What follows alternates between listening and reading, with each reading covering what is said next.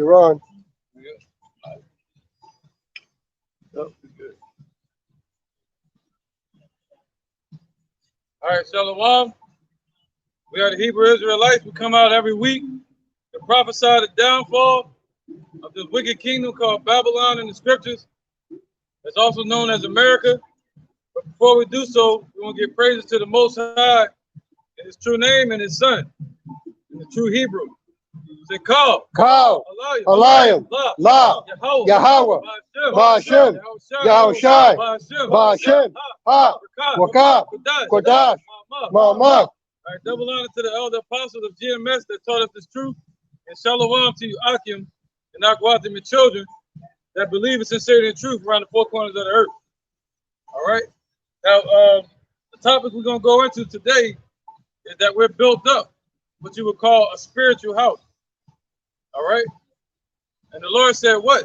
He said, the spiritual things, and the carnal things come. Right? If you're carnal, you're not going to be able to get this truth. If you're carnal, you're not going to be able to take heed to the warnings that are being given out through the Spirit right now, through the Lord's men, and through the Spirit of truth, and through the Spirit of prophecy. That's only set up for the elect to get. All right, somebody get let's get 2 Ezra 15 too. Go there a little bit. Let's get 15 and 2. Yeah, kind of. Let's get you got that though? Yeah, go ahead. Let me know you got it. All right, this is the book of Romans, chapter 8. And I'm going to start at verse 5. Yep. For they that are after the flesh do mind the things of the flesh. Right, because you got a lot of people out here walking blindly, basically walking around as zombies, man. And they're minding the things of the flesh. All right, go ahead. But they that are after the spirit, the things of the spirit. Right, but they that are of the spirit, we're minding the things of the spirit. Now, what things are of the spirit? That means what? Doing his work, studying, prayer, everything that's connected to the Father in the spirit realm. Because the Lord said what? What's it? Go ahead, get that quick. For to be carnal minded is death, but to be spiritual minded is life and peace. But the carnal mind is enmity against the Most High. There you go. For it is not subject to the law of the Most High, neither indeed can be. So then they that are in the flesh cannot please the Most High. Right, you pick on it real quick. Son. And that's what it is, man. The ones that's after the flesh, they can't please the Most High. You know what I'm saying? Because they're going to be basically a double-minded man. You know, the scriptures let us know that no man can serve two masters. You know, either he's going to lean on to one and hate the other.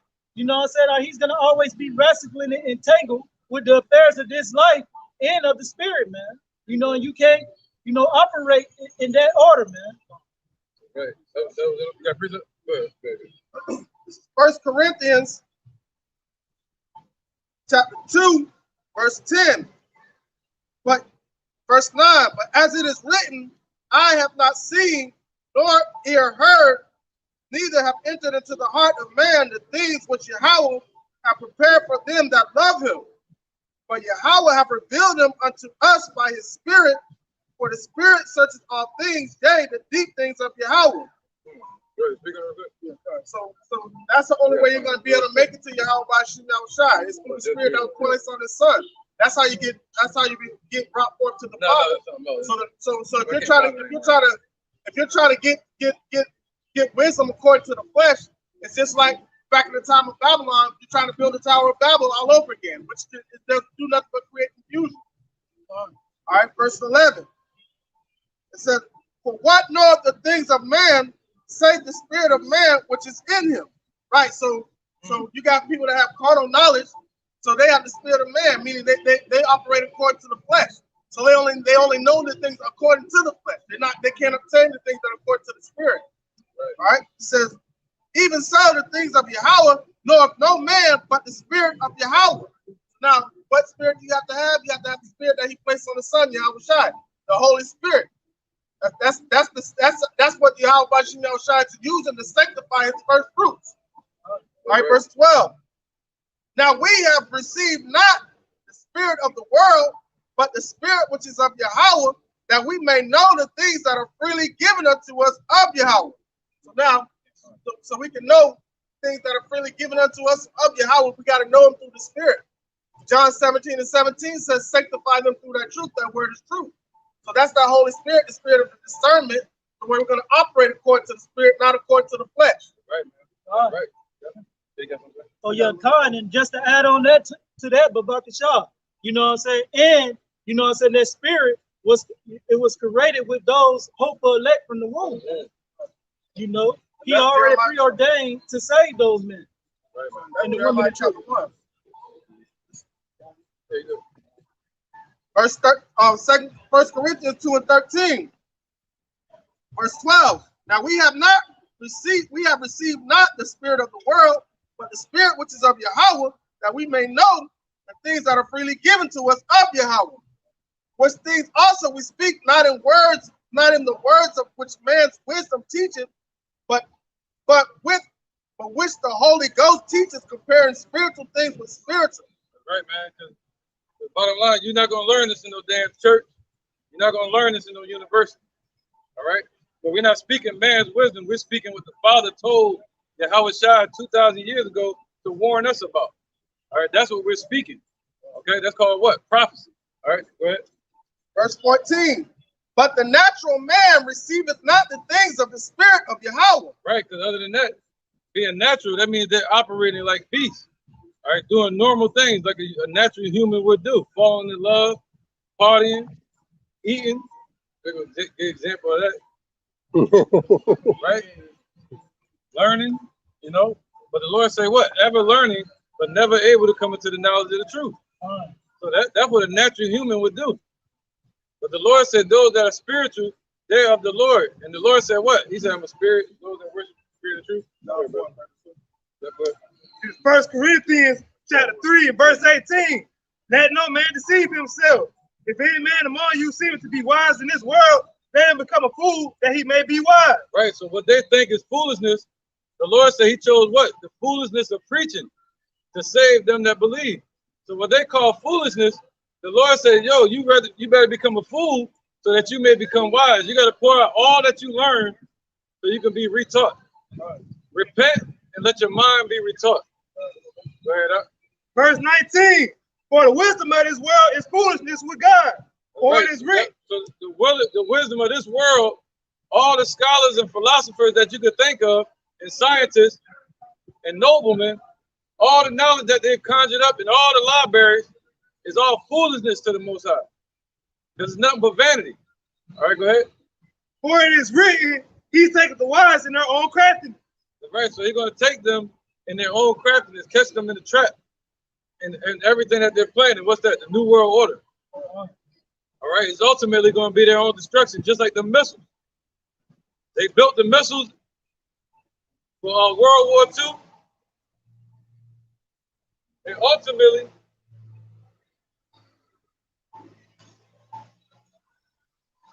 you had America, the one that established the atomic bomb, the atomic missiles, and ultimately, that's what the Lord going to use to destroy this damn place. Like you got Russia coming out last week, brandishing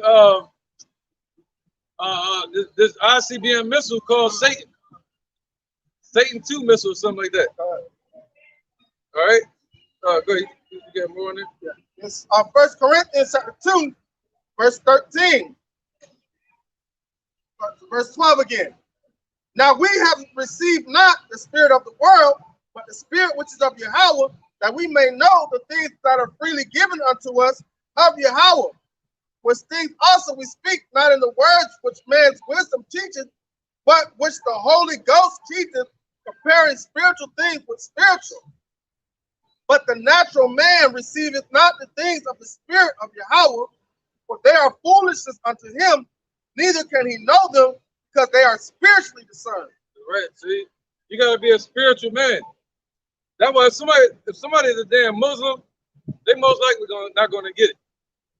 All right, if they're taking their shahada and they bow down to this cobblestone, they're completely carnal, man. All right, The main ones killing everybody up in Philadelphia is them damn Muslims. Ones with the damn dots on their forehead, banging their head on the ground. We're supposed to be, they call themselves being in the month of Ramadan, when it's all vanity. All right? So the Lord said, what? A carnal man, a person that's thinking carnally, that only deals with this realm, that's all they're going to know. They're not going to have any answers from the Lord. All right, go ahead. Yes. All right, this is the book of St. John. Right, so they're walking around in darkness. I don't care how powerful they are, how much they act like they know something or look like they know something. They're walking around in darkness, being led straight to destruction, man. This is the book of St. John, chapter 4, and I'm going to start at verse 22. Ye worship, ye know not what. We know what we worship, for salvation is of the Jews. But the hour cometh, and now is, when the true worshipers shall worship the Father in spirit and in truth. For the Father seeketh such to worship him. Yahweh is a spirit, and they that worship him must worship him in spirit and in truth. That's right, man. So if you're gonna work, if you call yourself serving the Lord, you can't go up any other way than through his son, Yahushua. All right? Just like before, you couldn't go and deal with the Lord any other way besides what? Keeping the laws and going in through the Holy of Holies where the high priest would pray for us. Now we have the only access we have to the Father and to repentance is through the doorway, Yahushua. And he came and showed us how we should do it. All right, teaching, being persecuted. Okay? Somebody get Ezekiel 21:9. Go ahead, brother. I'm gonna back up a little bit. That sounds kind of mean. This is Romans chapter 8, just to back up what the brother Mazan and the elder was saying. This is Romans chapter 8, verse 5. It says, for they that are after the flesh do mind the things of the flesh, but they that are after the spirit, the things of the spirit. So just like the elder was saying, those got people who are caught up in the Islam or in the Muslim community, they are of the flesh, so they mind the things of the flesh. They want to build communities. They want to make it here in Babylon. But it says, but those that are after the spirit do mind the things of the spirit. Those who are of Yahweh are going to mind the things of Yahweh, the laws, statutes, commandments, the way that the Lord called us to do this and how he told us to do this. This is what we're going to meditate on. Right, those that are after the flesh will not do these things. Right. Let me grab Proverbs 23 and 4. Let me get this real quick. Just back him up. Proverbs 23 and 4. Yep. This is Proverbs 23, verse 4. It says, labor not to be rich. Cease from thy own wisdom. Right. So the Lord said, labor not to be rich. That's what he means. What is your laboring? All right. It's not just about what you think, but it's about what you say and your actions. All right. That's what this is about. That's what makes you animated. All right. So he said, what? Labor not to be rich. See, a lot of these people in this society, they're only laboring to be rich. But the Lord said, rich or poor, praise ye the Lord. All right. And laboring towards the kingdom, that's what? That's part of eternity. Okay. That one, yeah. You got that? Yeah, I got a precept for that, what you just said. Go ahead, brother. Matthew chapter 6, verse 19.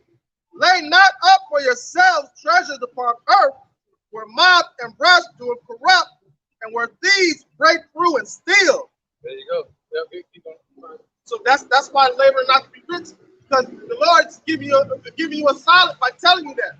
Because that labor is going to be in vain. Because soon as you get, just like with Esau, he put all his riches, the Lord's going to destroy this place. So all your laboring to be rich will be done in vain.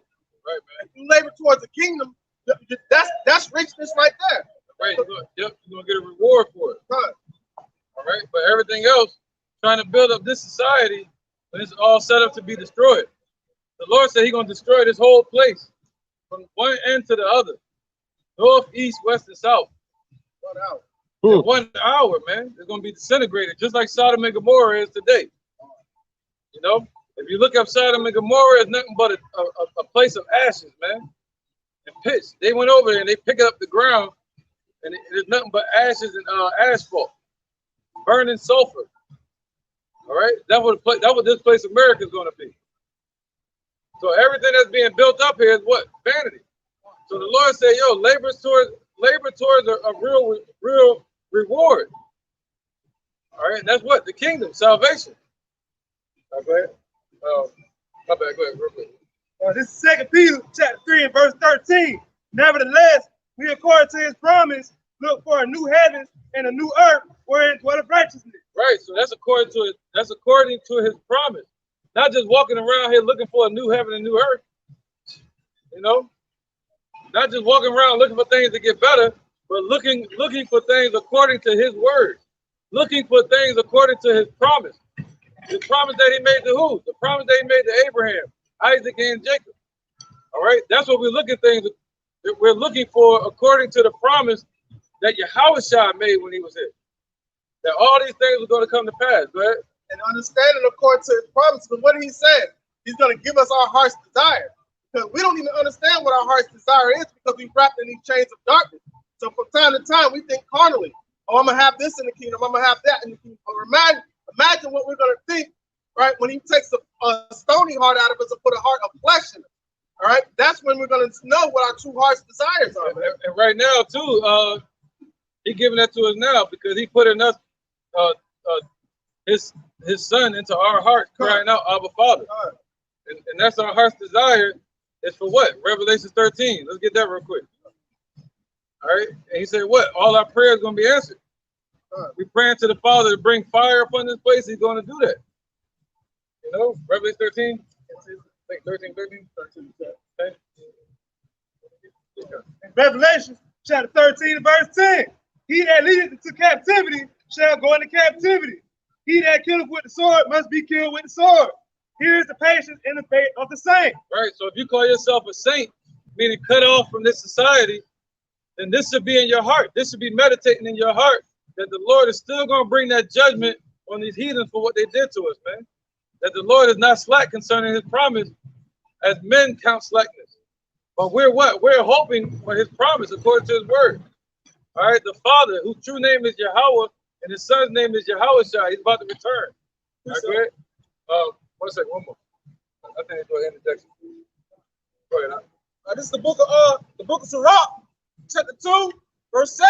Right, that's what the Lord said. My sheep hear my voice. That's what this is about, man. Go ahead. It says, ye that fear the Lord, wait for his mercy.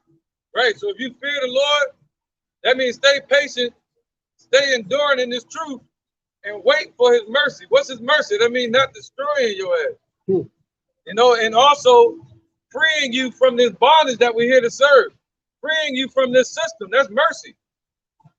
You know, us being put into slavery and still being here under Social Security number, birth certificate, that you got to go to work and dealing with their currency.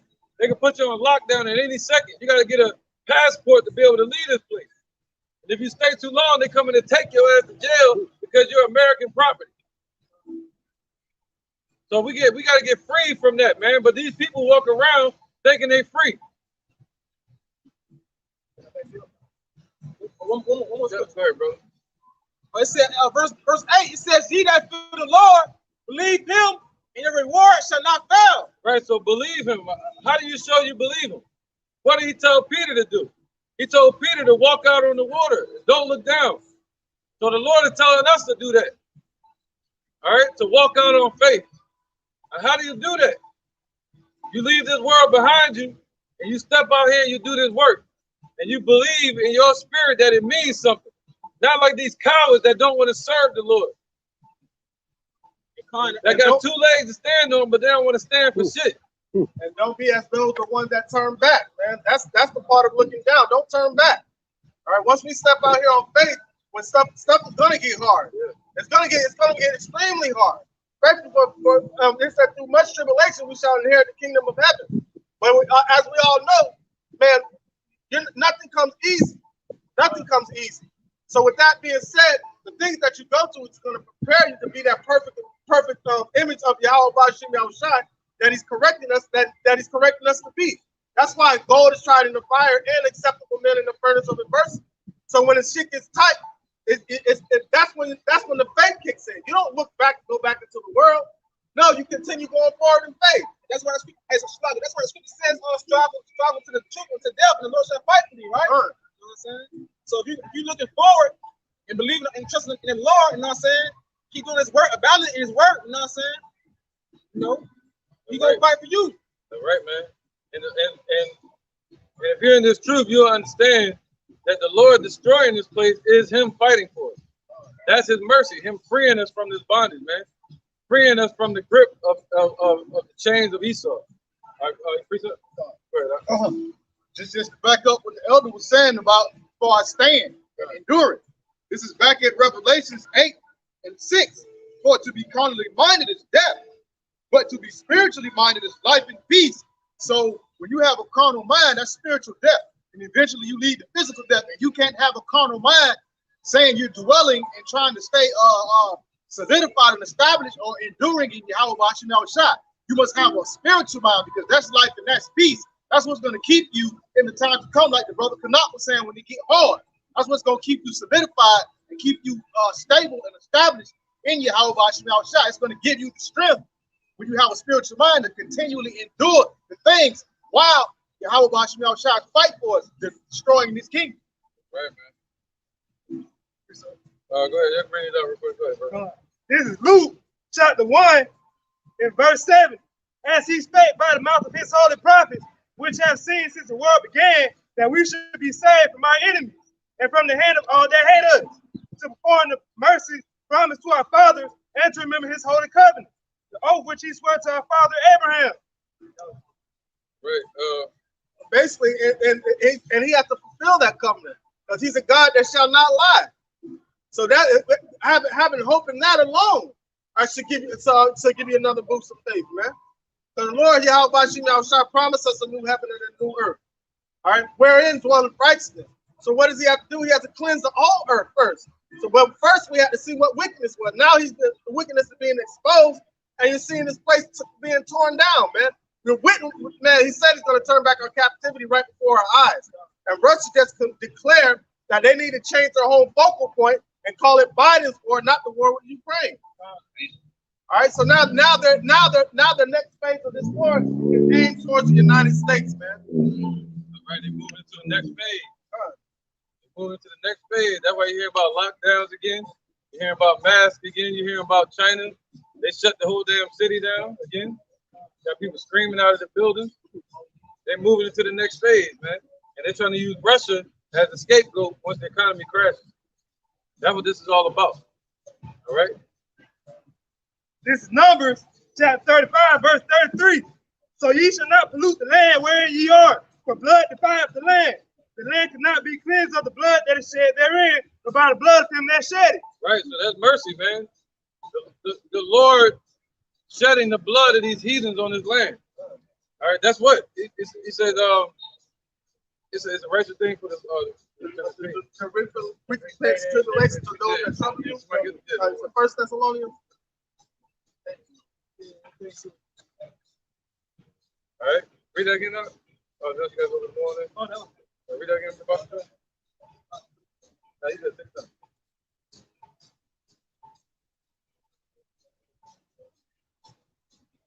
I got it. It's 2 Thessalonians chapter 1, verse 6. Seeing it is a righteous thing with Yahweh to raise tribulation to them that trouble you. Right, and to you who are troubled, rest with us when the Lord Yahweh Shai shall be revealed from heaven with his mighty angels. Right. So how did Esau trouble us? They troubled us in slavery, right? But you got idiots out here like Tazariak of ISUPK saying that this was the time of Jacob's trouble. Oh, really? Yeah, that's what he's teaching, man. He's teaching that this was the time of Jacob's trouble. No, the time of Jacob's trouble is coming. All right, that's the last time for us to be in that type of trouble. What type of trouble is Esau going to bring? Let's get Revelation chapter 6, death. All right, this is going to be trouble for Jacob. And that's not necessarily, I mean, that's troubling, but think about it. We were able to come up out of that. All right, 2/3 of our people ain't gonna come out of this next trouble that's coming up. Right, that was the yoke. See that? That was the yoke of iron. Now that yoke has moved to a spiritual yoke. All right. Revelation chapter 6, verse 8. And I looked, and behold, a pale horse, and his name that sat on him was Death, and hell followed with him. There you go. That's them damn Edomites. All right. And what? And death and hell followed them. Okay. So anywhere these damn heathens, they push their agenda and their philosophies, their democracy, whatever you want to call it, Christianity, anything. They bring what? Hell afterwards. Hell represents sorrow and destruction. All right? A lot of death and mourning. So that's what they're going to bring. That hell that they're bringing is going to be what? Trouble for Jacob, man, for Israel. All right? And that's the time to come. Yeah, go ahead.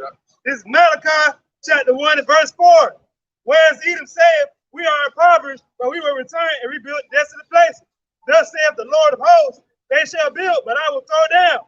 And they shall call them the border of wickedness, and the people against whom the Lord had indignation forever. Right. So they're the ones that create that part of that trouble is this system, man. Because it's a system that's the yoke on our people right now that's going to force them to take the MOTV. All right. So now, if you're still locked in with the system, man, you locked into the time of Jacob's troublemaker, and you're going to fall a victim to it. But the scripture says, but he shall be saved from it. Who are going to be saved? The first fruits, man. So America's going to be destroyed with thermonuclear warfare. Thus saith Yahweh Bashim Yahushai. You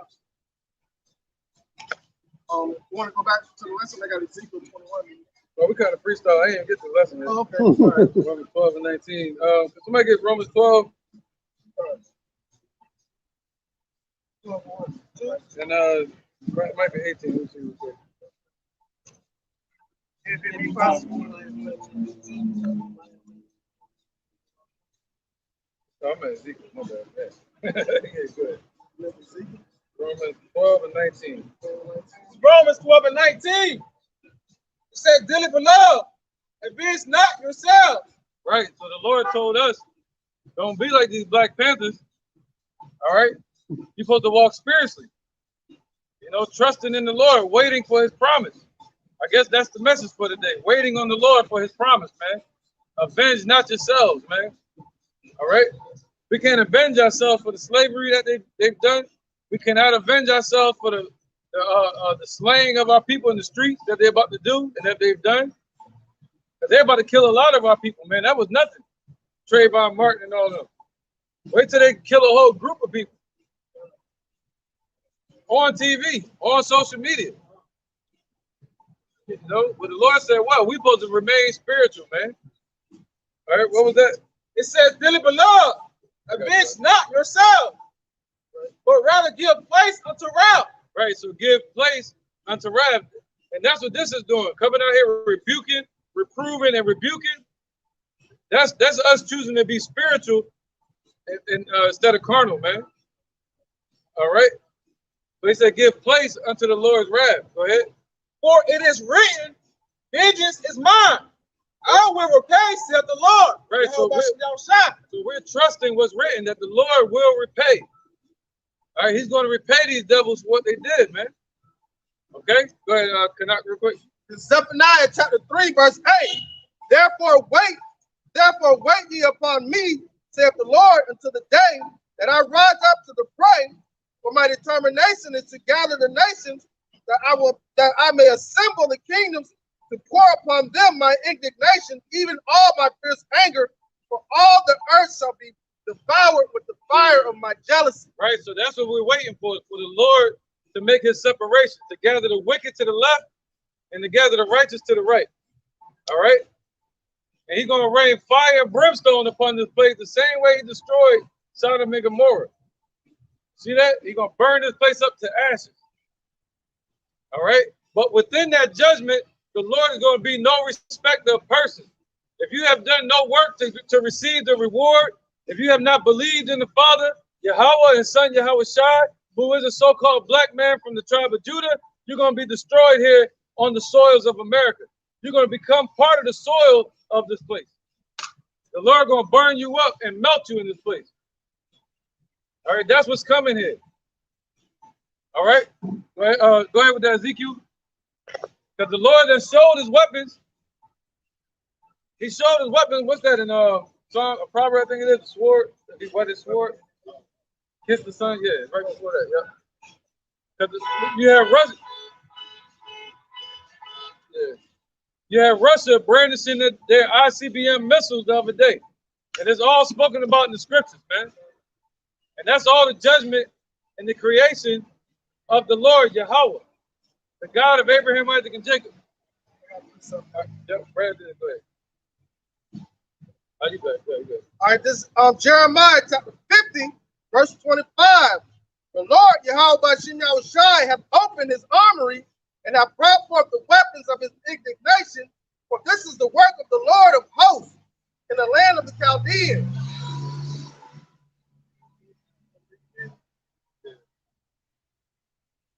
This is Jeremiah chapter 50, verse 24. I have laid a snare for thee. Right. MOTB, son. Go ahead. So the Lord, this trap that's being set for this whore America, because that's what it's known as in the scripture, the whore of Babylon. The trap that the Lord set for this place goes all the way back to the beginning of time. All right, and as far as we can know, it goes all the way back to World War I and World War II, where they established the nuclear age, which was basically a setup to destroy this place, America, called the Babylon in the Bible. Go ahead, brother. All right, Jeremiah. Right, you seen it on the Terminator. What's her name? O'Connor. Mm-hmm. When she got burned up, the Lord said that in the scripture, the eyes are going to burn in their head and their tongue's going to burn in their mouth. Old, adult, and young. And all the damn animals. All right, go ahead. This is Jeremiah 50 and 24. I have laid a snare for thee, and thou art also taken, O Babylon. Right, they're already taken in it. They're already taken in the snare. There's nothing America can do right now. Every step they take is like a walking in quicksand. Every move America makes, the Lord gonna be right there, like Bobby Brown. Go ahead. All right, it says, and thou wast not aware, and thou art found and also caught, because thou hast striven against Yahweh by Shem Yahushai. Right. How did they strive against the Lord? How did this place America strive against the Lord? By putting up stuff like that at the library, the damn owl, Molech. You see that? The owl is not the problem. It's these damn Edomites, these devils that worship the owl. It's paganism. Look at Drake. Even our people, he got it around his neck. All over his album. They are Masonic. How else? Washington, D.C. is built up based upon a pagan map. What else? All these damn wicked pagan folly days that everybody's celebrating going back to Babylon and Assyria. What else? Their damn president, which is nothing but a warlock, when he's sworn in, which the Bible says you're not supposed to swear, he swears in on the Bible. What else? They hold this Bible up in court, and they cause the most crime in the world by throwing the mass majority of our people into prisons for wrong reasons. And the Lord says unjust balance is an abomination to the Lord. All right, go ahead, brother. All right. So the Lord is showing everybody that the judgment is at the door, and the real revealing is by seeing His men. Because before the Lord destroyed any country or any kingdom, He raised up His men first. Somebody will get that. It's all. Yep. Let me know. Go ahead, brother. All right.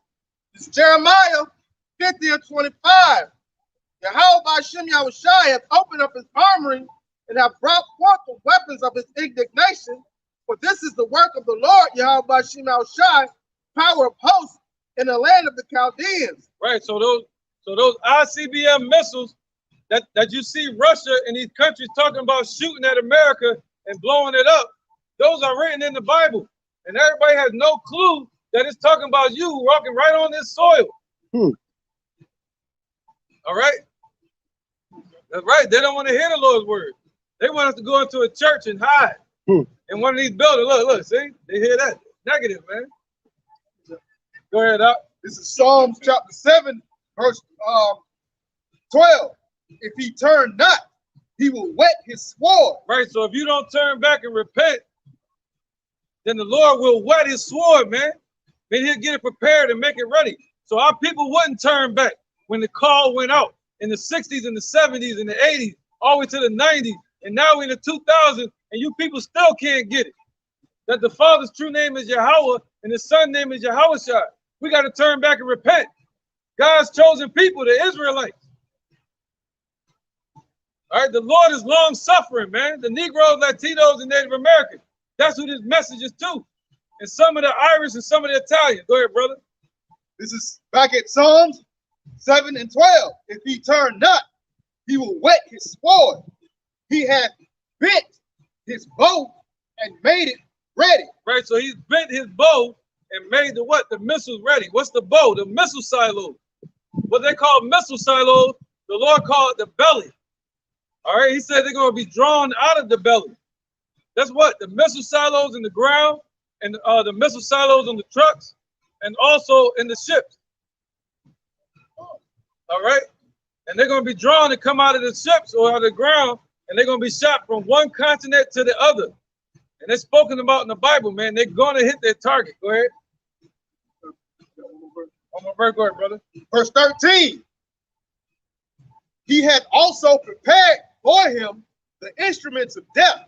Right, so the Lord has prepared his instruments that he's going to destroy people with. You see that he got it prepared. He could have went a different way and just blew with his breath and blew everybody off the damn earth. But he chose through this process to show order, to show patience, to show long suffering, to show that he's the I and the Ta, the beginning and the end. We done died and came back to this earth numerous times, but the Lord is forever. His word is through every kingdom.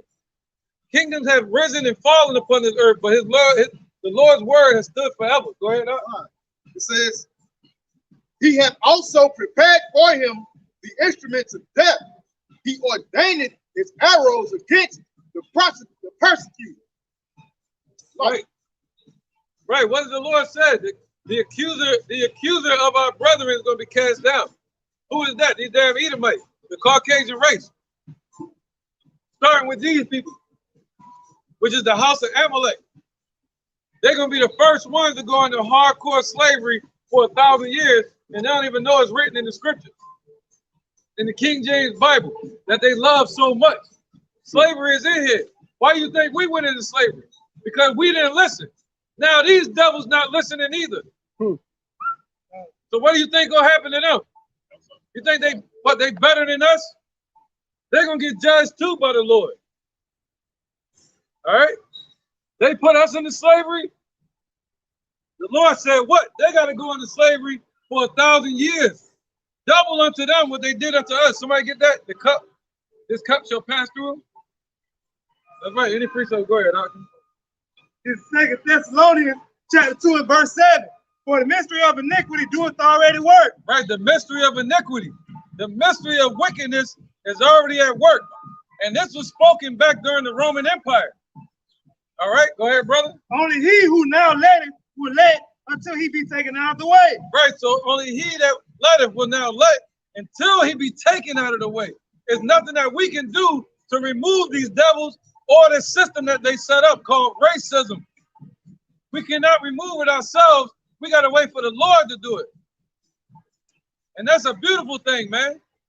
I wouldn't want to free myself because I wouldn't know what to do afterwards, man. Our people don't know what the hell to do. We're like a body without a head. We need our head. We need our king, Yahushua, to return. But they call him Jesus in these churches, but his name is not Jesus. His name is Yahushua. Jesus means hail Zeus. Our people are praising Zeus.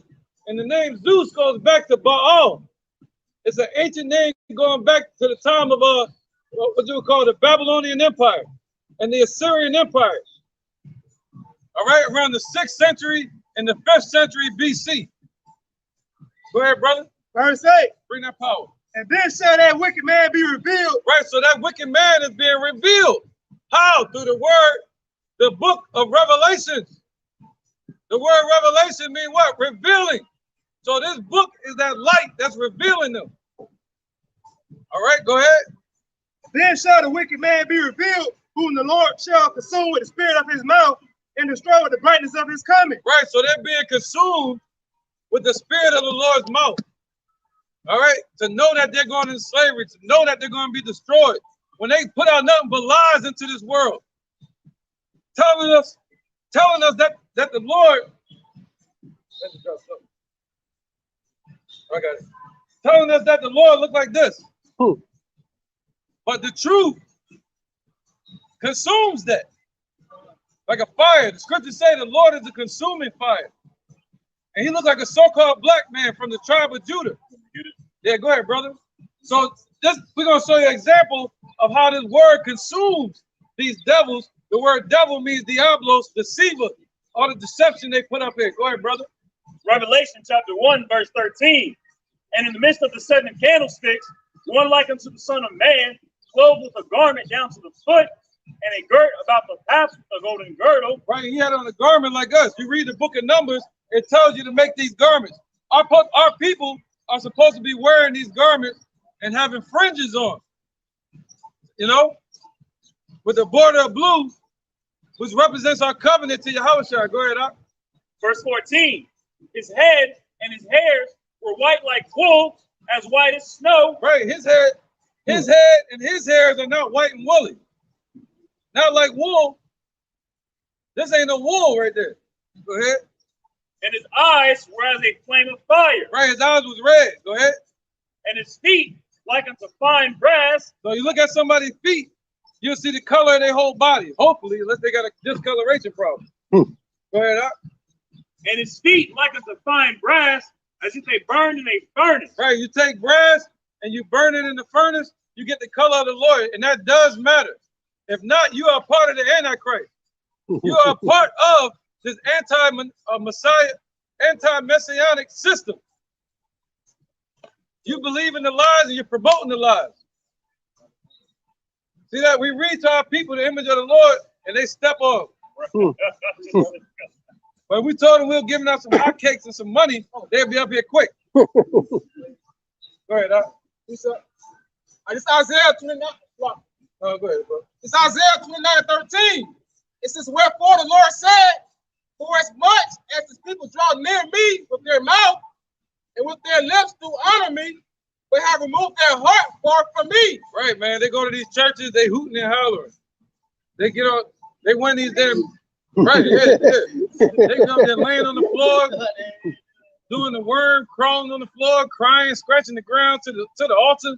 They working the church now. They twerking. I seen that the other day on TV. Right, you know what I mean? They doing all of that, but they basically what? They remove their heart far from the Lord, man. You see that? They don't care what the Lord wants.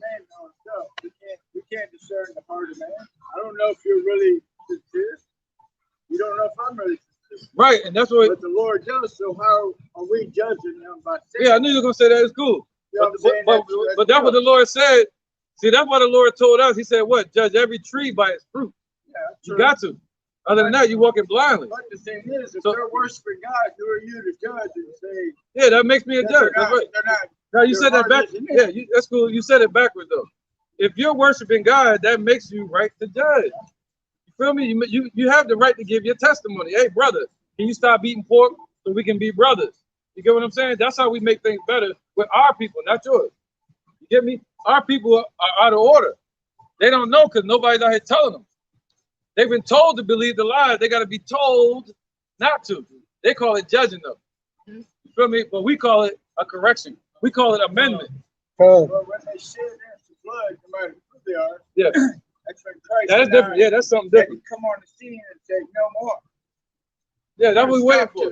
Yeah, but when he comes, when he shows up, he's gonna be a black man. Shed innocent blood for what? The love of money. It says, in their fear, love of money and greed. But, it says, and their fear towards me is taught by the precept of men. right, so the fear of the Lord is taught by precepts of men. See that? That's what Jake want to do all day. But as soon as they have a lockdown, he ain't gonna be driving. Yeah, he gonna be able to blast his music over everybody. You know what I'm saying? But if we was up here on some church stuff, he'll hop out. He'll probably turn the music down. Yeah, that's what everybody want. Everybody want to hear smooth words and sweet words. No, man, we came to tell you the Lord about to destroy this place. When you about to get hit by a truck, you don't want nobody whispering. You want somebody to grab your ass out that fire. Yeah, get your ass. Oh, you cussed at me, man. Stop cussing at me. Why are you judging me? Get your stupid ass out. Why you call me stupid? You see what I'm saying? Come on, brother. All right, this is the book of Jeremiah, chapter 28, verse 8. The prophets that have been before me and before thee of old prophesied both against many countries and against great kingdoms, of war and of evil and of pestilence. That's right.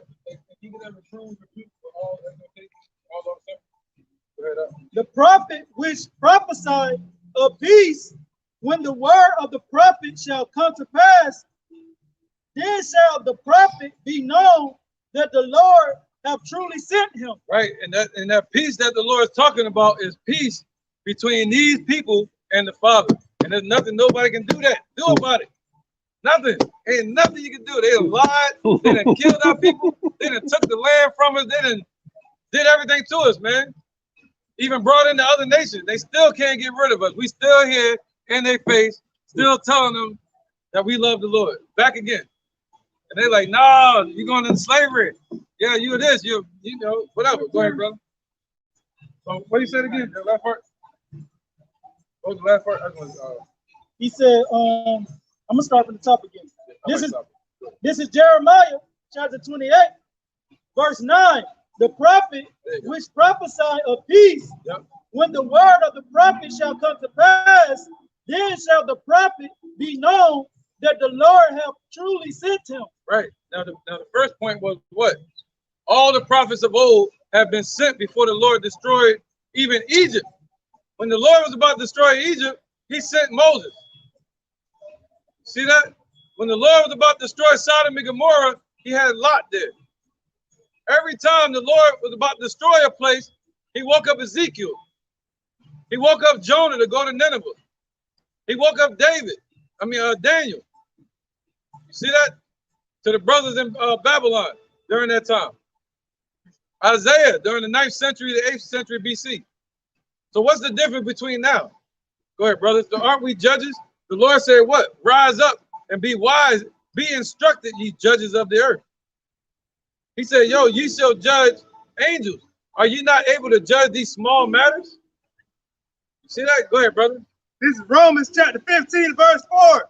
For whatsoever things were written aforetime were written for our learning, that we through patience and comfort of the scriptures might have hope. That's right, man. We need some damn hope through comfort of the scriptures. All right? Yeah, we ain't got to see no more of this madness. Yeah, they keep looking back. We might get their attention. We ain't got to see no more of that. All right? That's what it is. He could be a J. He could be one of our people. We don't know according to color. We don't know. But I'm just saying, you know, just the mindset.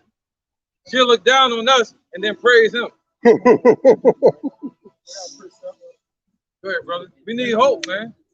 Other than that, what did Tupac say? If young and I'm hopeless. That's the reason I say Tupac, because he called himself speaking for the minds of our people. And that's the mindset of the people that's in the ghettos. They're hopeless. So they want to die today or tomorrow. They want to get the riches and die trying. They want to kill their own brother just to get by. Just to get by. Go ahead, brother. Go ahead. We still gonna get back to Ezekiel 21. It's Isaiah 58 and 1. Cry aloud, spare not. Right, that's what we out here doing, is crying aloud, and we're not sparing these damn people. We're not worrying about the feelings police. We out here to warn our people and to get the bloodshed off our hands, man, so we can get the hell out of here. We want this place to be destroyed, man.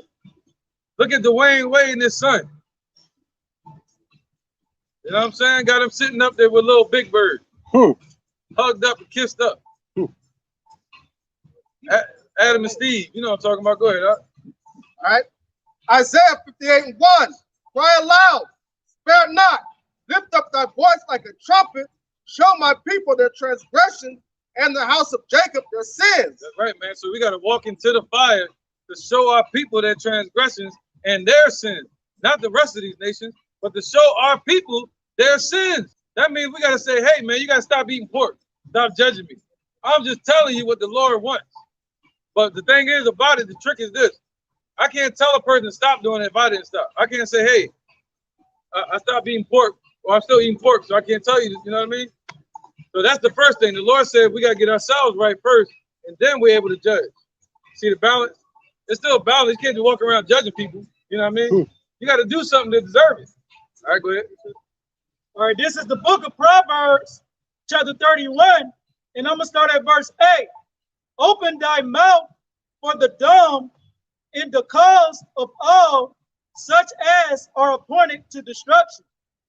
Open thy mouth, judge righteously, right, and please the cause of the poor and needy. That's right, man. So plead the cause of the poor and needy and judge righteously. And what's that?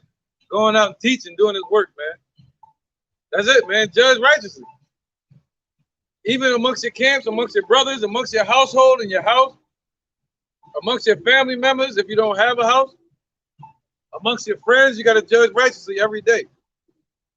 All right? Precept, anybody? If not, we can get back to Ezekiel. Go ahead, y'all. This is Hebrews 5 and 12. Yep. For when for the time you ought to be teachers, ye have need to one teach you again. Right, so once you come into this truth, you got to be retaught. You got to get the milk, and then you go to the meat, just like any baby on this earth. You become a babe again. You got to throw away all that stuff that you learned, man. And you got to become a babe and grow from that stage. Let the word be your milk. Go ahead, brother. Which by the first principles of the oracles of Yahweh Bashim Yahushua are become such as have need of milk, right, and not of strong meat. Right. So once you come into this truth and you forget, hey, Yahweh Bashim Yahushua, and you forget, that means you need to be taught again. You know, that this scripture is more for like Lahab and all them, the people that have walked away. All right, you need to be retaught. All right, let me get a different one. Yep, that's different. This is Hosea chapter 4 and verse 6. My people are destroyed for a lack of knowledge. Because thou hast rejected knowledge, I will also reject thee. Right, so they reject. That means if they're here rejecting the Lord today, rejecting this truth, then that means they rejected Yahweh 2,000 years ago. See that? That means they rejected the laws going all the way back to the time of Egypt. So they're back here today still rejecting the Lord. And they're going to get the judgment that comes with it, which is nuclear fire. You're already seeing part of the plagues kick off now. Go ahead, brother. I will also reject thee, seeing that thou shalt be no priest unto me, seeing thou hast forgotten the law of thy God.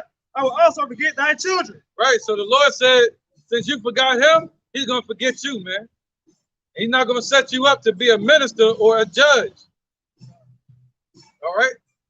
So he's not going to set you up to do that for salvation. He said he chose through the foolishness of preaching to save them that believe. So you got to put in his work. And if you can't teach, you got to join the camp or just believe. All right? And just believe and keep the laws to the best of your ability. And it says, since you got the law of thy God, you rejected the knowledge, you're going to forget your children. You want an example of that? Look at the Christian church. What they say about pastor kids, they're the worst ones I know. Yeah. Right. That's all I want to say. Right. Clear example. Yeah, go on. This is the book of Isaiah, chapter 1, verse 3. The ox knoweth his owner, the ass his master's crib, but Israel doth not know. My people doth not consider. Right, so they walking around not considering it. So they need somebody to wake them the hell up. All right, they walking on blindly, not even considering that they're God's chosen people. And they're being led right into destruction. All right, marching on their merry way right into the time of Jacob's trouble.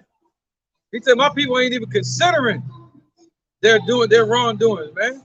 So that's how you know the Lord's going to wake up people to wake them up. All right, raise up men to wake them up, man.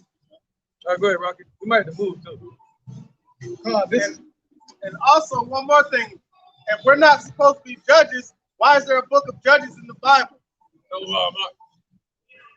What'd you say? So if we're not supposed to be judges, why is there a book for judges in the Bible giving an example of the Most High, Yahweh Shai, sending judges to deliver his people? And with scripture, there shall be saviors risen up among you. All right, so those are the ones that are judging righteously according to the words of Yahweh Shai. This is Jeremiah chapter 6, verse 17. It says, also I set watchmen over you, saying, hearken unto the trumpet. But they said, we will not hearken. So the Lord has put men out here, i.e. the watchmen, the prophets, the apostles, the teachers, the ministers, telling our people to hearken and to turn back to him. But our people are saying, no, we don't want to do that. We ain't going to listen to that. We want to seek escapism through two-thirds of our people want to seek escapism in darkness when you should be seeking a way of escape through Yahweh Shai. The men of the Lord, we are the mouthpieces of the Heavenly Father. We speak the words of the Most High. We don't speak of ourselves. So when people don't listen to what we're saying, they're disobeying Yahweh Shai. And it's the Lord that is saying, hearken, heed, follow my commandments and follow me and turn back to me and repent for your sins. But this, go ahead. This is the book of Zechariah, chapter 7, verse 11. But they refused to hearken and pulled away the shoulder and stopped their ears, that they should not hear. Yea, they made their hearts as an adamant stone, lest they should hear the law and the words which the Lord of hosts have sent in his spirit by the former prophets. Right, man. Anyone back then, they're back here now. He said the wicked women of our nation, they're walking and messing as they go, twisting and popping their neck. That sounds like our people, man. And he said the other ones, they jump, man, whatever. That sounds like us, whatever. Shrugging their shoulders. Who cares what they're talking about? And the reason why they do that is because we haven't been commissioned by Esau. Somebody like T.D. Fakes that's been to a theological seminary and got a degree and been commissioned by one of these individuals that have been commissioned by these individuals because they set up the whole religious system. If we were commissioned by them, then we would be rightful judges unto the people, right? But because we're commissioned by Yahweh Shai and they don't know Yahweh Shai, therefore they're unaware of his judges. So that's why they tell us not to judge us because of John chapter 3, the condemnation that light is coming into the world, and they rather stay in darkness because they hate the light because their deeds are wicked. But they want to continue in their wickedness. That's why they say don't judge me. Anybody that says don't judge me, they want to continue in darkness and be wicked. They'll walk into a courtroom and see what they call a judge. Right. They'll give all honor, all respect, stand up, sit down, do everything he says. Not someone who tuck your shirt in. Right, exactly. Let me get that real quick to prove it. Oh, now you get it? Yeah. All right, this is 2 Timothy chapter 4, verse 2. Preach the word, be instant in season, out of season, reprove, rebuke, exhort with all long suffering and doctrine. That's right. So that means you're supposed to be out here every season, every year, all year, teaching our people, the Negroes, Latinos, and Native Americans about our Lord, man. All right. He said what? Reprove. That means to blame. That's judging them. And rebuke. Right? And exhort with all long suffering, man. I mean, with all patience. I mean, you got to come back out here the next day. You got to come back out here the next week. You got to keep coming out here, man. Just like you do with a garden. All right. That's what the Lord called us, man. The Lord's garden. Wasn't Noah prophesied for like 80 years or something like that? I think Noah prophesied for 100 years. 100 years? Yeah, I think it was 100. Long time. 150. Yeah, 150 years. God. Yeah, Noah prophesied for 150 years. Wow. Montana first, real quick. Then This is the book of Proverbs, chapter 15, verse 10. Correction is grievous unto him that forsake the way. Right. So if somebody is forsaking the way of the Lord, which is the righteous way, and they love wickedness and evil, they're going to hate correction. They're going to hate being corrected. That's why I told this man here that what we're doing is more so correction instead of judging. See, the Father is the judge. We're just out here giving our testimony and a warning to our people. See that? But the Father is about to judge. Okay, go ahead. And just to add on real quick with Baba Shah, and the correction that we giving unto our people is strictly from the scriptures. It ain't nothing how we feel. Yeah. That's right. Thus saith the Lord. God. And he that hateth reproof shall die. Woo. And he that hateth reproof shall die. As the brother just said, we're supposed to go out and reprove and rebuke our people. And those that hate that blame, and that the Lord is blaming them, saying you're being wicked, they're going to die in that wickedness, man. All right? Go ahead, Daria. This is Matthew chapter 9, verse 35. And Yahushua went above all the cities and villages, teaching in their synagogues and preaching the gospel of the kingdom, and healing every sickness and every disease among the people. But when he saw the multitudes, he was moved with compassion on them, because they fainted and were scattered abroad as sheep having no shepherd. Then saith he unto his disciples, the harvest truly is plenteous, but the laborers are few. Pray ye therefore the Lord of the harvest, that he will send forth laborers into his harvest. Same way the elders just said that you have to come out here day in, day out, in season and out of season, just like a gardener with a garden. You constantly have to trim, constantly have to prune it, you constantly have to water, you constantly have to make sure if it's cloudy that it's still getting a little bit of sunlight. When it's wintertime, you have to cover up your plants. You have to make sure the soil is good. You have to keep. Say again. Oh, patience and long suffering. No, that was it. All right, okay. Go ahead, brother. All right, go ahead. This is Ezekiel 3:17. Son of man, I have made thee a watchman unto the house of Israel. Right, so we're supposed to be watchmen. We're supposed to watch. The Lord spake all these things from the beginning. Let's get that second Ezra chapter 9. Real fast. Right, because the Lord gave the word. Somebody know what is that? Psalm 68.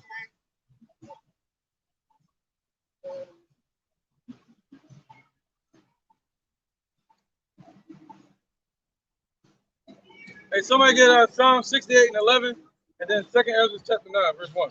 This is Psalm chapter 68, verse 11. Right, so this is how it goes right here. Go ahead, check it out. The Lord gave the word. Right, what? So the Most High gave his word. He spoke it out in the heavens, right? He gave his word to us. Go ahead. Great was the company of those that published it. And great, meaning there was a lot of men that published his word. All right, so his word was spoken through a bunch of men, just like us. Go ahead. Oh, that was it, right? Go ahead. Second Ezra chapter 9, verse 1.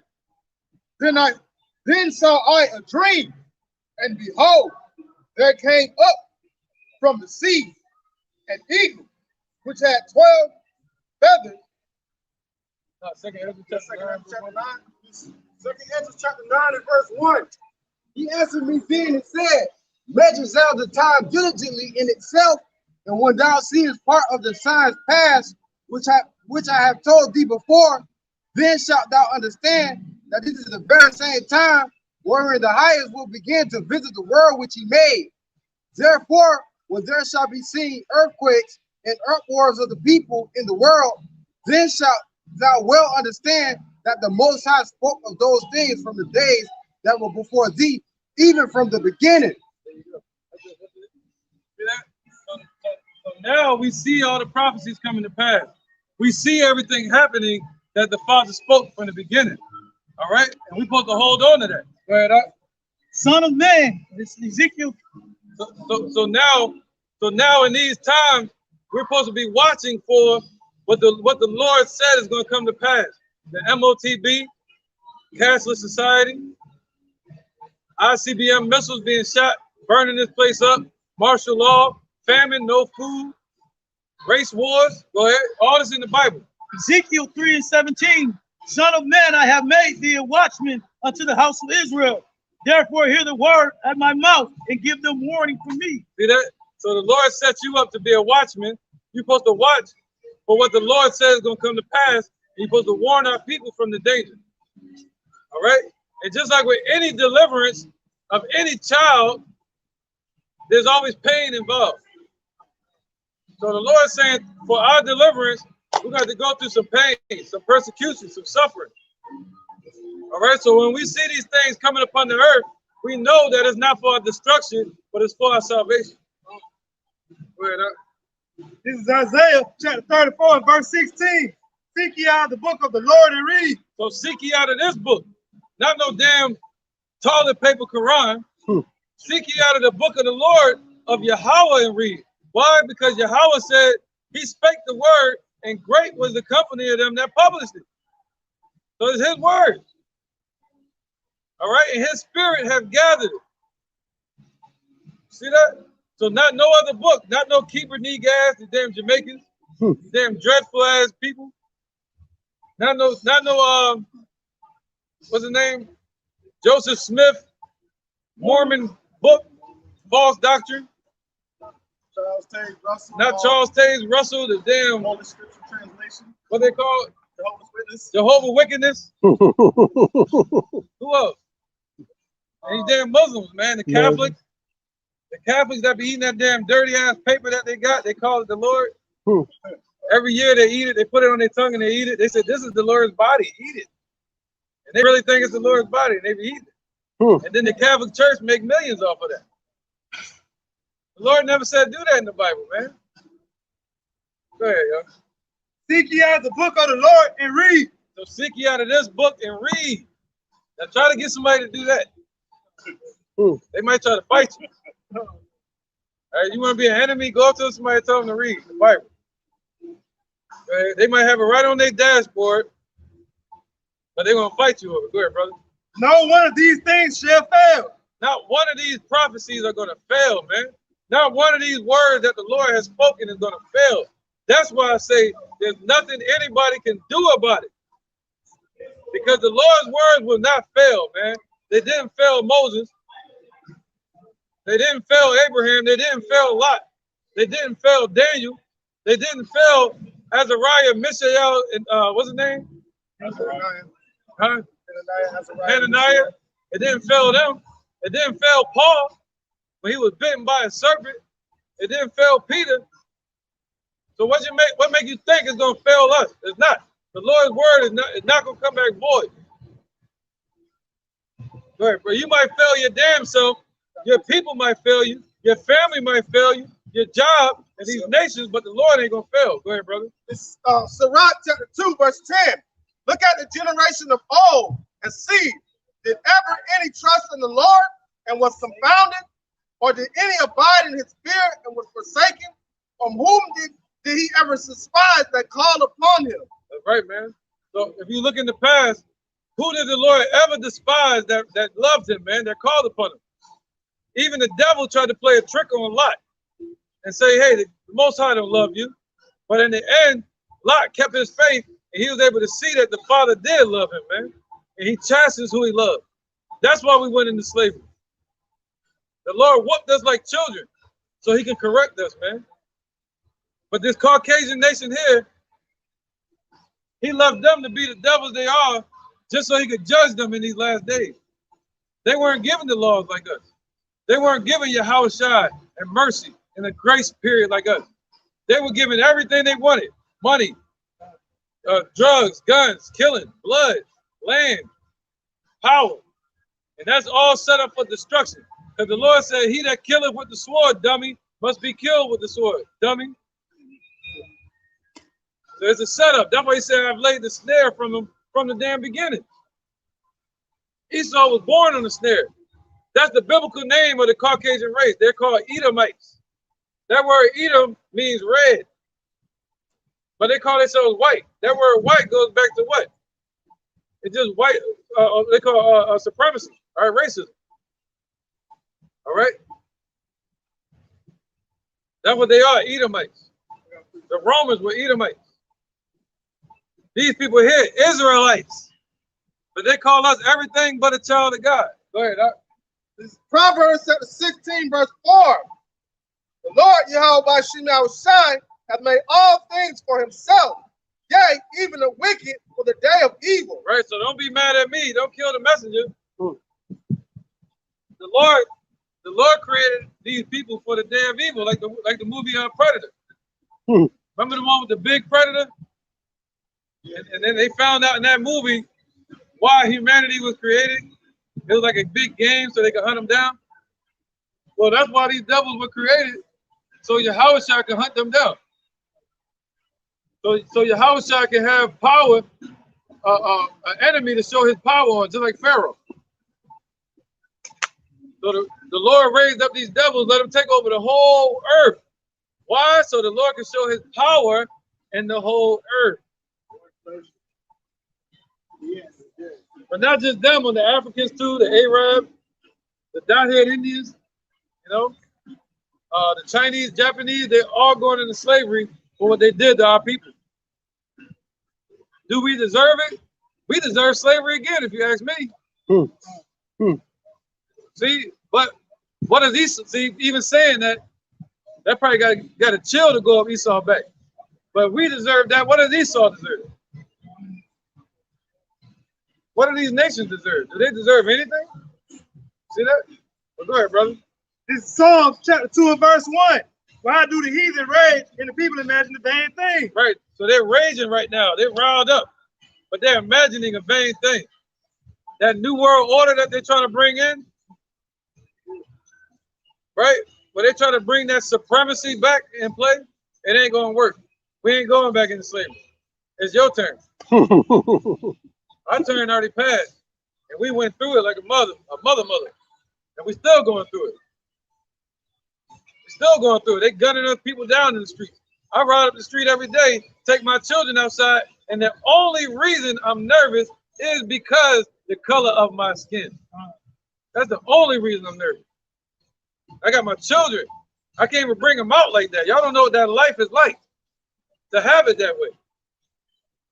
We need out of this damn place. We need them to be put down so we can be raised up in a righteous kingdom, man, where we can be free.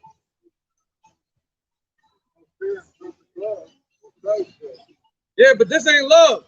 Putting us in slavery is not love. No, but if you got Christ in the side, this is not love. He really protects me. The boat really fires me with my chin. Really, that's only just to preserve you for judges. I don't walk around in fear. Why should I? When I got Christ in my side. Yeah, his name ain't Christ, but I got you, man. It ain't the devil protecting. Could be. You want me the devil giving me comfort? Oh yeah. Never know, man. That's Jesus. Now, you see, Alexander won a lot of battles. Yeah. Read Revelation chapter 11 about the two witnesses. Jesus is the first faithful witness, and I'm the second. Hey, what was that? And guess what?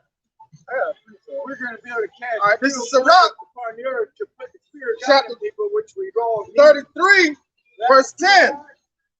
All men are from the ground, and Adam was created of earth. And much knowledge. Wait, we all family. I'll get that second. I got one. Yeah. This is I'm telling you, this right here going right into that. Trust me. Bring that up to come right behind it. Right into that front. Wait, he said we all family. Go ahead. This is Sirach chapter 33, verse 10. Right. All men are from the ground, and Adam was created of earth. And much knowledge the Lord have divided them and made their ways diverse. Right, so all men come from the ground. We all come from the ground, right? We all come from the ground. Go ahead. They got more on it? Mm-hmm. It says, some of them has he blessed and exalted, and some had he sanctified and set near himself. But some of them had he cursed and brought low and turned out of their place. As the clay is in the potter's hand to fashion it at his pleasure, so man is in the hand of him that made him. Right. Surrender to them as him he liketh them best.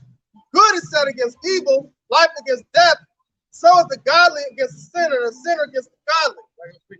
All right. So basically, he created a vessel to honor and a vessel to dishonor. All men come from Adam. Yeah, that is true. But like he created two types of creatures in to different diverse ways. So you have good set against evil. 2/3 of our people have been on the wicked side, following after your nation, right? Having Stockholm syndrome, right, not being able to turn to the light. I bring that up 2 Ezra 6:56. In 2 Ezra chapter 6, verse, you want me to go straight 56? Or you can start at 54, it doesn't matter. Verse 54. And after these, Adam also, whom thou madest Lord of all thy creatures, of him come we all. Right. He said we was all family. But he said what? Of him come we all. Right? But guess what? We said shame shall cover thee. Violence is that brother Jacob. All right, we are family, but what is that? That's in Obadiah, right? Yeah, we'll get this real quick. 1 second. Right, since we all family, check this out. Look what our brother did to us. You know, we are, he's right.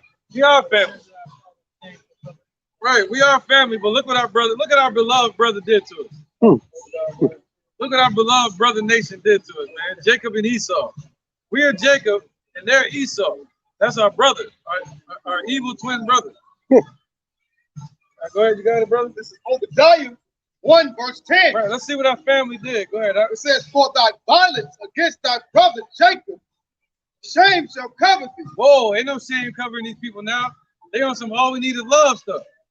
They should be shameful for what they did. But why are they not shameful? Because they haven't met the judge yet. They haven't met the judge, man. See, that shame is going to cover them real soon, though. Because Revelation 7, somebody get that, 1 and 7. Oh, yep, where you at, brother? Revelation. Right, the shame going to cover them. Chapter 1 and verse 7. That's right. Behold, he cometh with clouds, and every eye shall see him, and they also which pierced him. That's right. That's right. And every eye is going to see him, man. And guess what he look like? Guess what he look like? Every eye is going to see him. Guess what he look like? He look like Kimbo. He look like the Caucasian race's worst nightmare. You never know. The second witness in Revelation. Okay, let's get that Daniel 10, 5, and 6. Second witness, second coming, who knows? All right. What's the title for Revelation? The revealing They're revealing. of who? St. John the Divine, which is the second witness. No, man. Think about it. No. Sure. Got that all wrong. The Lord God revealed. This is the book of Daniel chapter 10, True. verse 5. This is Daniel 10 and 5. Go ahead. This is the image of the Lord, what the Lord looks like. See, that's what the Lord said, blessed is he that readeth. All right, go ahead. Then I lift up my eyes and look, and behold, a certain man clothed in linen, Right, he had a garment on like this. Go ahead. whose loins was girded with fine gold of Uphaz. He got gold of Uphaz like a warrior. Go ahead, brother. Or like a royal, more like a royal person. A warrior, they would wear their girdle around their waist to block their loins. But a royal person, they wear it around their bosom. Okay, that means they reached the level of royalty. So Yahushua, he was born as a commoner. And he was raised up to the level of a high priest and royalty. Go ahead.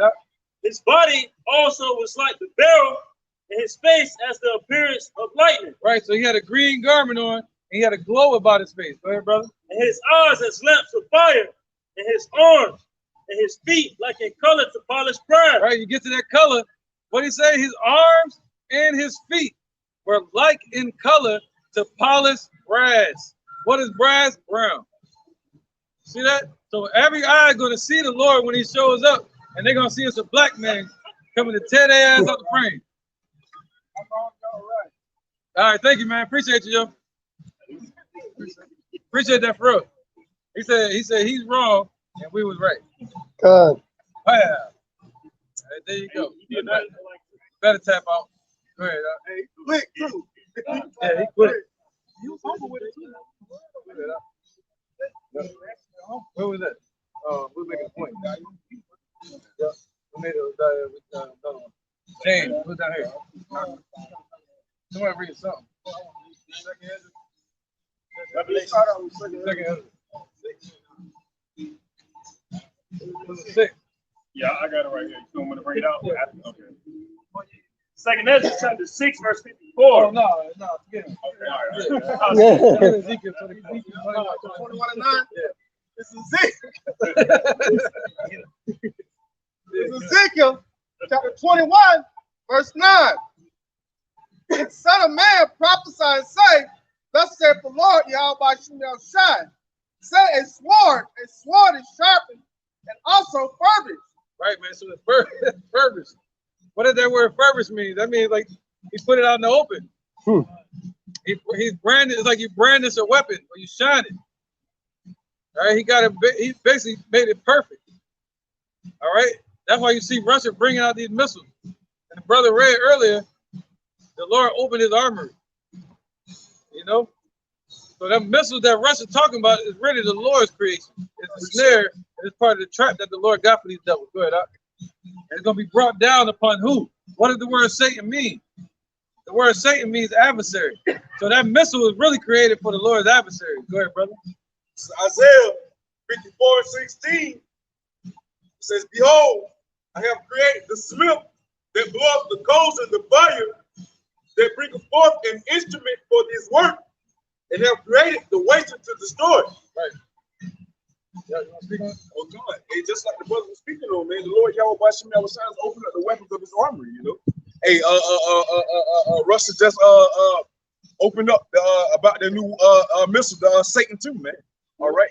Hey, also with the Persephone, you know. Hey, they have military systems that shoot lasers, man, and block out everything, man. So the Lord Yahweh Bashim Yahweh opened up the weapons of his armory. All right, getting ready to unleash him over here on Babylon, man, also known as America.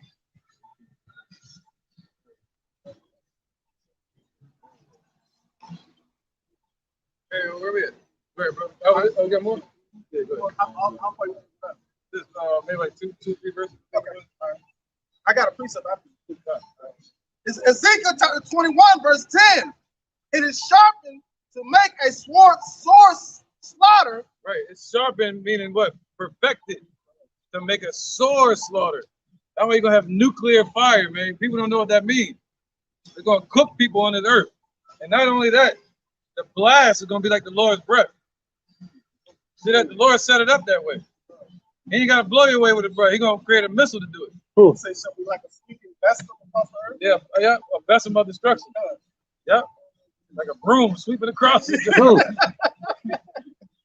Ezekiel 21 and 10. It is sharpened to make a sword slaughter. It is purposed that it may glitter. Yeah, yep. Should we then make mirth? It is what is contempt? What's that word? Contempt. Yep, come on, brother. Contempt. Yep, contempt. All right. It contemneth the rod of my son as every tree. Right. Somebody got that? A glittering sword? I'm about to bring it out. Oh, no, I didn't. No, that's an Exodus. Yeah, it's a glistening sword. Right? Listen, sorry, to the Exodus. But I got Go ahead. Why y'all find out? I'm going to talk about that. Yeah. All right. This Ezekiel, Isaiah chapter 34, verse 1. Come near, ye nations, to hear and hearken, ye people. Let the earth hear, and all that therein, the world, and all things that come forth of it. For the indignation of Yahweh by Shemi Yahushai is upon all nations, and his fire is fury upon all their armies. He hath utterly destroyed them, he hath delivered them to the slaughter. Their slain also shall be kept. That's right, man, because the Lord already won the battle for us, man. That's why Yahweh Shai showed up. He said the kingdom is already prepared. In another dimension, the Most High already gave the word. So they know. In the heavens, the angels know that it's done. Once the Most High speaks it, it's got to happen on earth now. That's it. The Most High already spoke it from the beginning. All right? That was it? Okay. All right, verse 3. Their slain also shall be cast out, their stink shall come up out of their carcasses, and the mountains shall be melted with their blood, and all the hosts of heaven shall be dissolved. That's why I said that earlier. I said they're going to become part of the soil. That the mountain's going to be, melted with their blood. That's what that means. That means what? All right, so the government, right, so the governments are going to be destroyed with them in it. Okay? With their power in it. Everything they built up in this place is going to be destroyed too. Go ahead. You got more? Go ahead. All right, verse 4. And all the hosts of heaven shall be dissolved, and the heavens shall be rolled together as a scroll, and all their hosts shall fall down as a leaf falling from the vine, and as a falling fig from the fig tree. There you go, man. Yep, all the damn satellites. Elon Musk, Muskie. He just sent another one off the other day. Yeah. All right, verse 5. Yep. For my sword shall be bathed in heaven. Behold, it shall come down upon Idumea and upon the people of my curse to judgment. Right. So today, modern day Idumea is America. Okay. Where the founding fathers were people like Andrew Jackass and all these rest of these Edomites. All right. So Idumea is this place, Babylon, which is about to be destroyed. All right. Go ahead, brother. Verse 6. Oh yes. Oh yes. It's coming. The sword of the Lord is filled with blood. It is made fat with the fatness and with the blood of the lambs and goats, with the fat of the kidneys of rams. For the Lord hath a sacrifice in Basra and a great slaughter in the land of Idumea. There you go, man. So yep, basically, the Lord going to destroy them all from the top to the least. And the fat parts of the lamb and the goats, if I'm not mistaken, after you do the sacrifice, you take those parts and you burn them. All right, so now that's what's going to be happening in this place. Everybody in this place that does get delivered is going to be a representation of that being burnt up. Yeah. Doesn't Esau have the fatness of the earth? Yep. It's going to be made. They're going to be made fat with fatness, meaning all their riches, on their blood. Yep.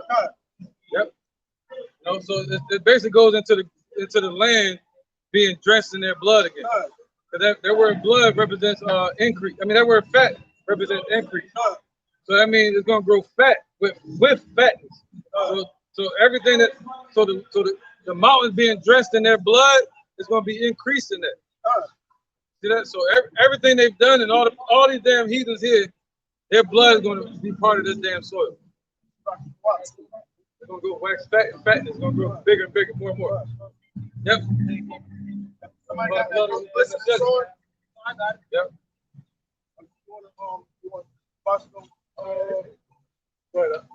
I just told chapter 20, verse 23. It says, when he is about to fill his belly, Yahweh shall cast the fury of his wrath upon him, and shall rain it upon him while he is eating.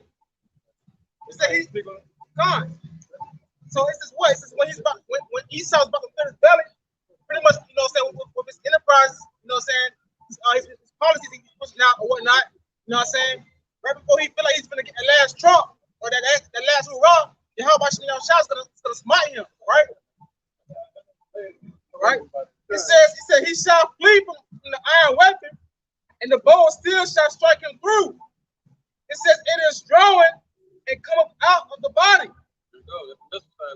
Yea, the glistering sword cometh out of his gall.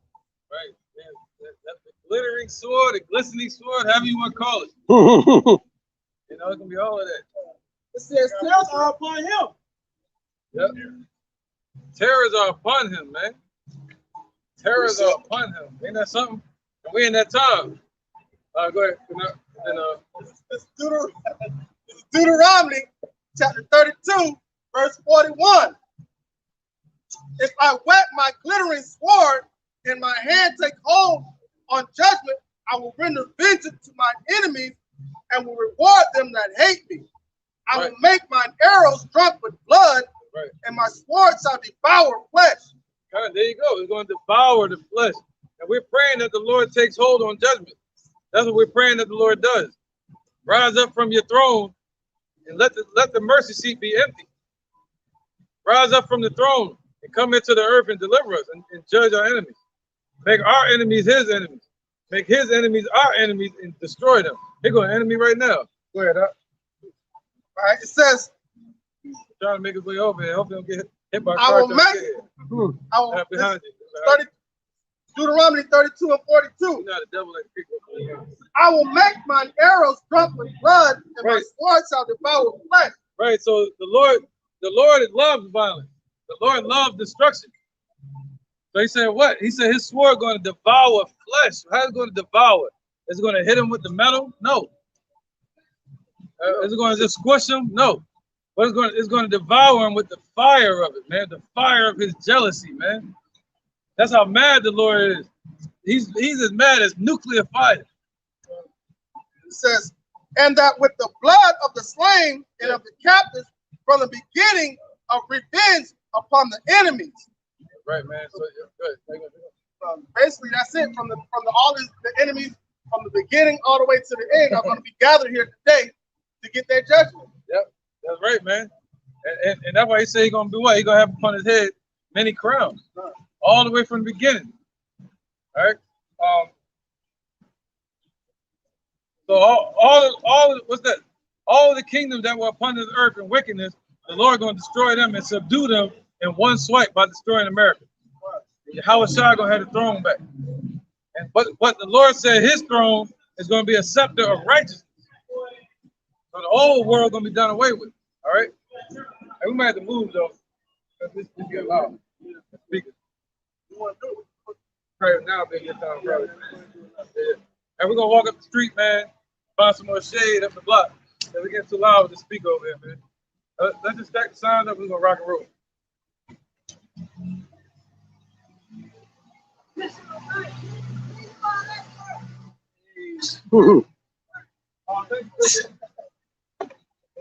Long time no see.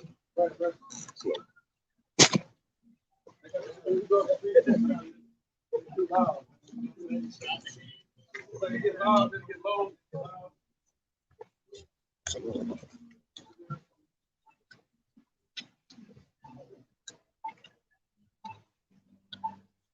And we'll be right back.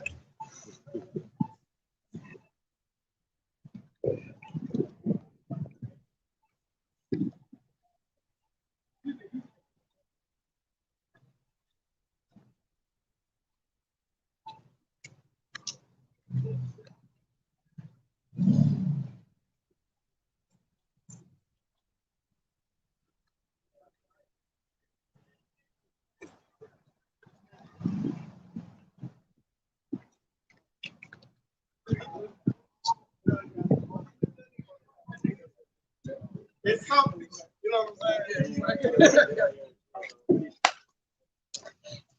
You can put that in the back over there. Oh, yeah. Huh? I got you. Thank you. I got you, brother. Come on, man. Thank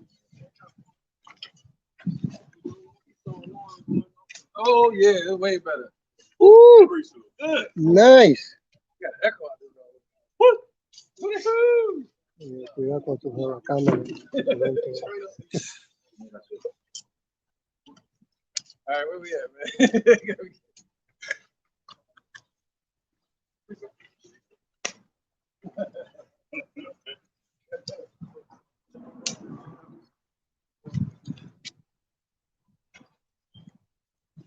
All right, yeah, let's get it.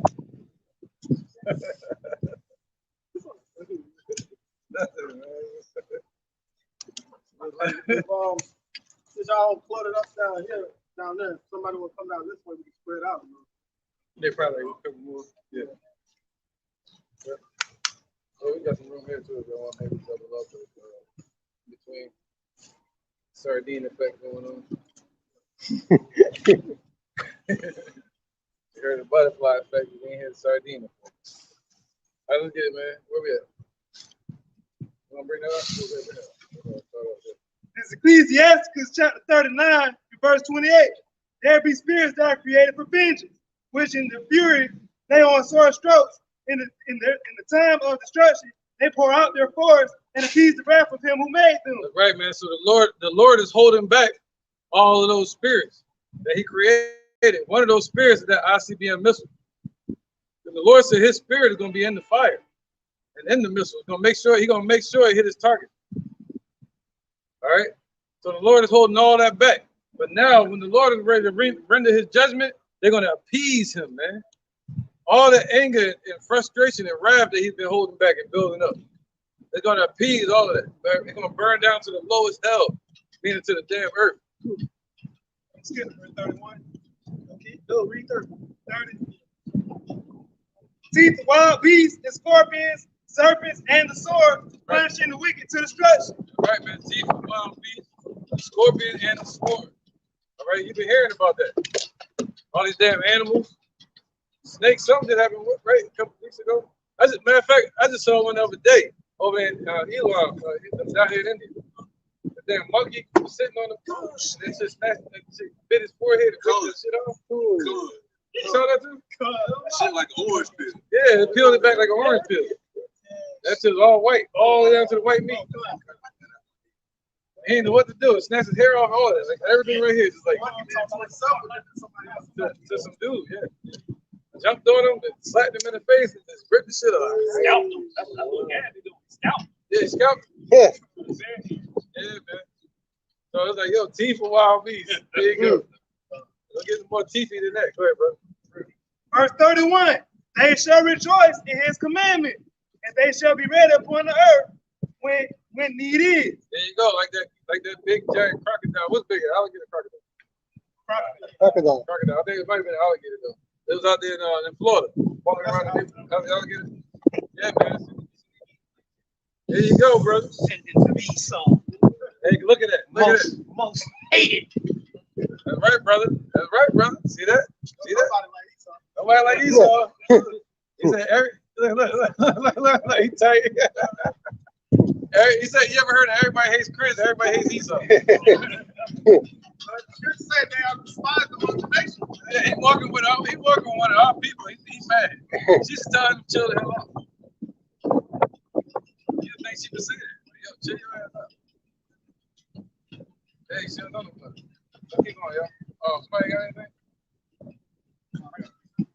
Go ahead, bro. Obadiah 1:16. For as ye have drunk upon my holy mountain, so shall all the heathen drink continually. Yea, they shall drink, and they shall swallow down, and they shall be as though they had not been. Right, man. They got drunken off of our destruction. You know? So the same way we had to drink of the Lord's cup. The same way we had to drink of the Lord's cup, they're going to drink of the Lord's wrath as well. All right? And just the thing about that is the Lord He's gonna enjoy it a little bit more having them drink. You know? He had us drinking too, but he didn't really like it doing that. But with them, He's gonna enjoy it. All right, precept. Go ahead. All right, this is the book of Proverbs, chapter 14, and I'm gonna start at 11. The house of the wicked shall be overthrown, but the tabernacle of the upright shall flourish. Matter of fact, that's right. The tabernacle of the upright. What's that? The spiritual house. That goes into the topic of the lesson. All right. The spiritual house. What's that? The men of the Lord, and the believers, the men, women, and children that the Lord is calling out from the world right now. That's the spiritual house. And He said, your house will not fall. What did He say? Read it again, brother. All right, this is the book of Proverbs, chapter 14. Right, but the house of the thief is going to fall. Verse 11. The house of the wicked shall be overthrown, but the tabernacle of the upright shall flourish. There you go. The tabernacle of the upright shall flourish, man. It's going to start from you. It's going to grow all the way to the kingdom, man, to a glorious kingdom. A never-ever kingdom, never-ending kingdom. See that? Oh, go ahead, brother. This is the book of Nahum, chapter 1, verse 7. It said, the Lord is good, a stronghold in the day of trouble. Right, man, but this kingdom's going to be overthrown. But He's good to our people. He's good. He's going to be our stronghold in the day of trouble. Not the Black Panthers, not your gun at home. You know, nobody but the Lord is going to be our stronghold. Go ahead. It says, and He knows them that trust in Him. Right, and the Lord said He knows them that trust in Him. You can't walk up to Him and say, I'm an Israelite too. He ain't going to care. He's going to say, nah, I've been watching this whole time. I know those that are mine. Depart from me, ye workers of iniquity. All right? So the whole path they've been walking their whole life has been doing nothing but walking contrary to the Lord. All right? Walking in iniquity. Any more precept? Joel, chapter 3, and verse 6. Right. The children also of Judah and the children of Jerusalem have ye sold unto the Grecians, that ye might remove them from far from their border. Right. Yep. They removed us far from our borders. So Esau is going to be removed from his. Even that land of Edom going to be given to our people. See that? So first we're going to start, the Lord going to start from removing them from their power seat. You know, That's why he said to America, sit down in the dust. There is no throne. You know? Lamentations chapter 1, verse 21. They have heard that I sigh. There is none to comfort me. All my enemies have heard of my trouble. They are glad that thou hast done it. Thou will bring the day that thou hast called, and they shall be like unto me. Oh. Let all their wickedness. Oh, so yeah, so they have heard. They know the poverty that our people in, not just the spiritual poverty, but the actual physical poverty that our people are in. Every place upon the face of the earth, if there's a ghetto, our people are in that place. We probably was laughing at Esau in the 8th century BC. Laughing at them in the caves of Petra and all that. The Lord like, oh yeah, I'm gonna raise up the base man over you. You know what I mean? Don't be so prideful. That's right, brother. They're gonna be like unto us. That's right. They're gonna have even more worse portion.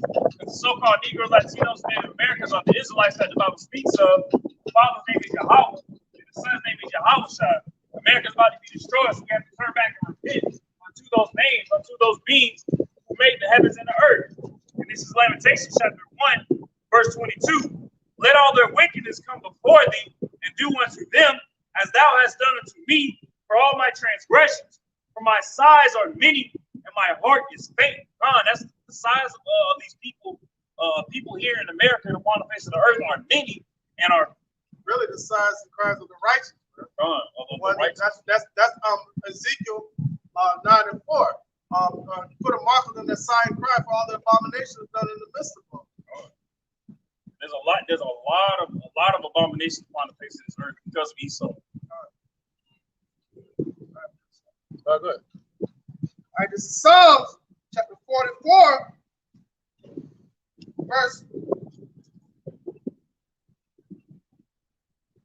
4. Thou art my king, O Yahweh, Ba'ashem Yahushai. Command deliverance for Jacob. Through thee will we push down our enemies. Through thy name will we tread them under that rise up against us. For I will not trust in my bow, neither shall my sword save me. But thou hast saved us from our enemies and hast put them to shame that hated us. So that's just going back on with the brother of believing in on what Yahweh Shem Yahushua promised said they're going to do. All right, that alone is going to put our enemies to shame. So that shame that we're feeling on this side, they're going to be feeling like us. But then we're going to be in a immersed spirit and a rejoicing spirit when we get deliverance of you know what I'm saying? Deliverance from this place. Like the scripture said, I won't trust in my bow, I won't trust in my arrow. My sword shall not save me. But we will be saved through the deliverance of Yahweh Shem Yahushua. But he said, through me, well, through us, will we tread down our enemies, man.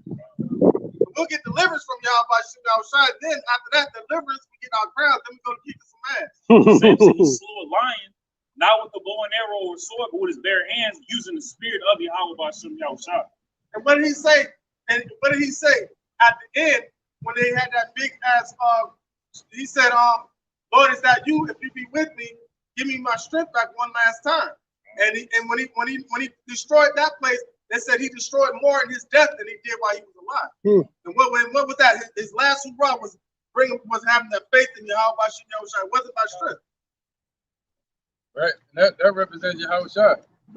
Destroying more in this day than he ever did in any other time before. He gonna destroy them all at once. That was symbolic of Yahushua. Go ahead. Yeah, go ahead, brother.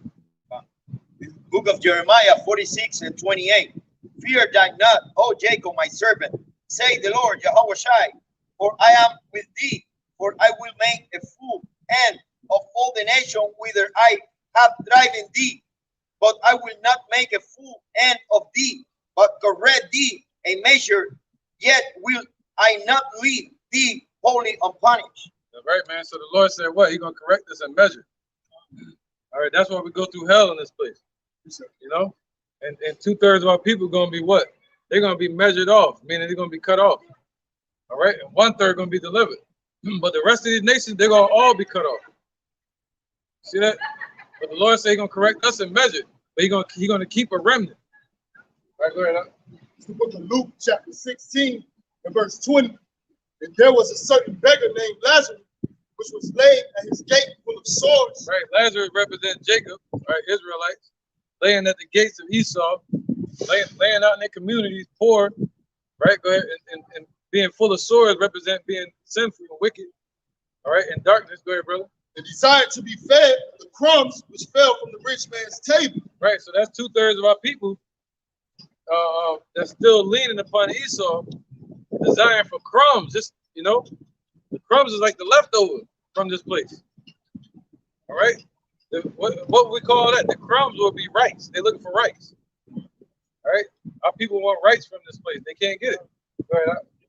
Moreover, the dogs came and licked his sores. Right, the dogs represent these other nations.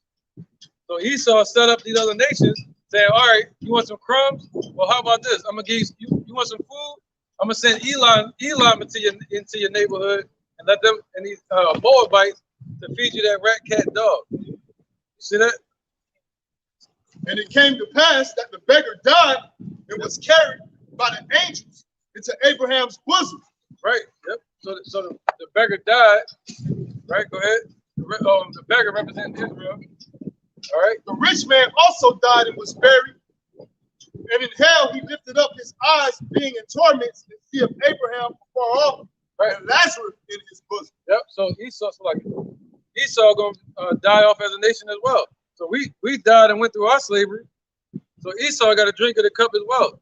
And he said, what? He said, carried into Abraham's bosom. So that means what? The elect gonna be carried into the promise, into the salvation. That's Abraham's bosom. All right, but he said, but the rich man died. But the rich man also died and was buried. But what the Lord say? Esau gonna be cast out as an abominable branch. All right. Go ahead. He said what? They should not join them in the burial. All right, go ahead. Somebody bring a precept up. Go ahead. This is the book of Revelations, chapter 1 and verse 5. And from Yahushua Mashiach, who is the faithful witness and the first begotten of the dead and the prince of the kings of the earth, unto him that loved us and washed us from our sins in his own blood, and hath made us kings and priests unto Yahweh and his Father.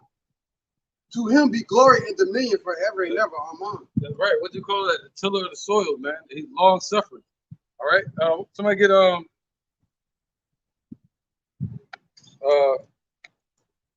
Corinthians 15-23. All right. So yeah, this is long suffering. This is a work that the Lord is doing, building us, pruning us, chastising us, right, correcting us. It's 1 Corinthians chapter 15, verse 23. It says, but every man in his own order, the Mashiach. 22? 22? Yeah. This is 1 Corinthians chapter 15, verse 22. For as in Adam all die, even so in the Mashiach shall all be made alive. See that? So through Adam we all died. All right, the way was made narrow. And through what? Through Yahushua, who was the first Adam, the Son of God, we all have a chance at life. We all should live. How? He's going to deliver the first fruits first, and then the rest of the children of Israel in the kingdom, they're going to be born back as babies in the kingdom. They're going to be born righteous. Thus the Lord will what? Destroy death. Destroy sin in our people, which cause death. All right? The wages of sin is death. So the Lord is going to destroy sin from among our people, thus destroying death. Okay? Go ahead, interjection. All right, this is the book of Zechariah, chapter 13, verse 8. And it shall come to pass that in all the land, saith the Lord, 2 parts therein shall be cut off and die. Right, not around the world. But when we say 2 parts therein, in this place is what? Going to be cut off and die. 2/3, I mean. Go ahead. But the third shall be left therein. But the third is going to be left therein. All right. But the 1/3 is going to be left in safety. All right, go ahead. And I will bring the third part through the fire, and will refine them as silver is refined, and will try them as gold is tried. Right. So that pulling through the fire starts now. The Lord said he's going to reach you with a stretched out arm. He's going to bring you all the way to himself. All right. And this is when the pulling starts at. pulling us all the way through the fire. What's that? Affliction, persecution, all the hell you got to go through in this place, and then ultimately the missiles. Right? They shall call on my name, and I will hear them. So the elect are going to call on the Lord's name, okay? But the rest of these damn heathenites, they're going to be calling on every other name besides Yahweh and Yahweh Shai. But the Lord said they're going to call on his name, he's going to hear him. Go ahead. I will say, it is my people, and they shall say, the Lord, Yahweh Ba'ashem Yahweh Shai, my power. So It's my power. So this is going to happen. That's just like the other day, Zaria, you said the moon and the stars. He said the moon and all the planets lined up. That was this morning. So this month is a special month. It's like two new moons this month. Yeah. That's April. Last month we had 2 March. full moons. Yep. This month got 2 new moons. What does that mean? That's like saying when the stars align. So when we're saying this on the earth, calling Yahweh Ba'ashem Yahweh Shai our power in the time of Jacob's trouble, there's going to be a moment, literally, when Yahweh Shai is going to say, "It is my people," and we probably going to be saying it at the same time. Reset. All right, like an echo. Reset. I have an injection. Go ahead, bro. This book of Joel 3:14 and 15. Multitudes on the valley of decision. For the day of the Lord is near, and the valley of decision, right? This is decision. Yep, valley of decision. The sun and the moon should be darkened, and the stars should withdraw their shining. Right. That's talking about the battle of Armageddon. Armageddon, which is ultimately the battle of Armageddon, which means mountain of gathering of troops. For all the world's troops are going to gather in what they call the Middle East for the war. And that's going to build up to a hot war where they're going to be shooting missiles everywhere. All right, just like over in Ukraine. All right, so that's what that means. Go ahead, bro. This is Luke chapter 21, verse 25. And there shall be signs in the sun, and in the moon, and in the stars, and upon the earth, distress of nations. Right, I'm glad you brought that up. That was in my spirit earlier. Because there are signs in the sun and the moon and the stars.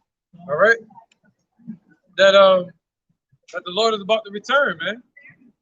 That's why they had the whole the planets and the stars aligning last night. The Most High called that into being. They got real loud out of nowhere. And there shall be signs in the sun, and in the moon, and in the stars, and upon the earth, distress of nations, with perplexity, the sea of waves roaring, men's hearts failing them for fear. Right, because when things happen out in the heavens, with the sun, moon, and the stars, you've been having like four solar flares last week, man. It's not supposed to be like that. And the reason it's happening is because they're messing with the sun with these chemtrails, reflecting the sun rays back at itself. Now letting the sun do what it's supposed to do and giving off its proper pressure and heat to the earth. And he said, what? There's going to be signs in the sun, moon, and stars. Then it's going to affect the earth. On the earth, you're going to see perplexity, of nations, sea and the waves roaring. What's that? The tide, floods, earthquakes, hurricanes. Got it damn snowing. It's damn almost summertime. Yeah. It's snowing up north right now. Philadelphia, at least. You got a point?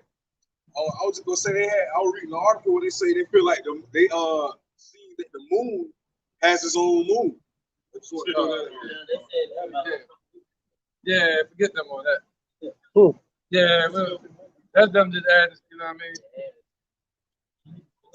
Yeah, forget Esau on that shit. But the thing about it is, why are they doing that though? Why are they using the chemtrails to reflect the things back to the sun? All right, it was the pandemic first. And what are they going into? Global warming. So that's them. That's another reason for them to do another lockdown. We need to get the carbon emissions down. So they're doing all this on purpose to promote their little global warming campaign, man. It's all a setup. It's all a preliminary for it, yeah. Hey, if I may add on, I was reading an article this morning where they said global warming is the reason why they want to get rid of communism. You know, that's what it said. Global warming They want to get they using that to get rid of communism. No, I got a video I got to do tonight. It says man caught his first case of global warming. I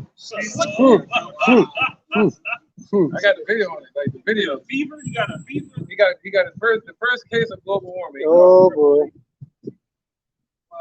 Yeah, it's like how do you tell somebody that? You got to show somebody that.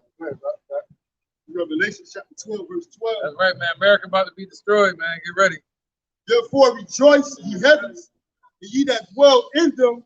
Woe to the inhabitants of the earth and of the sea, for the devil is come down unto you having great wrath, because he knoweth that he have but a short time. That's right, man. Any points on that? I'm just gonna say the reason why I brought that out because he has a short time, man. So he's gonna blame it and use the excuse for every little thing, and it's all by design, ultimately. All right, because he knows he has a short time for the Lord to send judgment upon this place. It's about time for him for the Lord to deliver his elect. Right. That's right. That great wrath, that great wrath that Esau is coming down with, their last hurrah, that's gonna be hell for Jake, man. See that? At their rising, it was hell for us, and at their fall, it's gonna be hell for 2/3 of our people. And they're gonna fall with him. Esau type, you fall, he fall, he gonna drag you with him. He gonna grab the closest one to him. You don't want to be near him. Hey, what did the scripture say? And 2/3 of our people hold the head. Oh yeah. The wicked shall not go fight. So he ain't gonna be able to swim out them deep waters of destruction. No, he gonna fight. He gonna put him down right. He gonna pull him down with him. Yep. Well, you better get far as away from this Edomites as possible. Or the wicked, I should say. Even 2/3 of our people. Yep. Because when they come down with that great wrath, that's gonna be hell for Jake, man. Thus going into Jacob's trouble. All right. Yep, them that trouble. Chapter 10 and verse 18. And he said unto them, I beheld Satan as lightning fall from heaven. Right, so it's gonna be quick, it's gonna be fast, man, when these devils fall. Right? Right. So just that being said, just getting straight to straight to straight to the point of scripture.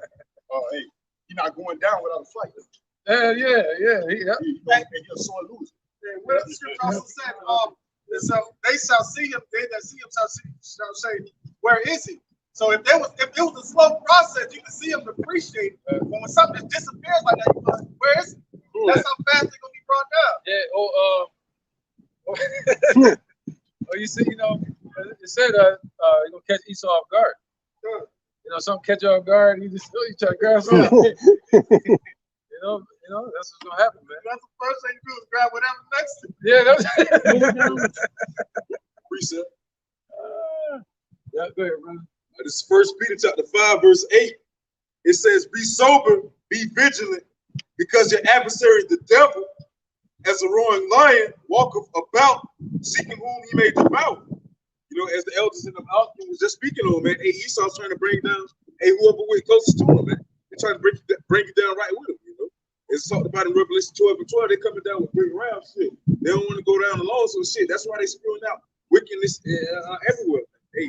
And think about how that wrath is gonna be. That wrath is gonna be, he's the master of subtlety. Going all the way back in the garden, he was the most subtle of all creatures on the field. Right. So he ain't gonna just be He gonna do subtle shit to keep your mind up and think about what's about to come. Right. That's him bringing you down. Yeah, they want to take the blessing back. Right. That's the whole goal. They want to take the blessing back from Jacob, so they could be in good sights in the sight of the Most High. They want the Most High to replace Jacob with Esau. So it ain't gonna happen. This is Psalms chapter 52, right, verse 1. Why boastest thou thyself in mischief, O mighty man? The goodness of Yahweh endureth continually. So the Lord is asking, why are you boasting yourself, Esau? You boast in wickedness. You boast in mischief. Don't you know the Heavenly Father endureth forever? He see you. And it is plainly stated in the scriptures numerous times that the Lord is going to take you down. He's going to get you out of the way. Verse 2, thy tongue deviseth mischiefs like a sharp razor working deceitfully. So Esau out here, he lying, like Elder was saying, to do the first ever to catch a case of global warming. That's a lie. You know what I'm saying? That ain't nothing but a cunningly devised fable, and it's mischief. It's a lie. It's deceit. You can't catch global warming. that happens when we gonna go. But long story short, Esau he liked to dwell on lies, and he right here boasting, and the Most High is sitting there with the Matumbo hand waiting on him. So as soon as he pop up, the Lord gonna smack him down and say, no, no, no, not in my house. What's the rejection?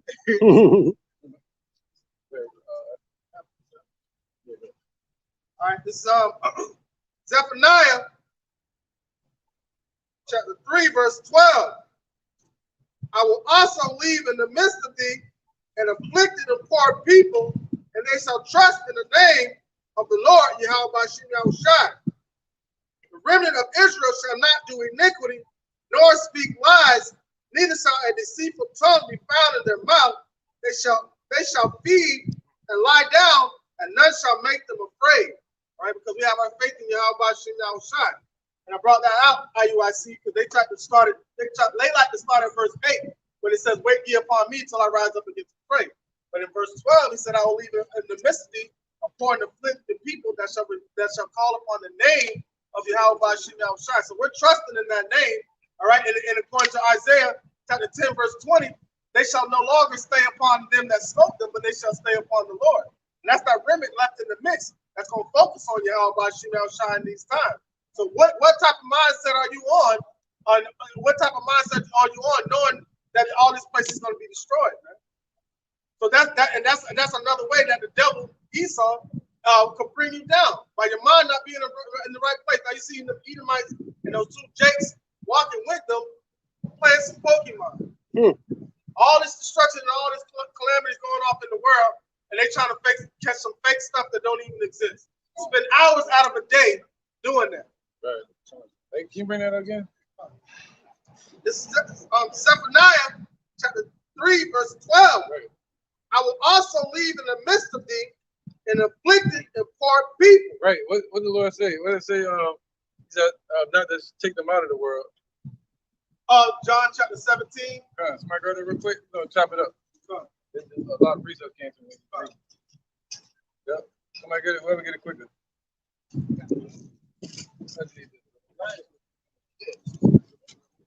Yep. John, this is the book of John, chapter 17, verse 9.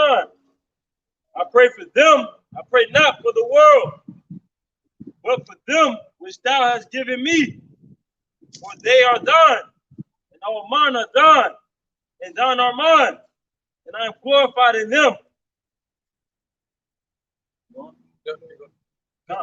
Verse 11.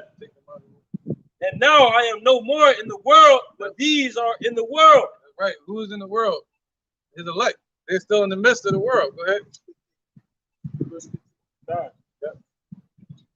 And I come to thee. Right. Yahushua left and went to the Father.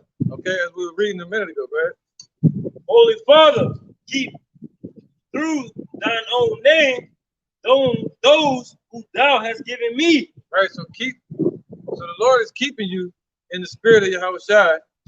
All right. And in the name of Yahweh, he's keeping you in this truth. Go ahead. That they may be one as we are. Right. So that we may be one with him, even though we're in the midst of this world. We were sent here to change the world, not be changed by the world. Go ahead. While I was with them in the world, I kept them in my name, in thy name. Those that thou gavest me, I have kept, and none of them is lost, but the son of perdition. Right. You already went to 15? Oh, down to 15? Jump down to 15. Yeah. Okay, come on, verse 15. I pray not that thou shouldest take them out of the world, but that thou shouldest keep them from evil. Right, man. So that's what Yahweh is praying for out there. Not that Yahweh will take us out of the world, but that he'll keep us here for his name's sake, that we'll praise him in the last days, that we'll praise him as he delivers us, man. All right? So, yep. Read that again one more time. Zephaniah chapter 3, verse 12. I will also leave in the midst of thee an afflicted and poor people, and they shall trust in the name of Yahweh Bashim Yahushai. Right. So we're gonna be trusting in the name of Yahweh Bashim Yahushai. We're gonna trust in the healing and shadow of his wings. We got 2 precepts. All right, go ahead. Bring it up real quick, then we'll get back to that. This is Baruch chapter 3, starting at verse 5, it says, remember not the iniquities of our forefathers, but think upon thy power and thy name at this time, for thou, Lord, for thou art the Lord, Yahweh Bashem Yahushua, our God, and thee, O Lord, will we praise. It says, and for this cause, thou hast put thy fear in our hearts to the intent that we should call upon thy name and praise thee in our captivity. For we have called to mind all the iniquity of our forefathers that sinned before thee. All right, hey, it's detrimental to have the name of the Lord Yahweh Bashem Yahushua, man. Hey, that's how that's what we got to call on. All right, in order for us to wash away our iniquity, you know, let those that name the name of the Lord depart from iniquity. All right, man. Precept, right? You got one? This is Romans chapter 9, verse 26. And it shall come to pass that in the place where it is said unto them, ye are not my people, there they shall be called the children of the living power. And that's just really plain and simple. Right here, we're called everything but the child of Yahweh, the child of God. All right, and in this place, we're going to be called that. It's going to be made known who his people are, who his children are. This is the book. Hey, you see how everything go viral so quick? That's why everything going viral. They're getting prepared for the manifestations of the sons of God. The way the scripture say, the whole world waiting for the manifestation of the sons of God. Yep. It's gonna go viral in a second. That viral speeding up now. It's gonna go viral in seconds now. Yeah. So if the Lord manifests his power through a man of the Lord, it'll go viral in a second.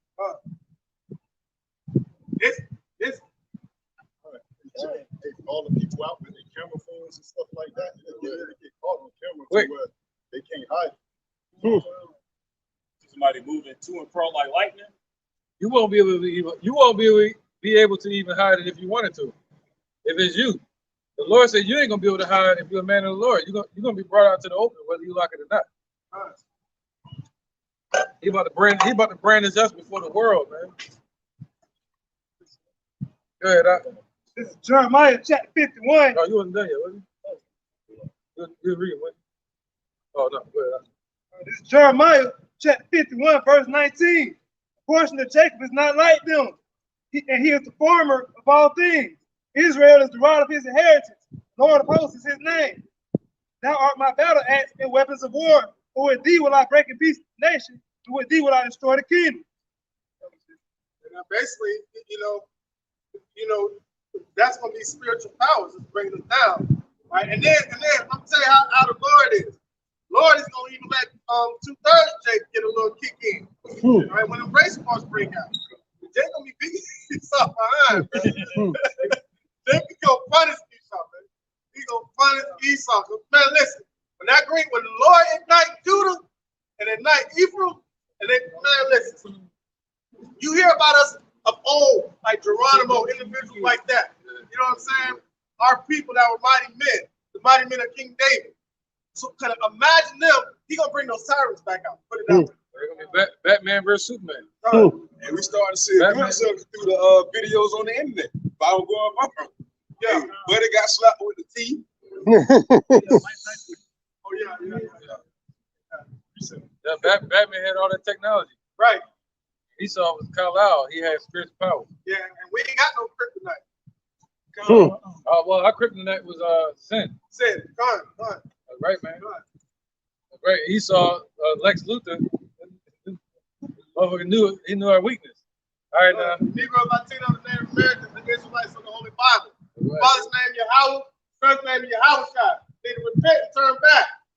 The place gonna be destroyed. Right. Don't turn the car. Don't turn the car back.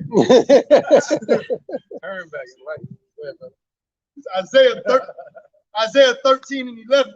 And I will punish the world for their evil and the wicked for their iniquity. And I will cause the arrogancy of the proud to cease and will lay low the haughtiness of the terrible. I will make a man more precious than fine gold, even a man than the golden wedge of gold fur. And the Lord is establishing that, making a man more precious than fine gold. How? By us overcoming affliction and adversity, man. Being cleansed, man, in the word of Yahweh,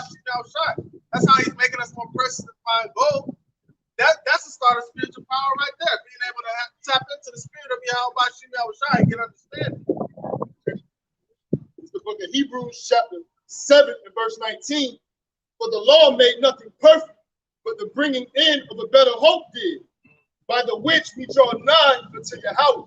So just like the elder and the brothers were speaking on, going back to that first Adam, all right, that's why Yahweh Shai being made lesser, lower than the angels, man, and ultimately swallowing death, man. You know, swallowing death and sin, all right, being that sacrificial lamb, all right. If we haste and search in His mercy and His promise, we'll inherit the same thing, man. Because the first Adam was made of flesh, and the second Adam made of quickening spirit. So what that quickening spirit means to revive, to ignite, to give life, right? To give life. Quickening just means life.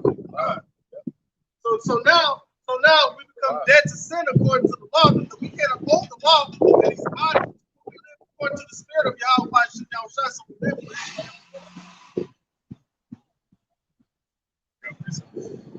I'll bring it up. Isaiah chapter 10. All right. And this is Baruch chapter 2 and verse 35. And I will make an everlasting covenant with them to be their God, and they shall be my people. And when I will no more drive my people of Israel out of the land that I have given them. God, and that land also has to be cleansed also.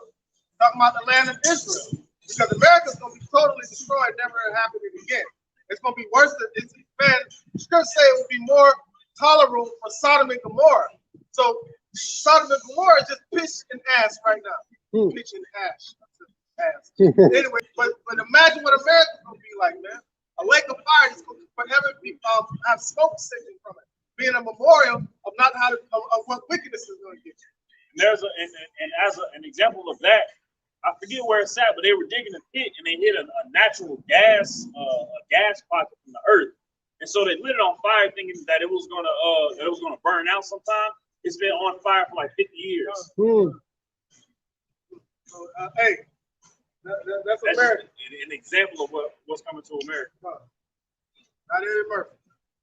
Stuck.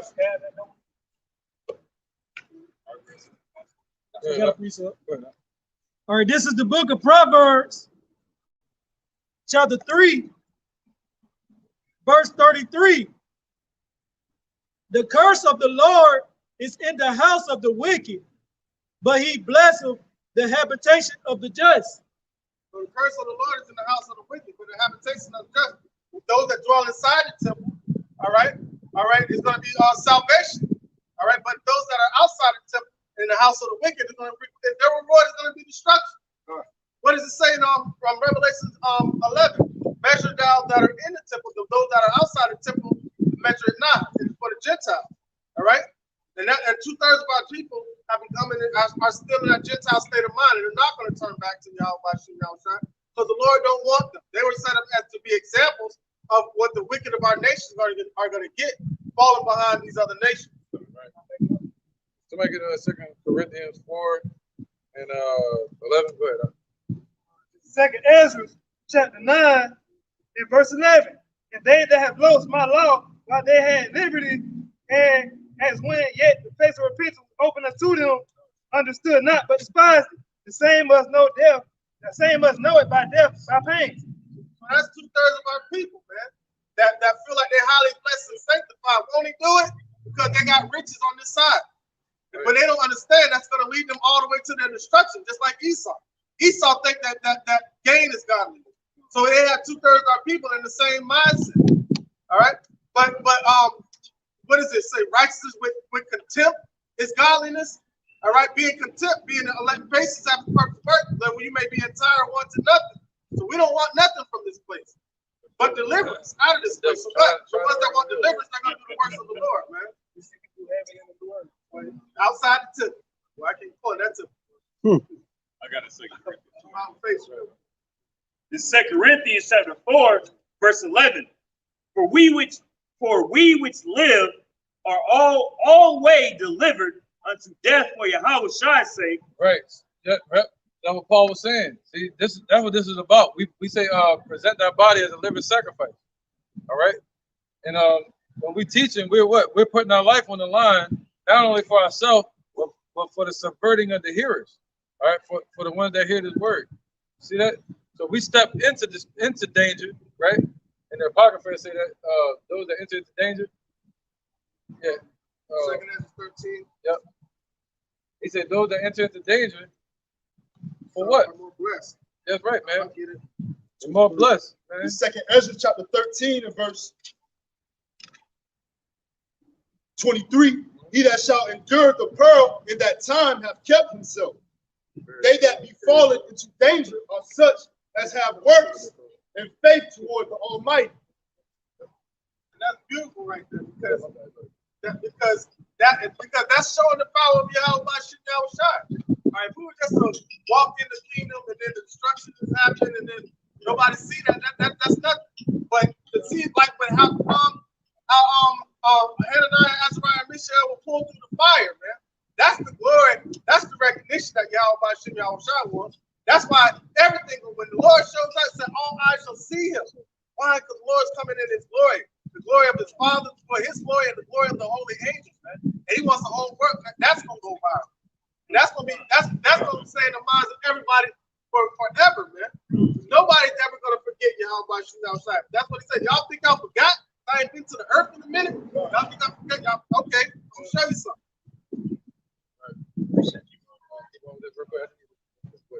For we which live are always delivered unto death for Yahweh's sake. Right. That right. So we all, yep.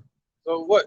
Throughout all the ages, the Lord woke up his men and they put their life on the line, just like Paul and Peter, that were the heads of the ministry. All right. Peter was sent to the circumcision, the Israelites that knew they were Israelites, and Paul was sent to the Gentiles, the ones that didn't know they were Israelites. All right. So he said, what? You got to come out and you teach out in the open. He said, wisdom crieth without in the streets. When you out in the streets, what you going to run into? The police. You're going to run into their nobles, their judges, you know. All right. You're going to run into scoffers. But the Lord said, I see you forth as sheep amongst wolves. All right. Go ahead, brother. So we entering in into the danger, into the fire to pull our people out. Just like Paul and Peter have done in the old time. But you got some? All right, this is the book of St. Luke, chapter 14. Right, a lot of people not willing to do this. Come out here and bear the cross for Yahweh Shai for their people. I'm going to start at verse 26. If any man come to me and hate not his father and his mother and wife and child and brethren and sister, yea, in his own life also, he cannot be my disciple. Right. Does that mean you walk around just hating them? No. That means you like say for instance, your wife is into the world. That means you're not going to listen to her. You're going to listen to the word, to the Lord. All right. If your family is into Christmas and Halloween and all this bullshit, you're not going to listen to that. You're going to listen to the Lord. If the so-called white man Esau tells you to do this or shave your beard, you're not going to do it. You're going to grow your beard. You see that? Go ahead. And whosoever doeth not bear his cross and come after me cannot be my disciple. Right. So if you don't want to bear your cross and follow after the Lord's footsteps that he left you in the sand, then what? You cannot be his disciple. And he said he chose through the foolishness of preaching to save them that believe. He said you will be no priest to him. All right. So you'll have no works to show, and you'll get no reward. Okay, the women and children don't have to worry about that. It's about the men. The women need to cling to a man of the Lord, or they're gonna have no excuse. Go ahead. This is the book of Sirach, chapter 2 and verse 7. Ye that fear the Lord, wait for his mercy and go not aside, lest ye fall. Right, Yahweh, that's his name. Yahweh Shai is the son's name. All right, he's coming to save the Negro, Latino, and Native American, man, woman, and child. Not according to color, we're scattered amongst many nations. So it's not about that. All right, go ahead. My bad, I missed the point. Go ahead, brother. Ye that fear the Lord, believe him, and your reward shall not fail. That's it, man. Believe what he said. That's running the race righteously, man. Yeah, our righteousness is as filthy rags. We keep the laws to the best of our ability, but the Lord gave us the way to be righteous, a path to walk, a door to walk through to be clean. All right, a name to call on. You know, a way to be righteous, man. He said, in that day, Yahweh by Hashem Yahweh Shai will be our righteousness. He set it up that way. So we can't say we did anything.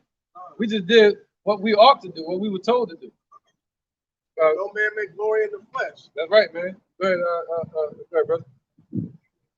This is the book of Romans 8 and 30 all the way to 33. Moreover, whom he did predestinate, then he also called. Right. And whom he called, then he also justified. And whom he justified, then he also glorified.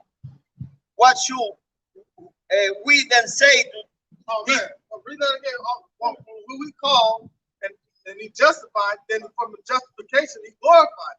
So it starts with the calling in the beginning. All right, many are called, a few are chosen. The ones that are chosen are justified, and from that place, from that point, from justification, you get glorified. That's that pulling out of the fire. All the way out of the fire, from the depths of hell, from the ground, not fire in the ground, but affliction, and pulling us all the way up to the heavens, to him. Yeah. Romans 8 and 31. What should we then say to these things? If Jehovah Hashem Yahweh Shai be for us, who can be against us? He that spared not his own son, but delivered him up for us all, how should he not with him also freely give us all things? So if he's willing to give his only son as a way for us to turn back unto him, his only begotten son, all right? What more should we fear? We shouldn't fear anything. If he's willing to do that, then he's willing to deliver us and send him back to deliver us. Come on. Like, wouldn't have been no point. Like, so he set it up. It's like, I'll sacrifice my own son to bring my people back to me. But plain and simple. So, but we have to go back through that sacrifice. We got to go through the door, which is Yahweh Shai. Everybody, you got other people that try to go in some other ways, right? Because they don't want to follow the protocol. They don't want to follow the program. That's called insubordination. Insubordinate to Yahweh Shai. Romans 2 Corinthians chapter 4, verse 11. Start from the top one more time. For we which live are always delivered unto death for Yahweh Shai's sake, that the life also of Yahweh Shai might be made manifest in our mortal flesh. Right. So then death worketh in us, but life in you. Right, man. You going? Right. So I just basically said that though. Like, okay, a way to sum that up is John saying, I must decrease and he must increase. You know what I mean? We die daily, but the spirit is growing perfect daily. You know what I mean? Being renewed day by day. That's better, right? What it said. All right. So yeah, man, the spirit is increasing while we're decreasing in this world. We might even be put to death out here, but the Lord's work is being done. All right. His kingdom is expanding. Go ahead. Verse 13. We having the same spirit of faith, according as it is written, I believed and therefore have I spoken. We also believe and therefore speak. Right, just like us. We believe and therefore we speak. That's just it. Very simple, man. Go ahead. Verse 14. Knowing that he which raised up the Lord Yahweh Shai shall raise up us also by Yahweh Shai, and shall present us with you. Right. So this was during the time of Corinthians. All right. And Yahweh Shai was killed around 37, 38 AD. All right. And Paul was speaking this at least around 50 something AD. So this was after the dead had been risen during the book of Matthew. All right. So he's talking about a future event. I think Paul was killed around 66 to 67 AD. So it's talking about a future event. Where he said he gonna what? He said what he said he gonna raise him up again. Read again. Yep. So Paul is on this earth, or he was about to be raised up again. 2 Corinthians chapter 4, verse 14. Knowing that he which raised up the Lord Yahweh Shai shall raise up us also by Yahweh Shai, and shall present us with you. There you go, man. So we all gonna be here in these last days. That's what Paul was saying, man. He knew about reincarnation, and he knew that we will all be presented together. All right, and some gonna be martyrs. Some gonna come back with Yahushua. You know, and some gonna be raised out of the grave. You know, and the ones that are alive, they're gonna be raised up. All right. So ultimately, what Paul was talking about is us being resurrected as a nation. He knew that he was going to be back on this earth again, just like Job did. Be back in the flesh, basically stand up again. So he knew that they were going to put him to death. You know. Go ahead, bro. This is Job chapter 5, verse 22. Verse 15 of chapter 4, 2 Corinthians. For all things are for your sakes, that the abundant grace might, through the thanksgiving of many, rebound to the glory of God. For which cause we faint not, but though our outward man perish, yet the inward man is renewed by day. Day by day. The outward man is what got us put into got us in these chains of darkness. Then he did subject to sin. Right. That basically saying Adam. God. All right. The old flesh, this flesh is perishing. God. All right. We're gonna have a new flesh from the heavens, from the second Adam. You know, and starting with the spirit being renewed. Go ahead, brother. Verse 16. Out with the old, in with the new. Verse 17. For our light affliction, which is but for a moment, worketh for us a fair, more exceeding and eternal weight for glory, right, of glory. That's right, man. Because if you look at it on the weight of scale, what we're going through now cannot compare to what the Lord got for us in the kingdom. You see that? So it cannot compare to it. All right, and there's more in the heavens than there is upon this earth. You know? So cousins, right? So he said, working for what? Can you read that part again? Gone. For our light affliction, which is but for a moment. Right, just for a moment. It's just for a moment. Because what did he say? Satan was loose for a little season. And that little season is hell for us. That little season that Esau has been loosed upon this earth, it's been hell for us, man. All right? So this is a light, this is a light affliction compared to what the Lord says, compared to the kingdom. All right, come on, brother. Bring that power. Verse 17. For our light affliction, which is but for a moment, worked for us far and more exceeding an eternal weight of glory, while we look not at the things which an eternal weight of glory, man. You know? So what we got coming for us, slavery was just for a moment. But what we got in the kingdom, once we get them in our grip, we're gonna have them for eternity. Well, we're gonna have them for 1,000 years. We're gonna have a grip on their power seat for eternity, man. We went into slavery, now they're going into slavery for 1,000 years. You can't run from it. I mean, whatever. Verse 18. While we look not at the things which are seen. I wasn't trying. What at the seen? That's the best part about it. It's automatic like that. 2 Corinthians chapter 4, verse 18. While we look not at the things which are seen, but at the things which are not seen, for all the things which are seen are temporal, but the things which are not seen are eternal. There you go, man. See that? The things that are seen are temporal, man. Everything that's built here in this place, even our suffering is temporal. Even this flesh is temporal. We die in every day. It's all temporary. But the things that are not seen, that's eternal. That's forever. And that's what we've taken hold of. That's the anchor that has us anchored in this truth. All right? That's the line that we're holding on to, man. All right, holding on to eternity. He said, take hold of eternity. All right. That was on that. Joe.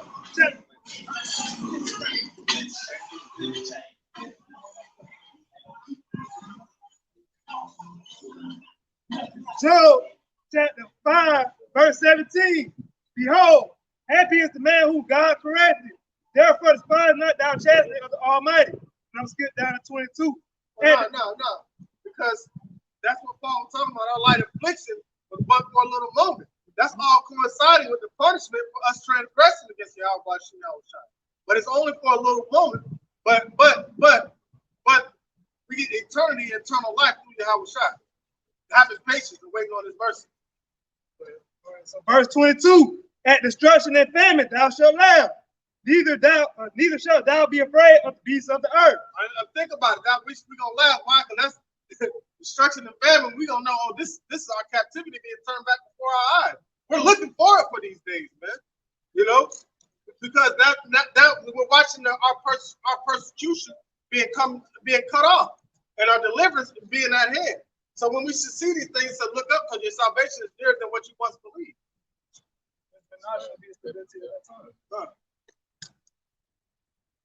Ultimately, it's going to get worse. It's going to get worse before it gets better.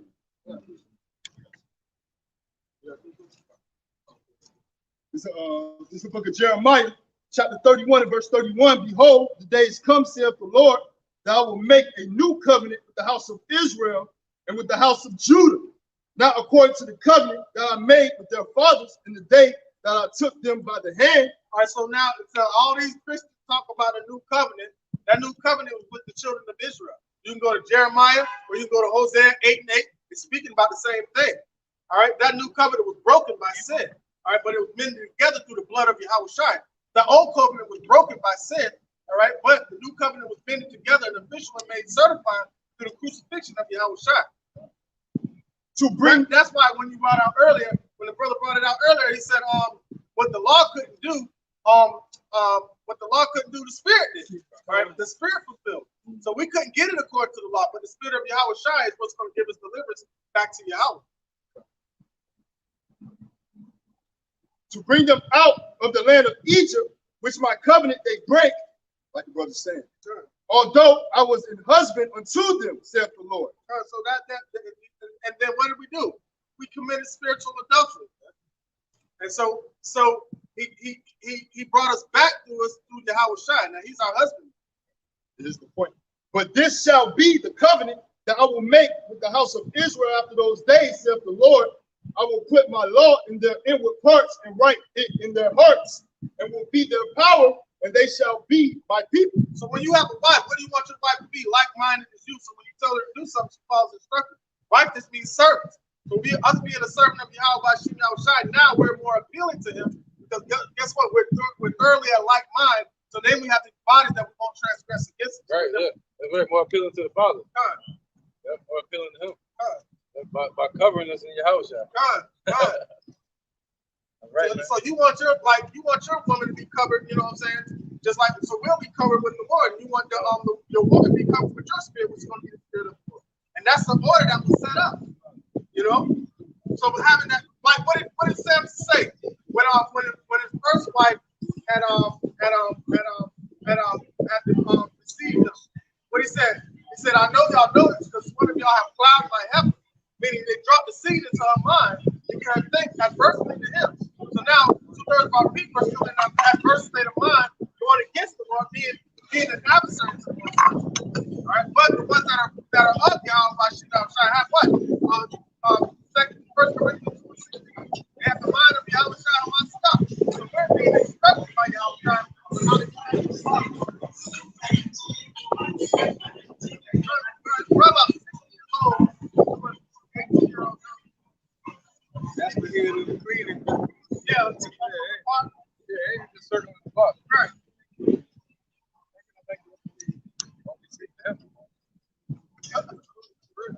And well, Holly and Dolly the last time. Somebody grab 2nd Ezra 7 and 21. Back at the point. We're gonna read all the way to 27. Yeah. 2nd Ezra 7 verse 21. Yeah, any precept.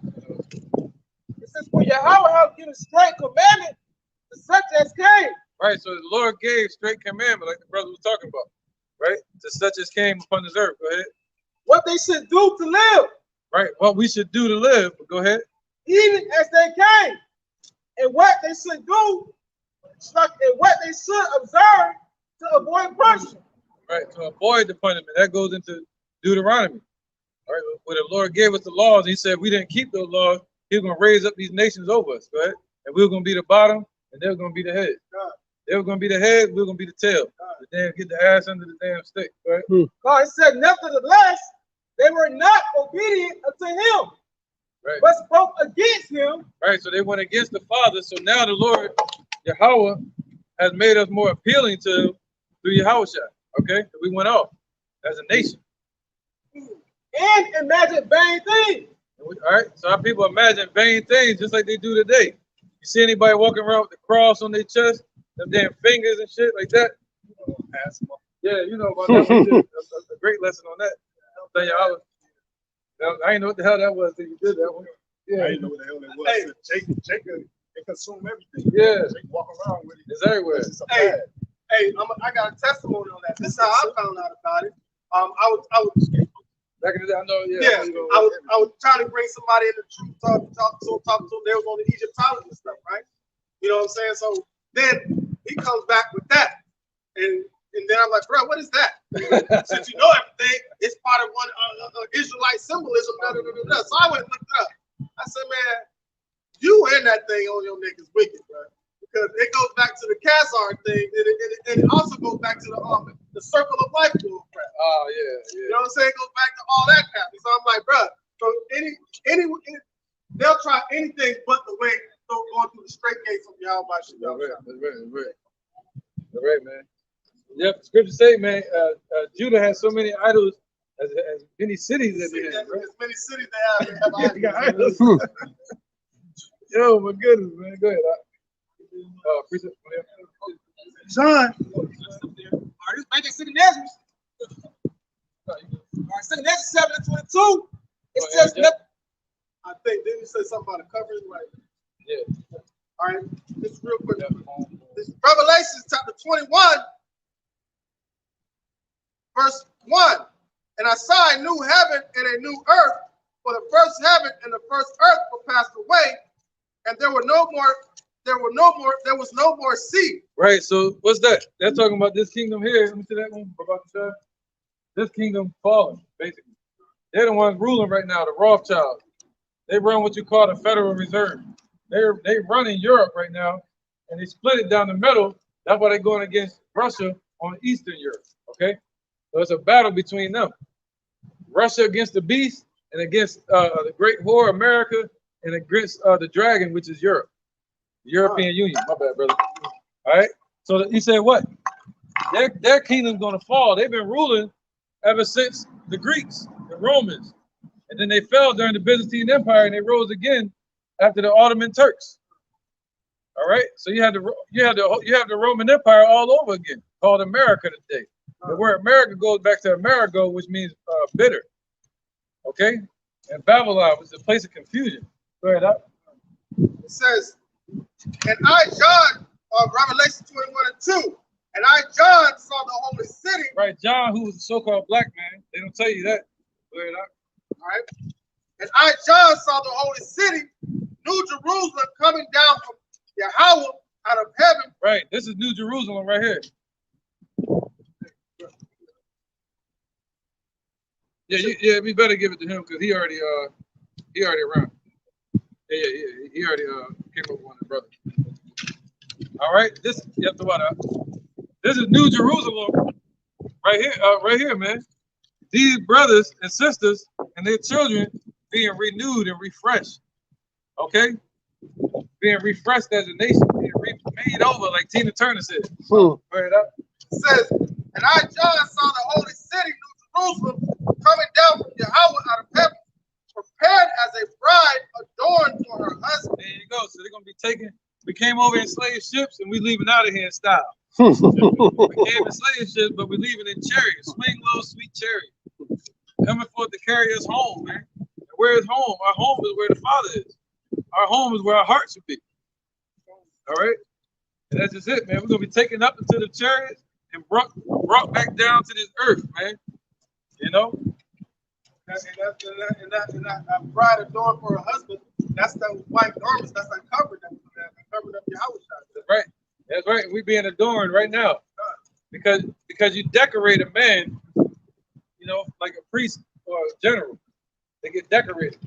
But you dress or you adorn a woman. You know, you adorn her. All right. So that's why the Lord called us like a woman. We're being adorned with His Spirit. Like He would, He said, "Let my love adore you." Like that. You would adorn ornaments or something. Oh, got me there, right? Like you put ornaments on something. All right. Yeah, man. Look what's behind. All right, let's keep going. Yeah, Christmas tree is wicked too, man. Book of person. I just asked him to read. Yeah. It's 2 Ezra 7 and 23 or 22. It said, nevertheless, they were not obedient to him, but spoke against him and imagined vain things, and deceived themselves by their wicked deeds. Right. So our people, even today, are still deceiving themselves by their wicked deeds. Like just now, what just passed? Easter. They had everybody chasing around the damn bunny with eggs. What bunny do you know lay eggs? They ain't one. You know. Go ahead. And that goes back to Babylon and Assyria. That's the worship of Ishtar. That's the word for Easter. Ishtar. It means star. So our people are worshiping the stars and honoring the stars in those days. All right, go ahead, brother. It says, and deceive themselves by their wicked deeds. Right, honoring the spring equinox, eating pork, eating lobster, shrimp, all these things that kill our people and give them inherited diseases. And said of the Most High that He is not. And right. Yep, and they became diseased in sin, saying to the Lord that He is not. That's why they walk by you and you say, hey, the Lord's name is Yahweh. And they say, whatever. They don't believe the Lord exists. So that's why they continue in their iniquity. Go ahead, and knew not His ways. That's right, man. So they walk on in blindness and they know not the Lord's ways. And we are here to tell our people the Lord's ways. You know, the Father's ways, whose name is Yahweh and His Son named Yahushua. Go ahead, brother. It says, but His law have they despised and denied His covenants. Right. So our people still despise the Lord's laws, man. Our people still despise it. They still living in adultery, spiritual and physical, sleeping with other men's wives. You can't walk up the street with your wife without another man looking at it. You know, robbing, stealing, and killing, selling drugs to each other, to push the poison of these devils that they put in our community. You know what I'm saying? So our people continuing in it, man. Why? Because Esau's still making money off of it. So as long as these devils are in power, our people are going to continue in their wicked ass way. So the Lord got to bring down their power system, bring these devils down, the deception, and then to exalt our people again. Go ahead, huh? So it says, but His law have they despised and denied His covenants and His statutes. Right. So they denied His covenants. That's plural. So they denied the old covenant with Moses, and they still denying this covenant today that Yahushua is hoping to make with our people, with the elect of our people. But they don't want better. But you got three here that probably do want better. Just like us, we want better. Right? And you out there that believe y'all want better. That means you got eyes to see this damn world Z that we're living in, the zombie world. This prison planet. Look at those damn agents walking in the street. Look like fucking Matrix. Man, I'm just joking. Matrix, Mr. Smith. That was it, right? All the way 27? All right, it says, have they not been faithful and have not performed His works? It says, and therefore Ezra for the emptiness. For the empty, yeah. It says, for the empty are empty things, and for the full are the full things. Right, that goes back into the lesson. For the spiritual are spiritual things, and for the empty are going to be empty things. So those that lack the wisdom, the Lord going to take more from them and going to also ultimately push them into outer darkness, meaning cut them off from their salvation. But the ones that have, the Lord said they should have more. The ones that have a little bit of the wisdom, you're going to be given more wisdom to continue all the way to the end.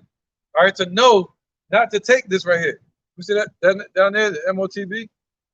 You gotta know that, man, because they coming with it, whether you know or not.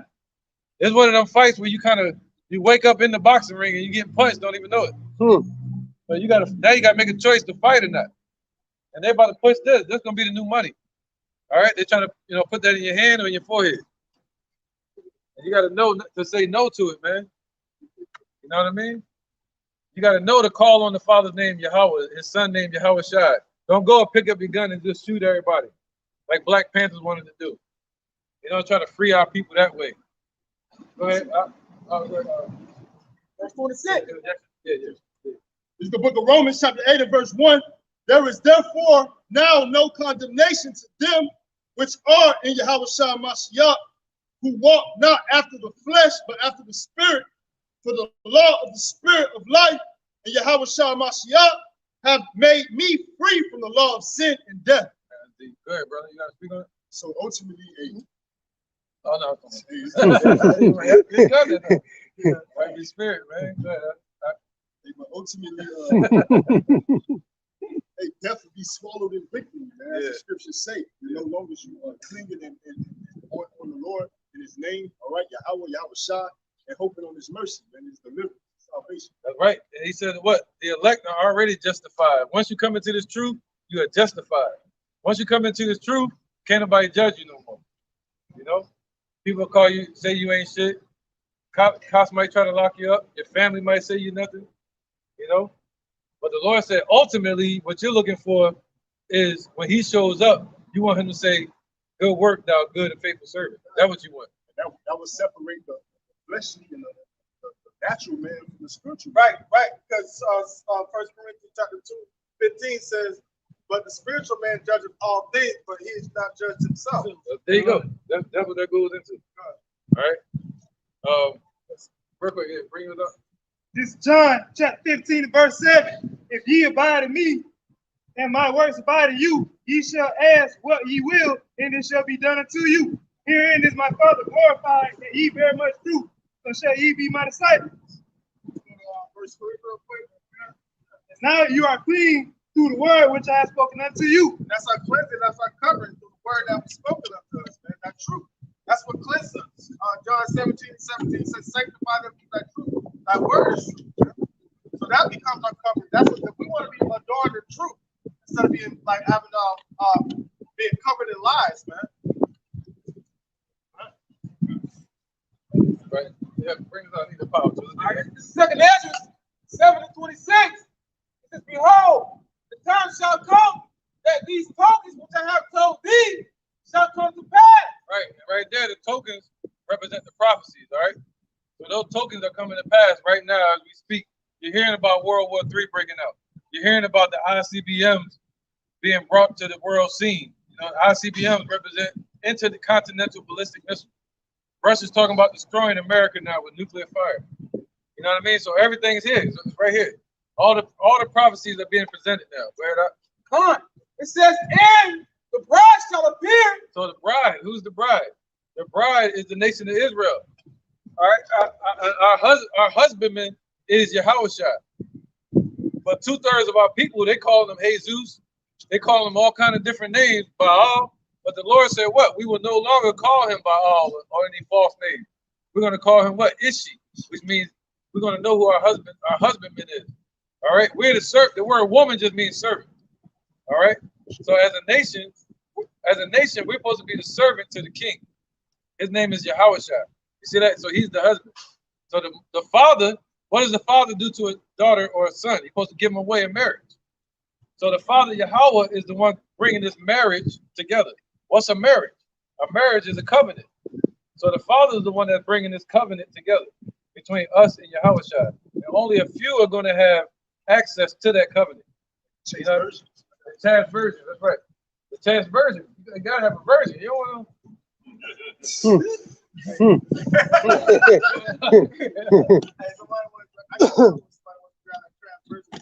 I can bring him out. Yeah, can I speak on all of it?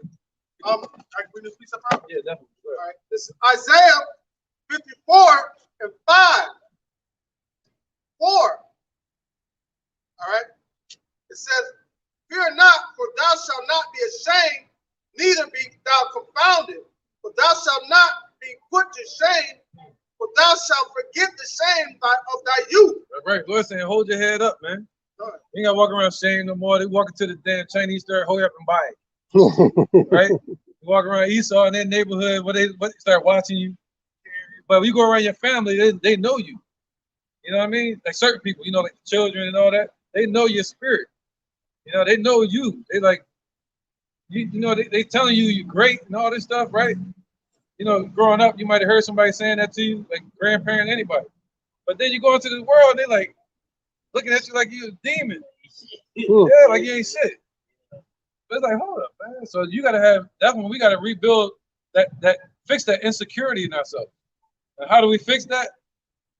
By the Lord's word. What is the Lord telling us? Look at ourselves through heaven's eyes, not through our own eyes, the ground level. Go ahead. It says, I'll start at verse 4 again. Isaiah 54. It says, fear not, for thou shalt not be ashamed, neither be thou confounded. For thou shalt not be put to shame, for thou shalt forget the shame of thy youth, and shalt not remember the reproach of thy widowhood anymore. Right, we're not going to remember when we went off and broke the laws. We ain't going to remember that no more. So in the kingdom, it's going to be like a distant memory. It's going to be like a nightmare, America.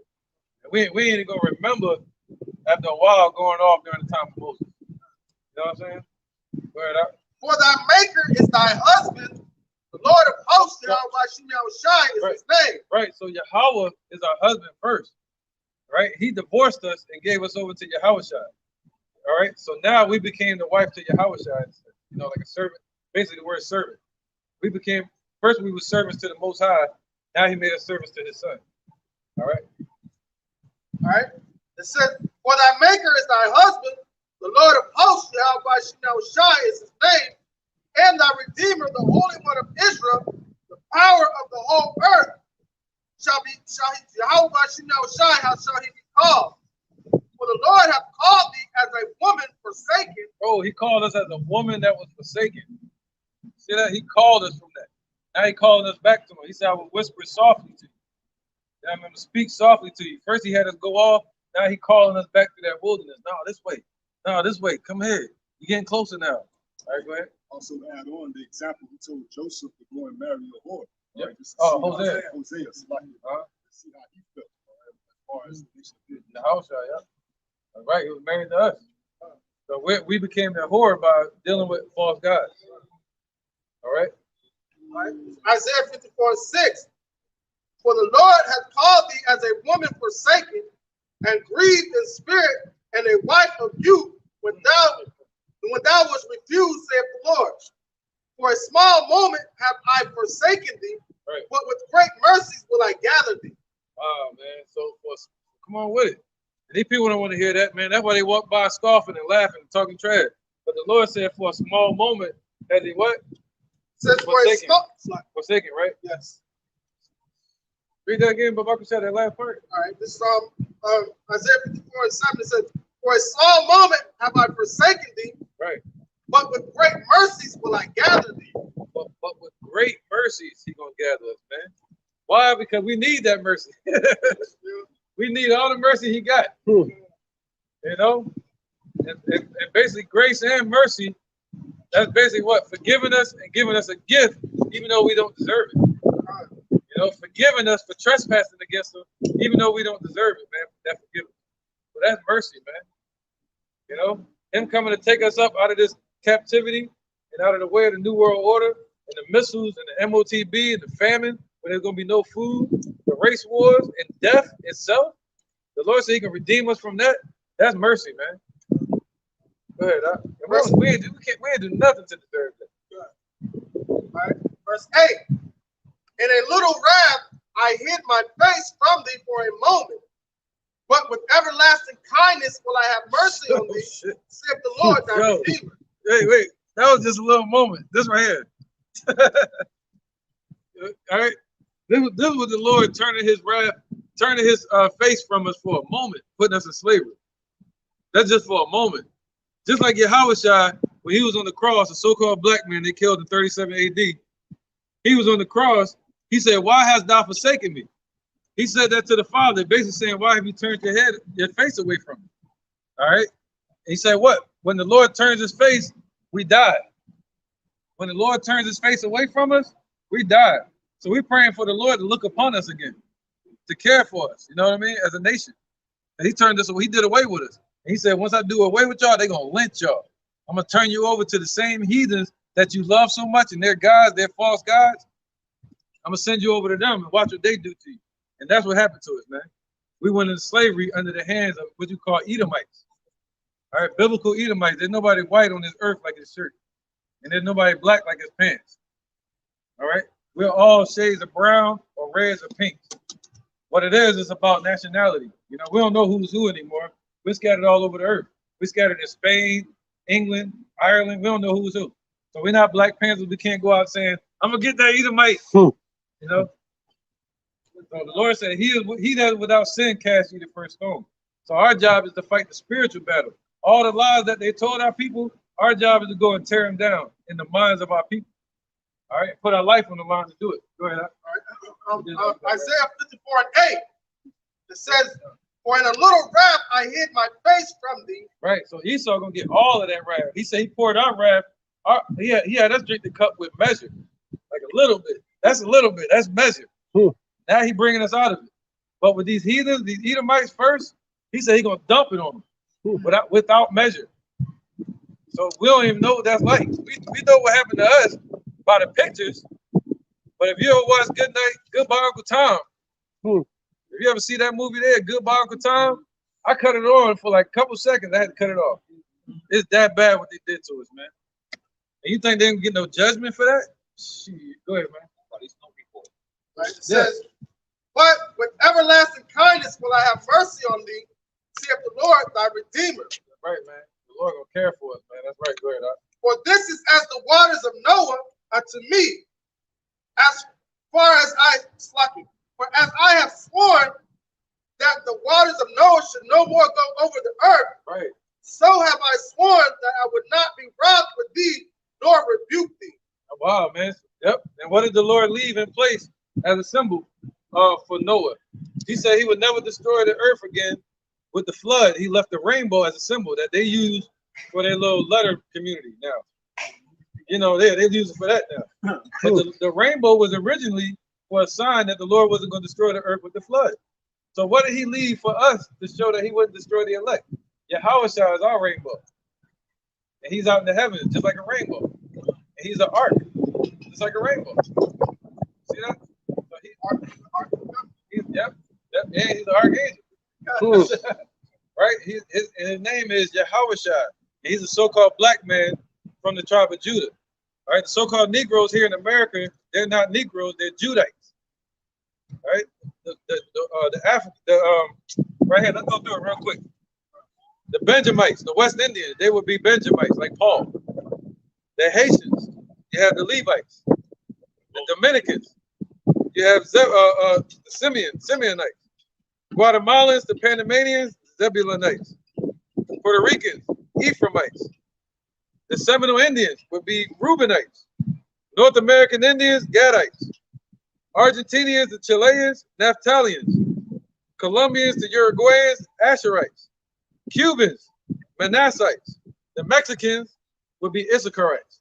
All right, and then you got the rest of these people, they're scattered amongst a lot of the other nations, you know, so you might think it's an African, but it could easily be a Mexican, you know, you just don't know, a Negro. You know what I'm saying? Like you might think Matumbo is one of our people. All right?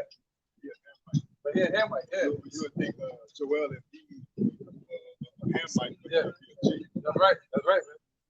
All right? Or you might think it's an Edomite, but it really be one of our people. Isaiah 54:10. For the mountains shall depart, and the hills be removed, but my kindness shall not depart from thee, neither shall the covenant of my peace be removed, saith the Lord, that hath mercy on thee. All right, so that's showing that the mercy that the Lord is going to have upon us, man. So when he shows up in his wrath, he better have the covering of Yahushua. That he better see a reflection of himself when he approaches you, man. Same, the same way that in the times of Egypt, when the death spirit went over, and you had to have the blood post of the lamb upon the door, you should have the blood post of the lamb upon our bodies as well. Right? Blood of Yahushua, the spirit. precept? Go ahead. Oh, yeah. Just to land back the husband, how we are calmly and adoring woman to the Lord, and how Yahweh Shai being his only begotten son is the mediator that's going to bond that marriage to the Father. And this 2 Corinthians 11:2, for I am jealous over you with godly jealousy, for I have espoused you to one husband, that I may present you as a chaste virgin to Yahweh Shai Mashiach. So just like the elders and the brothers and the bishops were speaking on, as far as just how we are going to be presented back to the Father, man. You want to have that spirit of Yahweh Shai upon us, all right, as that chaste virgins, man. Our eyes being single, not tossed to and fro from every wind of doctrine, man. The names is Yahweh, and his son's name is Yahweh Shai, all right, only sticking with the truth, all right, and keep your eyes single towards the Lord. And that's how, and that's a representation of the virgin in Revelation chapter 14. And in their mouth was found no God. All right, so those are the ones that had hope in the name and in the word of Yahweh Shai standing tall on it, because hey, if the Lord tells him this is true, then that's what I stand on, is the truth. And that's how you get your separation through the truth. That's what sanctifying is. That's how being set apart and being holy, having the spirit of truth, man. Add on to dumb it down a little bit. Just think of it as like how they teach you in grade school in sex education. When you was to sleep with somebody like in physical, you can take it out as a physical adultery. You sleep with somebody, you take upon everybody who they slept with. That's the same thing with mingling with these other doctrines. Having itched ears, being tossed to and fro with every wind of doctrine, man. And that's the spirit that our people, is said in the division of nations. The Lord set a ruler over every people, but Israel was the Lord's portion. But our people chose to go thinking the grass is greener on the other side, and then found out ain't nothing but weeds and thorns over there. And he put us in beautiful green pasture with in a good olive field or vineyard, all right, to bring forth fresh grapes. But what happened? We looking at seeing what's going on across the field and brought forth wild grapes, man. So we became a degenerate plant unto Yahweh Shai. Imagine going 14,000 years with no praise. The earth been around for almost 14,000 years. They say millions, but really been 14 if you count it back. The time of creation. 14,000. So he went all that time and no praise on the earth. Man, when it come his time, he's shutting it down. He ain't trying to hit nothing, man.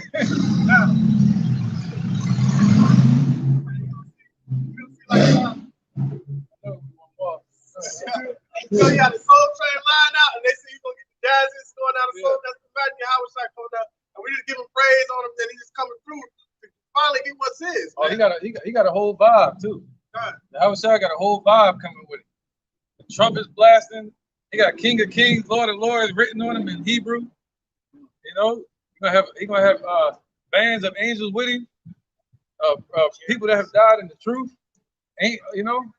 Chariots, giant chariots with him, shaking the earth.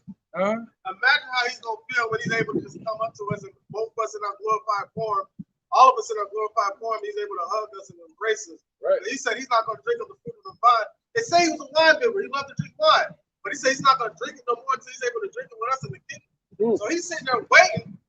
He's already been glorified, but he loves us that much that he wants us to see us glorified also. Right, man. And that's showing the true balanced power, man. You show favor to the wicked, they will not learn righteousness. They're gonna persecute you. Right. Yep. There are people fall under that umbrella, under that title. Right. Who got a precept? I got one. Right. This is the book of 2 Ezra, chapter 14, verse 14. It's lucky. 2 Ezra chapter 12, verse 46. It says, "Be of good comfort, O Israel, and be not heavy, thou house of Jacob, for the highest have you in remembrance, and the mighty have not forgotten you in temptation." So I'm just going back to the point where Aki was speaking of where Yahweh had turned his face from us temporarily, but it was for a moment, Right. But Scripture says to be of good comfort, because he has us in his remembrance, What you do when you get up, get mad at your wife? get out my face, or get mad at your children, get out my face, and or you'll leave. You know what I'm saying? So what did he do? He exiled us out of our land and turned his face from us. So we became without our husband. So we became out here lost. And the book of Hosea explained that. It said, "I shall reveal to my lovers, we shall chase after our lovers, but shall not overtake them." Meaning we ain't gonna never catch up to what these heathens are doing in this society. We're never gonna prosper, and the only way for us to prosper is through Yahweh Bashim Yahushai. And it was set up like that. All right, so what does it say after that? I shall go to my first husband, because he's the one that gave me bread, wine, and oil. So now you're seeing that us turning back to Yahweh Bashim Yahushai, our first husband, and divorcing or becoming dead to the world. Right, bro. All right, keep on. Back at 2nd Ezra, chapter 7, verse 26. It says, "Behold, the time shall come that these tokens which I have told thee shall come to pass, and the bride shall appear, and she coming forth shall be seen, that now is withdrawn from the earth." Right. So our light was withdrawn from the earth. Our name was withdrawn from the earth as a nation. They said what? Somebody get that? Yeah, that's right, man. So they cut us off from being a nation. All right. They don't want to hear about Israel. You say you're an Israelite, they don't want to hear that. You say you're African, they're cool with that. You say you black, they're like, oh yeah, he good. Yeah, we created that. Yeah, he good. It's Psalms 83:1. "Keep not thy silence, O Yahweh. Hold not thy peace. Be not still, O power." Right, we're praying to the Lord to keep not silent. Be not still. So the Lord is being very still and patient right now. All right, we're praying for the Lord to raise up off that throne and come and destroy this place. Bring these devils down and lift us up, man. Go ahead, It says, verse 2, "For lo, thy enemies make a tumult, and they that hate thee have lifted up the head." Right, they that hate thee is these damn Edomites. All right, and the rest of these nations, the Africans, the Arabs, all these nations that are part of the UN, the United Nations, which we have no seat on. You know? So he said, what? It says, "They have taken, for lo, thy enemies make a tumult, and they that hate thee have lifted up the head." Right. "They have taken crafty counsel against thy people, and consulted against thy hidden ones." See that? So we represent the hidden ones. So they have consulted in secret. That's what we call that masonry that they're into, right? That devil worship. They little secret meetings, but they call what that one they having? The G7, the G7, yeah, all that. The G7 summits. They all doing that so they can set up more policies to put hell on us. All right, go ahead. All right. It says, so they all came together as a nation and said, let us cut them off from being a nation. That's what the Africans did. They sold us into slavery to these devils. They want to call the Africans our brothers. These Africans are nothing but some Africans. Take that one. Take that one. We take that one. Psalm 83:4. They have said, come and let us cut them off from being a nation, that the name of Israel may no more be in remembrance. See that? So they wanted us to no more be in remembrance, so that way Esau could try to steal the blessing. See that? They didn't want us to be in remembrance no more. So what did they do? They started calling us black, wetback, jigaboo, all the other words I can't say on the internet. Yeah. Afro, calling us a hairstyle. You know, right? You know what I'm saying? So, yeah, man. So the scripture said that we're gonna go by bywords and proverbs. Go ahead. So that was it on that. Yeah, go ahead. The Psalm chapter 2, verse 1. Why do the heathen rage, and the people imagine a vain thing? The kings of the earth set themselves, and the rulers take counsel together against the Lord and against the anointed, saying, let us break their bands asunder and cast away their cords from us. Right, man. No, you good. You good. He that sitteth in the heavens shall laugh. The Lord shall have them in derision. Right, because they went through all this work to deceive us as a nation. So when they came over here to the North American Indians, they killed them all. They even paid them to go against each other. What do they think they're doing to us today? Paying the gangs to go against each other, paying the drug dealers to sell the drugs, paying the police to put more hell on us, paying the pharmacies to give us that prescription. You know, when the word pharmakia goes back to witchcraft. You see that? So real herbs that will heal you come from the earth. You see that? So if our people eat garlic, that'll help lower cholesterol. You know, help you with diabetes. You know, you eat vegetables and change your diet. Take more vitamin D. Also help you with the balance of your good and bad bacteria in your stomach. Right. So it's we can go on and on. Yeah. Right. It's exciting to get into it, man. Like physicians. So yeah. So they put all of that out there to destroy us from being a nation. Look at these schools. Look at what they put in the schools. Y'all remember growing up in the schools, we didn't even have textbooks. But you go over to the Esau, the Caucasian race, you go over to their class, they got textbooks in their schools. They got computers. They got computers. They had tablets back in the 80s. They had tablets in the 80s and 90s. All right. You know? Go ahead. This is Job chapter 9, verse 24. Yep. The earth is given into the hand of the wicked. He covered the faces of the judges thereof. If not, where and who is he? Right. They went through all this work, but the Lord said He's gonna laugh at them in the end. He went through all that to deceive us and wipe us out as a nation and push your lies in the earth and your darkness. And it only take a millisecond or a tiny meter of light to diminish darkness. As soon as they cut that match on, that light on, it's a wrap.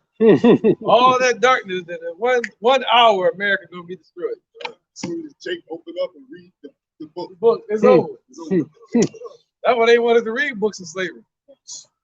You know, keep them away from them books, whatever you do. Go ahead. This is the book of Isaiah, chapter 45 and verse 17. But Israel shall be saved in the Lord with an everlasting salvation. Right. Don't let nobody take your salvation. You're delivered. What they'll tell you in these churches or these average church people walking in the streets, they'll say the whole world's gonna be saved. God is love. He loves everybody. But that's not what the Bible say. The Bible say only a few gonna be saved, and it's gonna be of Israel. Go ahead. Ye shall not be ashamed nor confounded, world without end. Right, man. You sitting out here telling people about the Lord, telling people His name is Yahweh, telling people His son named Yahushua, and about the prophecies coming. You ain't gonna be ashamed of that. Hey, shalom, bro. Peace to you too, man. Yeah, catch everything. Verse 18, for thus saith the Lord that created the heavens, Yahweh himself that formed the earth, Yahweh Shah himself that formed the earth and made it. He hath established it, he created it not in vain, he formed it to be inhabited. I am the Lord and there is none else. Right. Hey, it's ultimately for Israel, man. You know, he created the world for their sakes. Come on, wait, you said it. You know, and the world, that world to come is that world in the equity sense. Those who dwell in that same mindset, that same mindset. I get excited thinking about it. And the Lord said, you ain't gonna be ashamed. They should not be ashamed. Yep, they should not be ashamed that wait for me, man. Go ahead. And just to add on to that real quick, but Bakashah, that also goes to show you that heaven is going to be right here on the planet Earth. Yeah, Yahweh Bashem Yahushua said He did not make this earth in vain. He made it to be inhabited. Right. So therefore, the kingdom of heaven is going to be here. This is where the so-called Negroes, Latinos, and Native Americans, you know, the 1/3 women and children and the men that's part of that number, and 144,000 men, 1,200 from each tribe, have to look forward to ruling in the earth, man, as we should. Ruling in the same earth we fell on. Isn't that something, man? Go ahead, Alex. This book of Jeremiah 31 and 36. Yeah, He's gonna raise up the beggar out of the dunghill. That's the beggar. You know? If those rich man and Lazarus. The beggar, yep. Go ahead, bro. If those ordinances depart from before me. Go one more. I have one more, yeah, 35, right? Yeah. This book of Jeremiah 31 and 35. Thus say the Lord, Yahweh Hashem Yahushai, which giving the sun for a light by day, and the ordinance of the moon, and of the star for a light by night, which divided the sea when the weight thereof rolled. He went through all that work. The Lord of hosts is his name.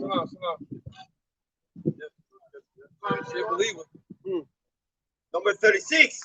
If those ordinances depart from before me, say the Lord Yahweh Ba'ashem Yahweh, then the sea of Israel also should cease from being a nation before me forever. All right, so now if you wake up in the morning and the sun don't come up no more, then he'll cut Israel off from being a nation.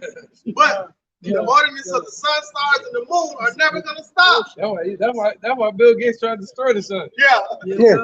he read up. Oh yeah. All right. It's on. Yeah, that would explain why he's trying to destroy the sun, man. Lord, like, nah, you gotta go through more than that. Go ahead. This is Revelation chapter 3 and verse 10. Because thou hast kept the word of my patience, I will also keep thee from the hour of temptation, which shall come upon all the world to try them that dwell upon the earth. And that's the most important thing, man. The Lord keeping you from that hour of temptation, because that's going to be the end all tell all test. All right. So what we're going through right now are like quizzes and pop quizzes, but the final exam is what's going to be tried upon the whole world. So you're going to have some people that make it all the way up to that point, and then they give up at that point. Like you see them make it all the way up to the 11th and 12th grade, and they drop out of high school.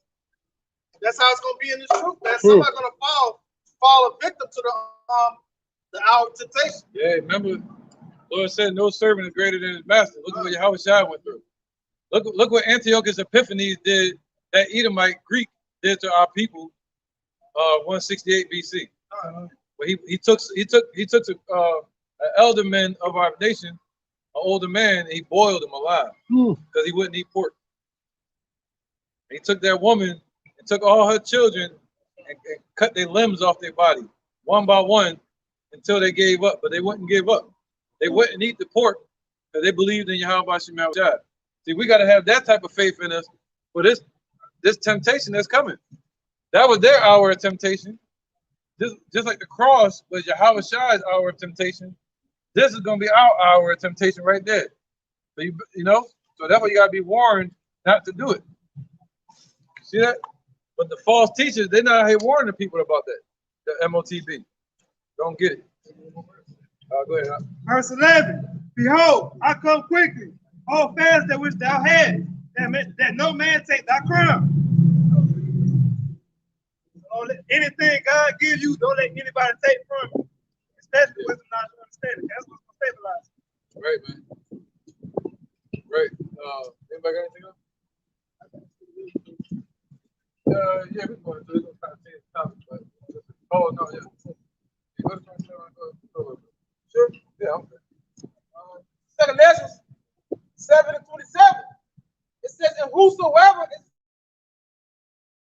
is delivered said evil shall see my woman." Right. So if you're set up to be delivered, what's that? Revelation 7, Babakusha? Right. He said, those that are delivered shall see his salvation. You're gonna see it with your own eyes, man. Thought it was over. Right, walking around here thought it was over. So it ain't. It's just a party just getting started. For us. Isn't that so? I was like, whoa, what? We just about to get started as a nation? And it's gonna be for eternity? Whatever eternity is, we don't even know what eternity is. Man, we just know about dying here. Go ahead. All right, this is the book. I just want to touch on that eternal. When you think about eternity, that's something that's everlasting. So when you think about how many years we've been in this captivity, a few hundred. So that's just a very short time. So we look at slavery and it's like, oh, we was in slavery so long, all this torment that we're going through. It's only a few hundred years. Our people are literally, we're supposed to be eternal. It's only been 2 days. No, it's only been 2 days. How was y'all? Going on 3 days. And our captivity hasn't even been an entire year. It's like a day. So think about it. Being in a state of distress When you're in the stress, 5 minutes might seem like an hour. Right. Or when you're in a stressful situation. So in slavery and all that trauma, it seems like a long time. Segregation seemed like it was a long time. But really, 60 years ago, that stuff was still going on. So it hasn't really been that long. Blackness, Peter. Peter, Blackness. Peter, check. Yeah, well, get it. Yeah, go ahead, bring that up. It's Revelation chapter 7, verse 1. Right, you want to be in this number right here. Go ahead. And after these things, I saw 4 angels standing on the 4 corners of the earth, holding the 4 winds of the earth, that the wind should not blow on the earth, nor the sea, nor any tree. Right, so who's holding back the destruction is the Lord himself, Yahweh, and his son Yahushua. All right, they're holding back the destruction for us to wake up. Go ahead. And I saw another angel ascending from the east, having the seal of the living God, and he cried with a loud voice to the 4 angels, to whom it was given to hurt the earth and the sea, right, saying, hurt not the earth, neither the sea, nor the trees, till we have sealed the servants of our God in their forehead. Right, so the Lord is waiting to bring his judgment. He's waiting for the elect to wake up to the truth about his existence, to wake up to the truth of his name being Yahweh and his son being Yahushua. All right, go ahead. And I heard the number of them which were sealed, and there were sealed 144,000 of all the tribes, maybe, of all the tribes of the children of Israel.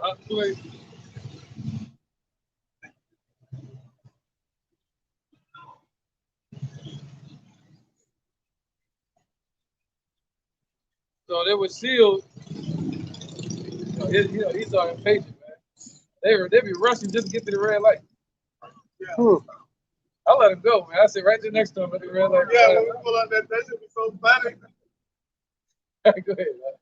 Verse 4. Yeah. And I heard the number of them which were sealed, and there were sealed 144,000 of all the tribes of the children of Israel. Right, so that's what we're looking for, man. 144,000 men, and 1/3 of the men, women, and children. That's it. We ain't looking for everybody.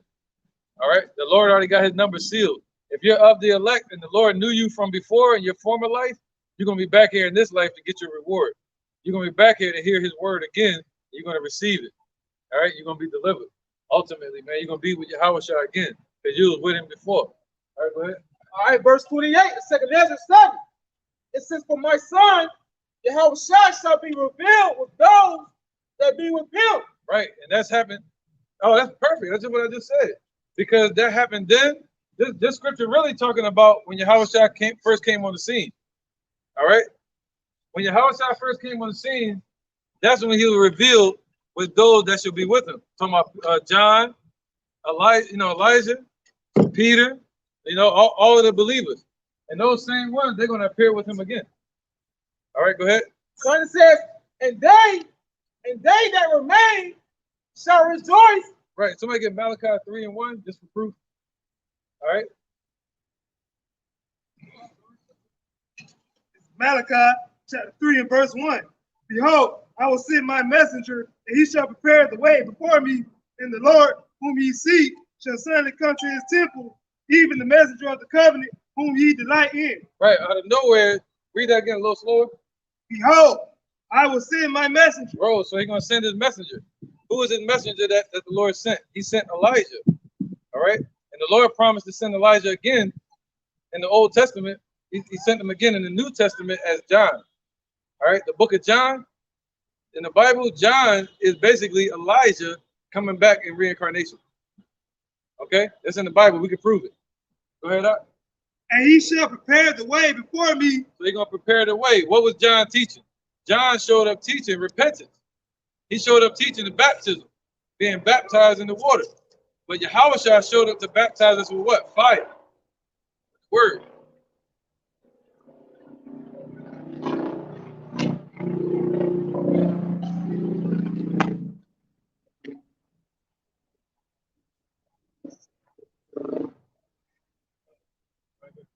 And the Lord whom ye seek shall suddenly come to his temple. All right, so the Lord whom we seek shall suddenly come to his temple. When did he do that? He did that during the time of John, okay? Suddenly, out of nowhere, he just popped up. according to prophecy. That was it, right on that verse. That's the smooth. All right, all the way to 3. To 2. Even the messenger of the covenant, whom ye delight in. Behold, he shall come, saith the Lord of hosts. Right, it's talking about Yahushua. All right, behold, he shall show up. So, all right, so him and the one that was going to prepare the way. All right.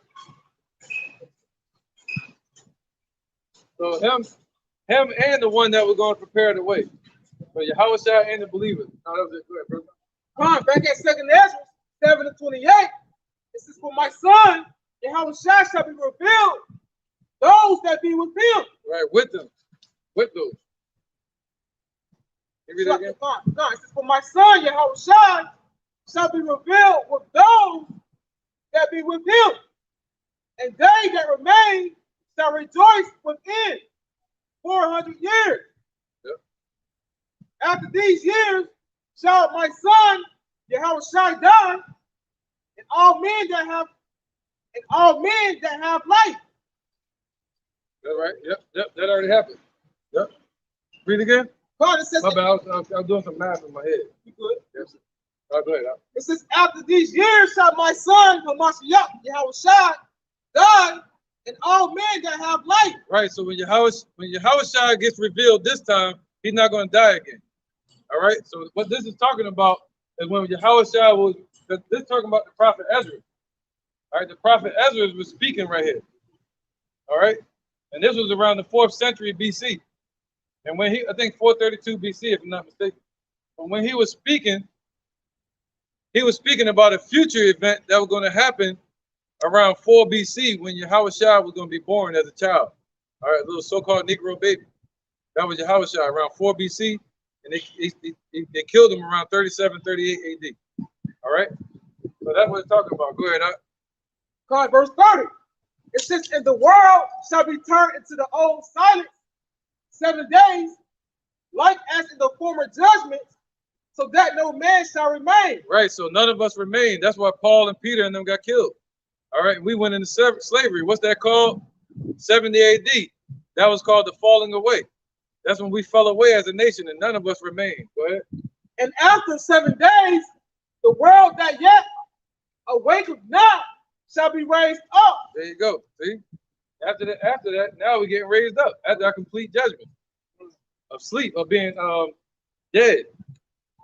All right, now we're being raised up. Go ahead. And that shall die that is corrupt. There you go. And Esau's world is going to die. It's going to die out, just like I thought y'all read about the rich man and Lazarus. Yeah, they died just like we did. Go ahead. It says, where you at? Verse 32. Okay. Look, it says, and the earth shall restore those that are asleep in her. And so shall the dust, those that dwell in silence, and the secret places shall deliver those souls that were committed unto them. That's right.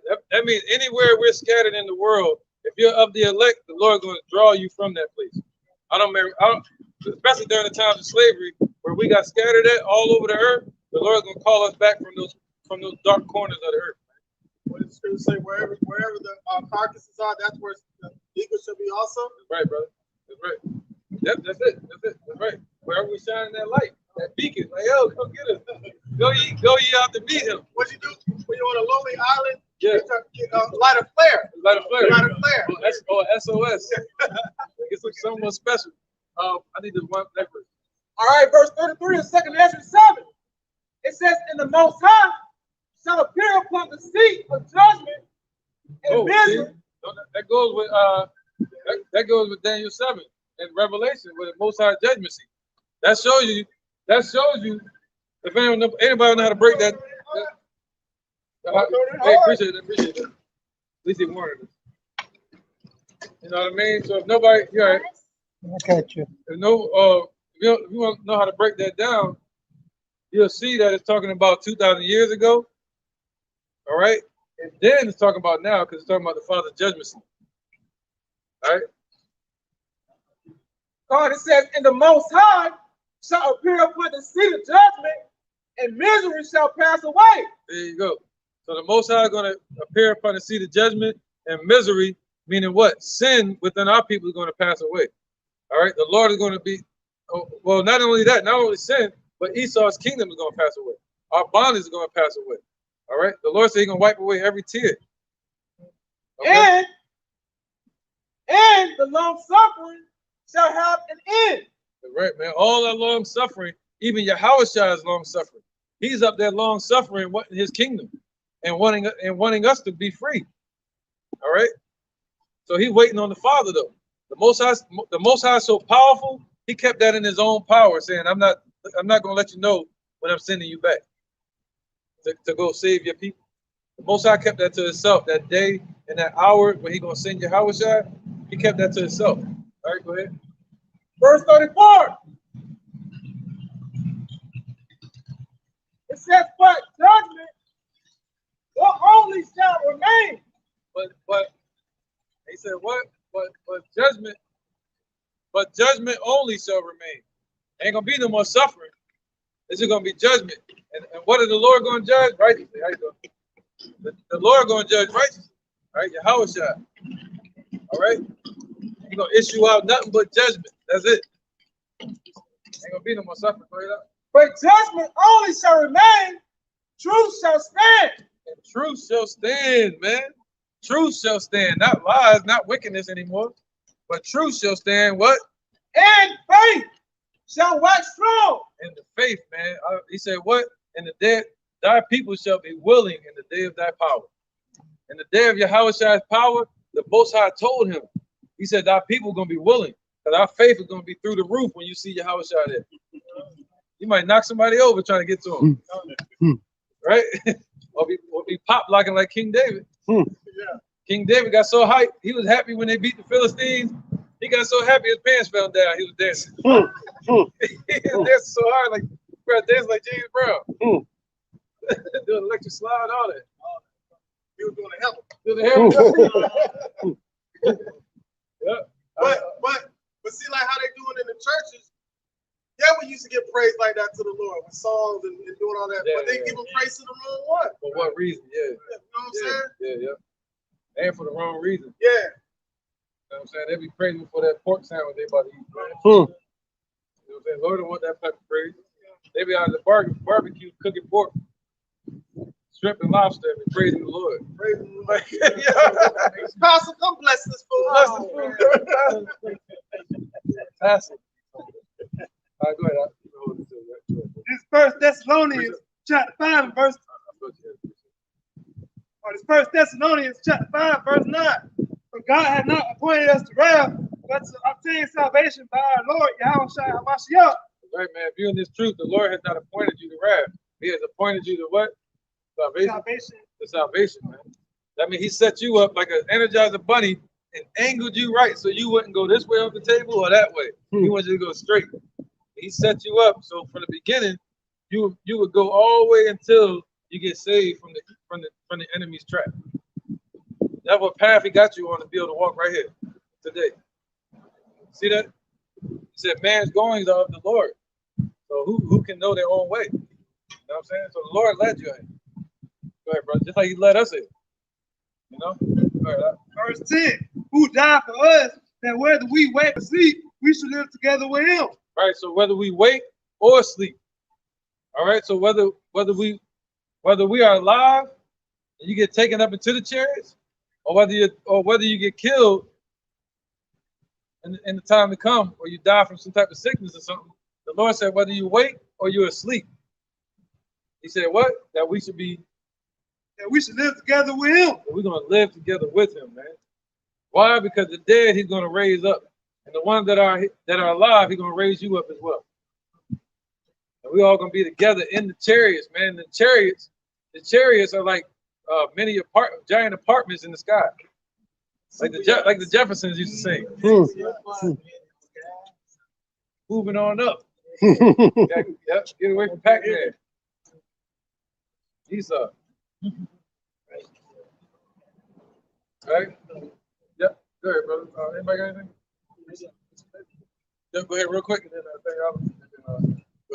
All right, this is the book of St. Matthew, chapter 19, and I'm going to start at verse 28. And Yahushua said unto them, verily I say unto you, that ye which have followed me in the regeneration, when the Son of Man shall sit on the throne of his glory, ye also shall sit upon 12 thrones, judging the 12 tribes of Israel. God. And I was just bringing that out, you know what I'm saying, to further and back up the elder point and the Archeon point, man.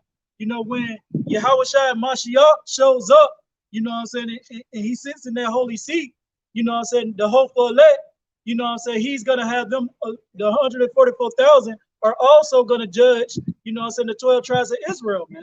So he was like, hey, these small things and these accounts of this, like how you can't, you know what I'm saying, basically reference paraphrase of the scripture, how can you not handle these small affairs if you're going to have a so much greater responsibility, man? Right, man. Sitting on thrones, man. Judges. What was that dude? Remember that coming together, coming to America? He like, sexy chocolate. Remember that? not him, but the guy that was sitting in the seat. He like, that was good. Remember that? How heavy he was? Like, yeah. That's how I'm gonna be sitting on that throne. You get me on the throne, I'm gonna be straight up house nigga. Yes. and Esau gonna be like the nigga sitting next to him tomorrow. Good and terrible. Yep. All right, go ahead. All right, verse 29. And everyone that have forsaken houses, or brethren, or sisters, or father, or mother, or wife. Right, that goes into he that loveth his mother, or father, or daughter more than me is not worthy of the kingdom. So you gotta be willing to walk away from them, not leave them, abandon them, but be willing to say, hey man, I serve the Lord. I'm serving Yahweh and his son Yahushua. Well, what about Jesus? That's not his name. You gotta be willing to prove that. And they look at you crazy, they start straying away from you. You gotta be willing to let that be. A real king, a real champion knows how to call people to him and when to walk away from people, not to be in solitude. All right? Or children, or lands, for my name's sake, shall receive an hundredfold and shall inherit everlasting life. There you go, man. If you walk away from a wicked woman that's bogging you down, trying to put her foot on your neck, instead you let her pull you out of this truth, or have you start slowing up at teachings, or putting her before God, or got you doing wickedness like having sex with her on her menstrual, you know? Then what do you say? What that part say again? All right, I'm 29 of St. Matthew chapter 19. And everyone that have forsaken houses, or brethren, or sisters, or father, or mother, or wife, or children, or lands, for my name's sake, shall receive an hundredfold and shall inherit everlasting life. That's right, man. It's like that saying, get down and lay down. That's it, man. You ain't rocking with us, you're against it. You know, if you're against the Lord, we're against you. You know, that's right. And if you forsake, you got a woman that's baiting a child in front of you, walk away, man, and take care of that child from a distance. Just don't deal with that woman because you think she's your queen, you think she's your rib. When the Lord said you're gonna have thousands of wives in the kingdom. All right, if you believe in Yahushua, when all hell break loose, the Lord said you're gonna be like gold. You're gonna be like water in the dry desert. These women gonna flock to you when all hell break loose. So he said, let them go. If a woman want to leave you because you serving the Lord, you don't want to eat pork, you don't want to celebrate Christmas and all these folly, wicked holidays, let them go. And the Lord will give you thousands of women when all hell breaks loose. You're gonna have women banging on your door like Book of Eli. That's he said he said that's my word, right? I didn't know he'd Jake, man. But he said that's my word. That's his word. Yes, on me.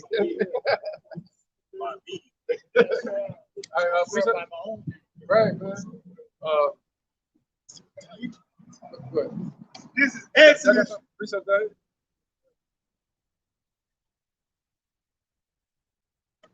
Right, go ahead, bro. This is Exodus chapter 14, verse 14. The Lord shall fight for you, and ye shall hold your peace. So anything laid out, try to pull you away from the Most High, let the Most High deal with it. You just do what He wants you to do. He's gonna show you what the commandment is a lamp to your feet. He's going to guide you what He wants you to do. Let Him handle everything that's not in your control. Right, man. Hold your peace, man. nobody take your crown. Don't let nobody take your crown, man. Right. All right, so we went through that one already, right? All right, any more precepts? You got one?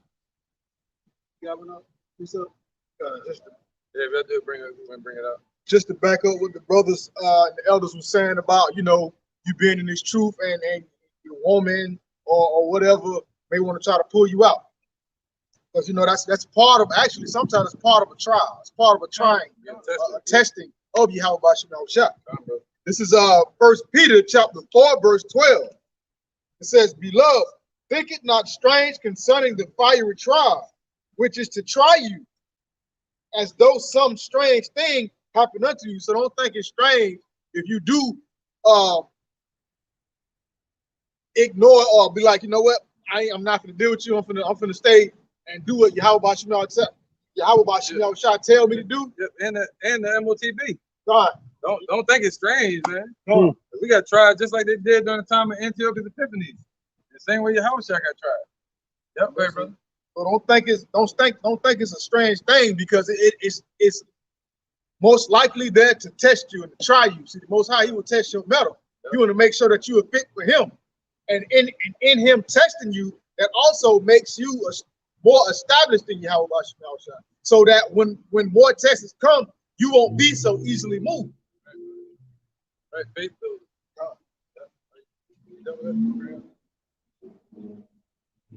Verse 13.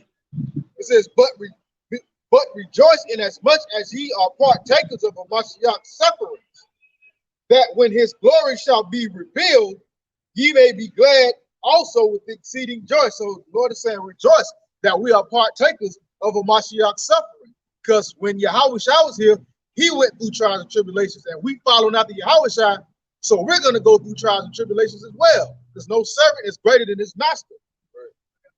You know, it says that but when the glory of Yahweh shall be revealed, you're going to be able to be glad with exceeding joy. You're going to be glad when you see Yahweh shall come back. You're going to be glad when you see the Lord increasing you in this truth.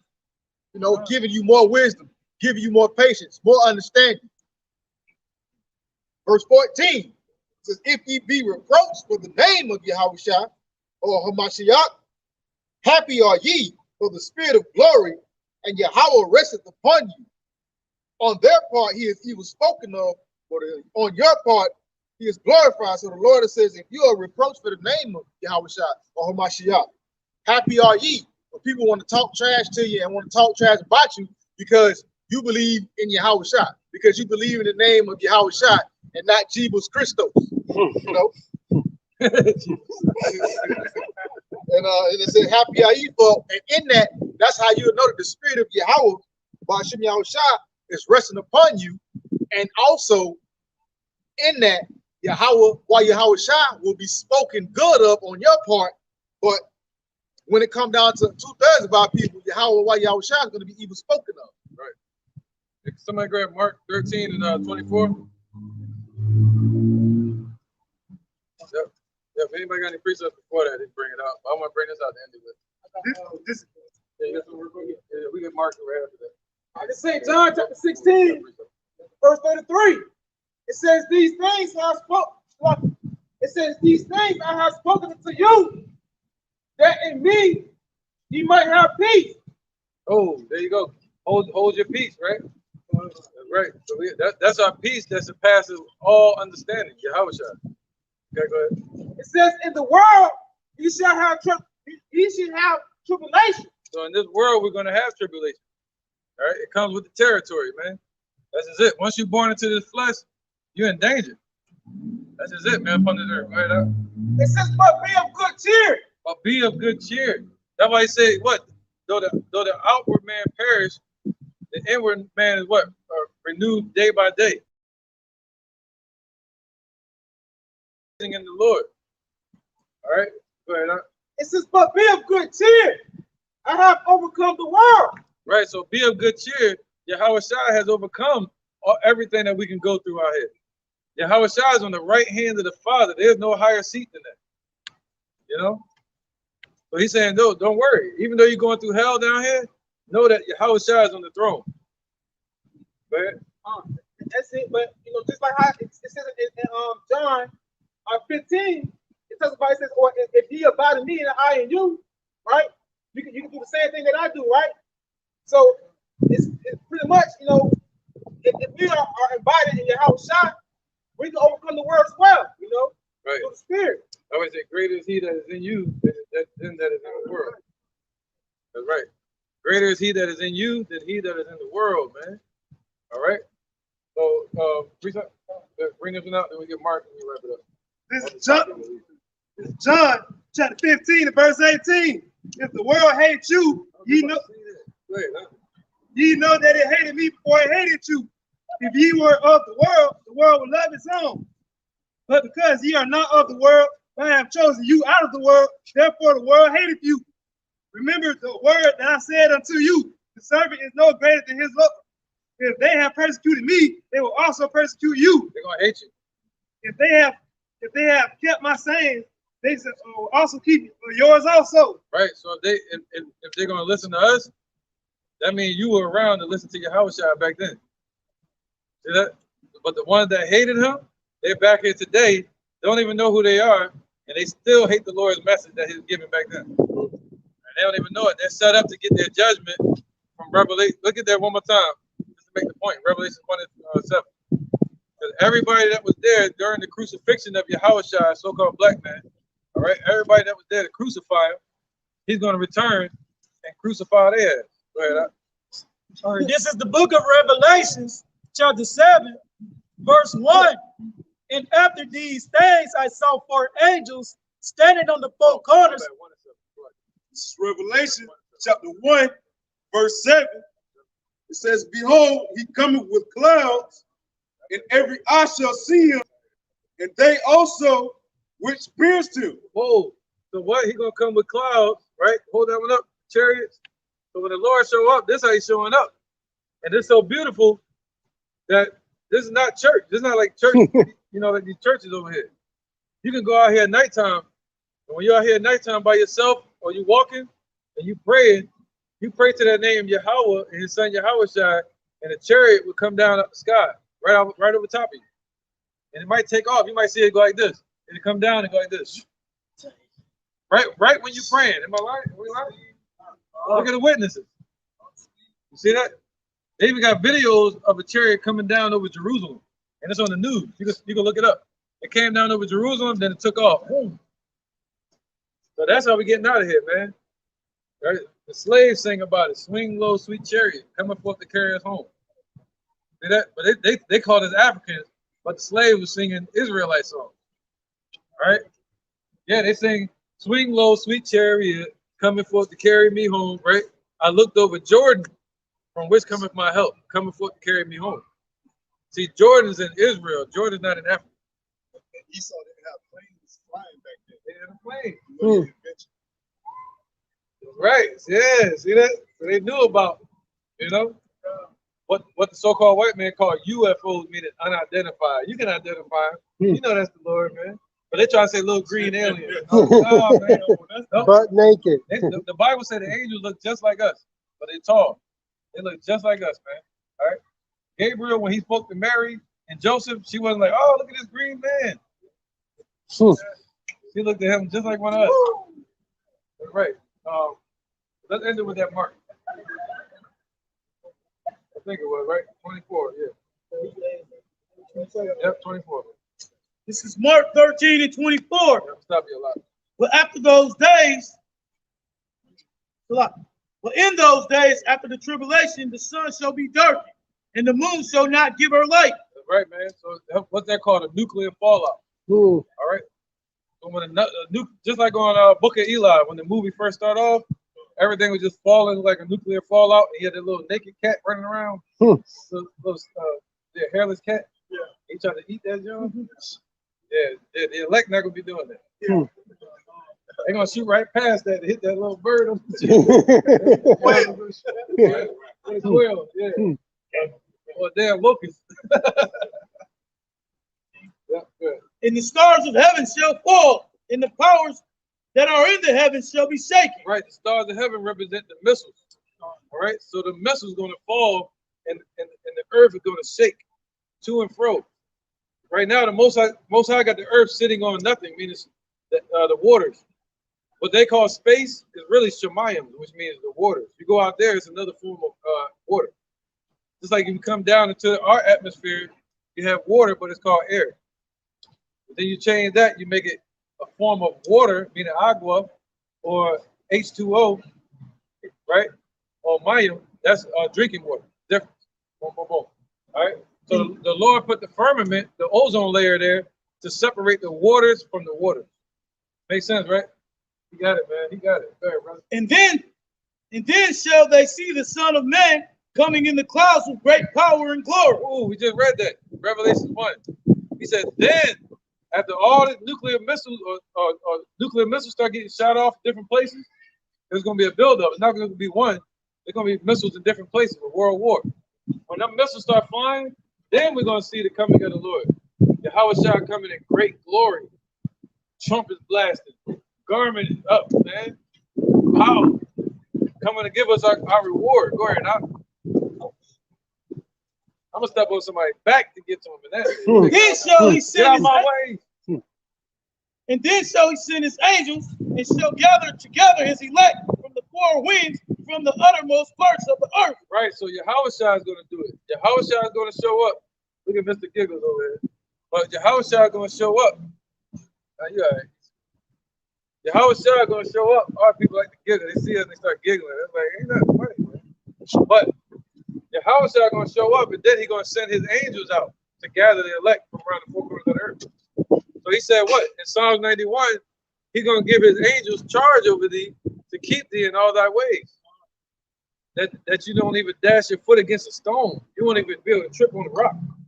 He's going to make sure that you don't fall when he take you up into them chariots. You're going to trust him, and you're going to be like, yo, I'm going up. All the way up. Right, man. You're going to have a little meat, but it's cool. They get the milk. To the outermost parts of heaven. Now learn the parable of the fig tree. Right, this is a parable, meaning a mystery. All right, just like a fig tree, right? When her branches yet tender and put forth leaves, ye know the summer is near. That's right, man. So you know that the summer is coming near. You see a fig tree, you start seeing the fig, not the figs, but the leaves budding, you know that it's summertime approaching. So ye go ahead. No, go ahead. So ye in like manner, when you shall see these things come to pass, know that it is nigh, even at the doors. Come on with it. So other people, when they see the martial law troops, when they see this right here is about to happen, but you know, the whole lockdown and stuff like that, it's gonna move into this soon. When this happens, they're not gonna know that this has to do with the Lord's salvation. This is how we're getting out of here. All this gotta happen. But no, don't worry about that. Don't worry about that.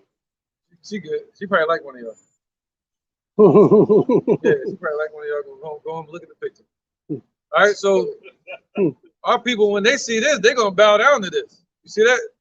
I don't want to die. I'll do whatever. But when we see this, we're gonna be like, yo, you wouldn't be here except my Father sent you. Same thing Yahushua said. You ain't got no power to be doing this except the Most High did it. Do what you got to do so we can get the kingdom. What's the next thing? The MOTB. That one down there. So when we see that, we know that has to do with our salvation. We know that's a test. You see that? That's a test that we got to pass. And they're going to present us with death. They're going to say you either die or take that. You either go to jail or take that. They kill me now. Go to sleep. That's it. But we know through the scriptures that sleep is just, death is just sleep. And you'll be with the Father. You'll be with Yahushua. You know? So to be in these bodies is to be separate from the Lord. So that's what we really should fear. You know, that's death. This is death. That's life. All right. What else? Verily I say. No, my bad. There's one more. The chariots. That's another sign. When you see that happen, they're gonna think it's aliens. You feel me? They're gonna think it's little green aliens when the Pope put it out there and said it's aliens. When you know what did Ronald Reagan say? We need some outside force to come in. Right. Ronald Reagan said that. They're gonna try to say it's aliens, man, or they're gonna try to say it's fake. But it's gonna be it's really the Lord showing up to deliver us, man. And when we see World War III break out, you know World War III is in the Bible. When World War III breaks out and they shoot the missiles, the ones of our nation that are asleep, they're not going to know that that's our salvation at the door. All right? So they're going to run and stick their head in damn in a hole like a fucking ostrich. That's right, man. Go ahead, brother. Verily I say unto you, that this generation shall not pass till all these things be done. Right. When you start seeing all the prophecies that we're telling you about, when we start seeing them come to pass, that lets you know that this generation ain't gonna pass. It ain't gonna be like another Roman Empire, you know. He's saying this is the one. That's the one you win. If you'd have met us, or we'd have met you, you was out here teaching, and you was you or we were telling you, or y'all were telling us, right? Hey man, y'all about to fall away, and the prince of this world is coming, and you're going into slavery. We'd be like, oh shit, we about to go into slavery. That happened.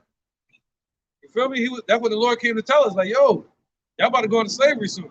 It happened. Now, so if you heard it then, that means that generation shall not pass until that prophecy happened. You feel me?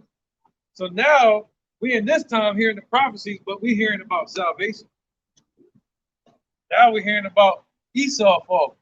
So that let you know when you see the signs, the prophecies happen of that age, of this age, you know that you're in the right time. You're in the time period where he talk about deliverance. You know what I mean? According to the prophecies. Heaven and earth shall pass away, but my word shall not pass away. So he's showing you that all those ages, all those different kingdoms, they've come and gone upon this earth. And they had prophecies set with all those kingdoms. See that? Just like Egypt, it was prophecies set for that. You know, Sodom and Gomorrah, Babylon, all these different kingdoms, they all had prophecies to them that the Lord raised up prophets to go prophesy to, right? So now in this one, the Lord said all these kingdoms gonna fall. No, America ain't gonna never fall.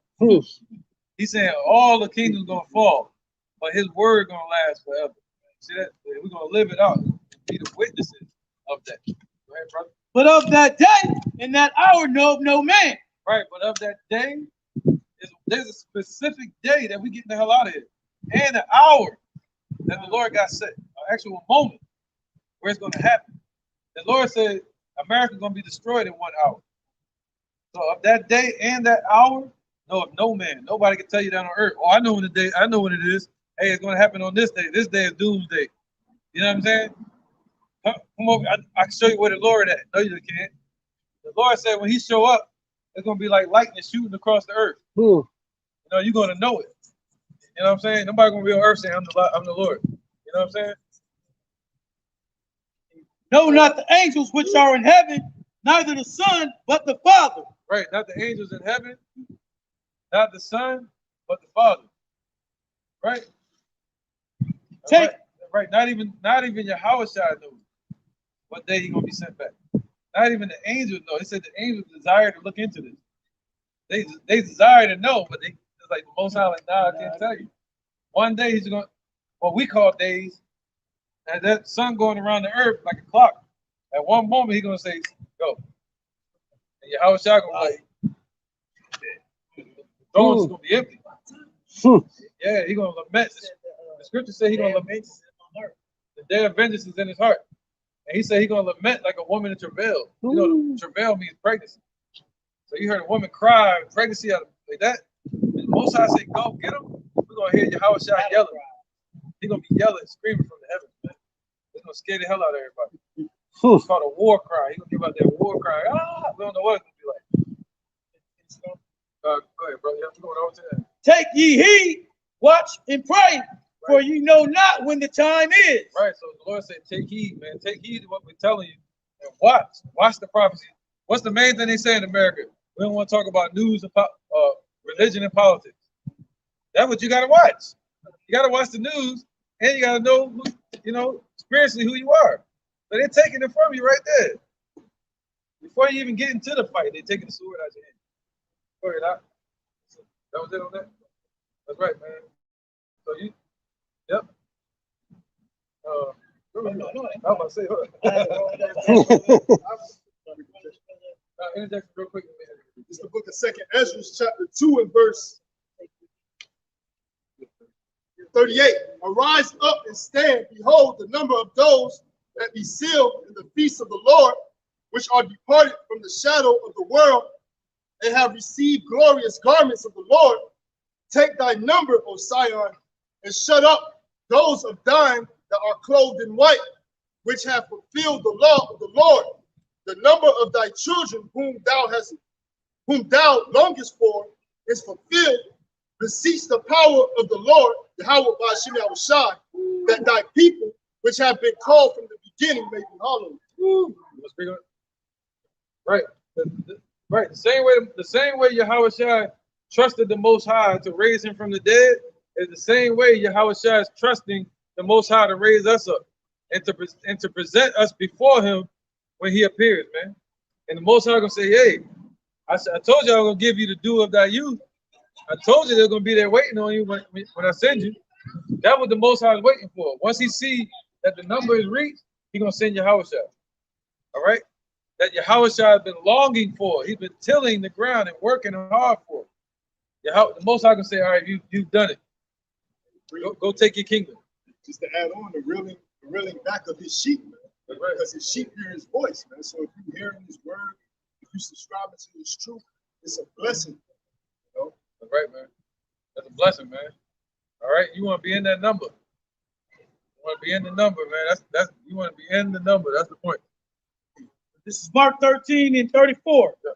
For the Son of Man is as a man taking a far journey who left his house and gave authority to his servant. Right, isn't that clear? Yahushua.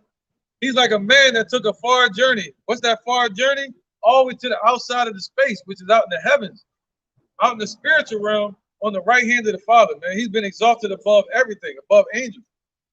All right? So he took a far journey all the way to the right hand of the Father. See that? And he left orders with his stewards.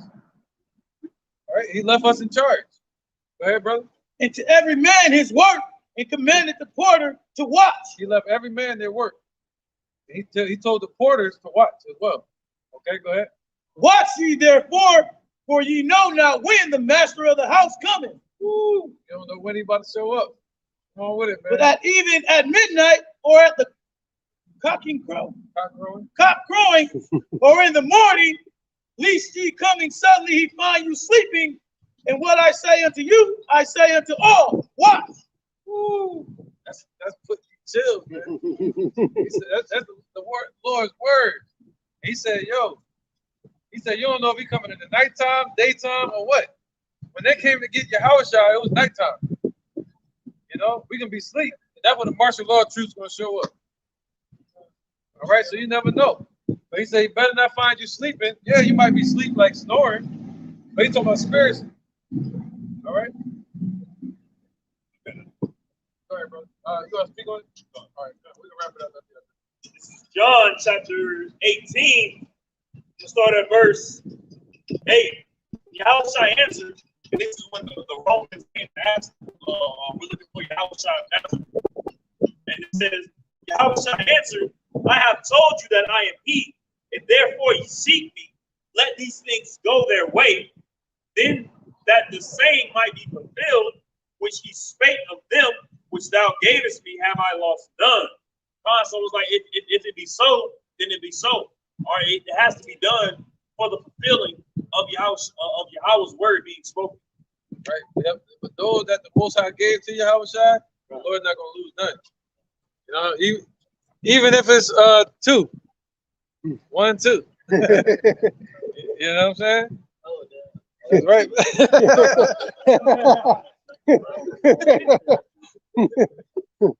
right, man. Any more precepts, Aki? Huh? Hey, shut on, brother. Yeah, we're gonna wrap it up, man. That good? Any more precepts? All right, that was great, man. So with that, we're gonna end it, and hopefully you were edified or encouraged at least another day to the next day. You know, hopefully we'll be here to encourage again every day, edifying every day, exhorting one another while it's still called today. You know.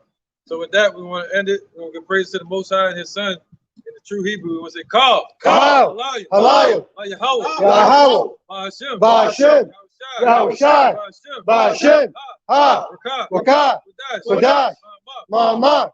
Double honor to the elder apostles of GMS and their elders. And shalom to you, Akim, and Akwatim, yep, and children that believe in sincerity and truth around the four corners of the earth. All right, put it back on me, brother. With that, we're gonna say shalom. Shalom. Yeah, that was a good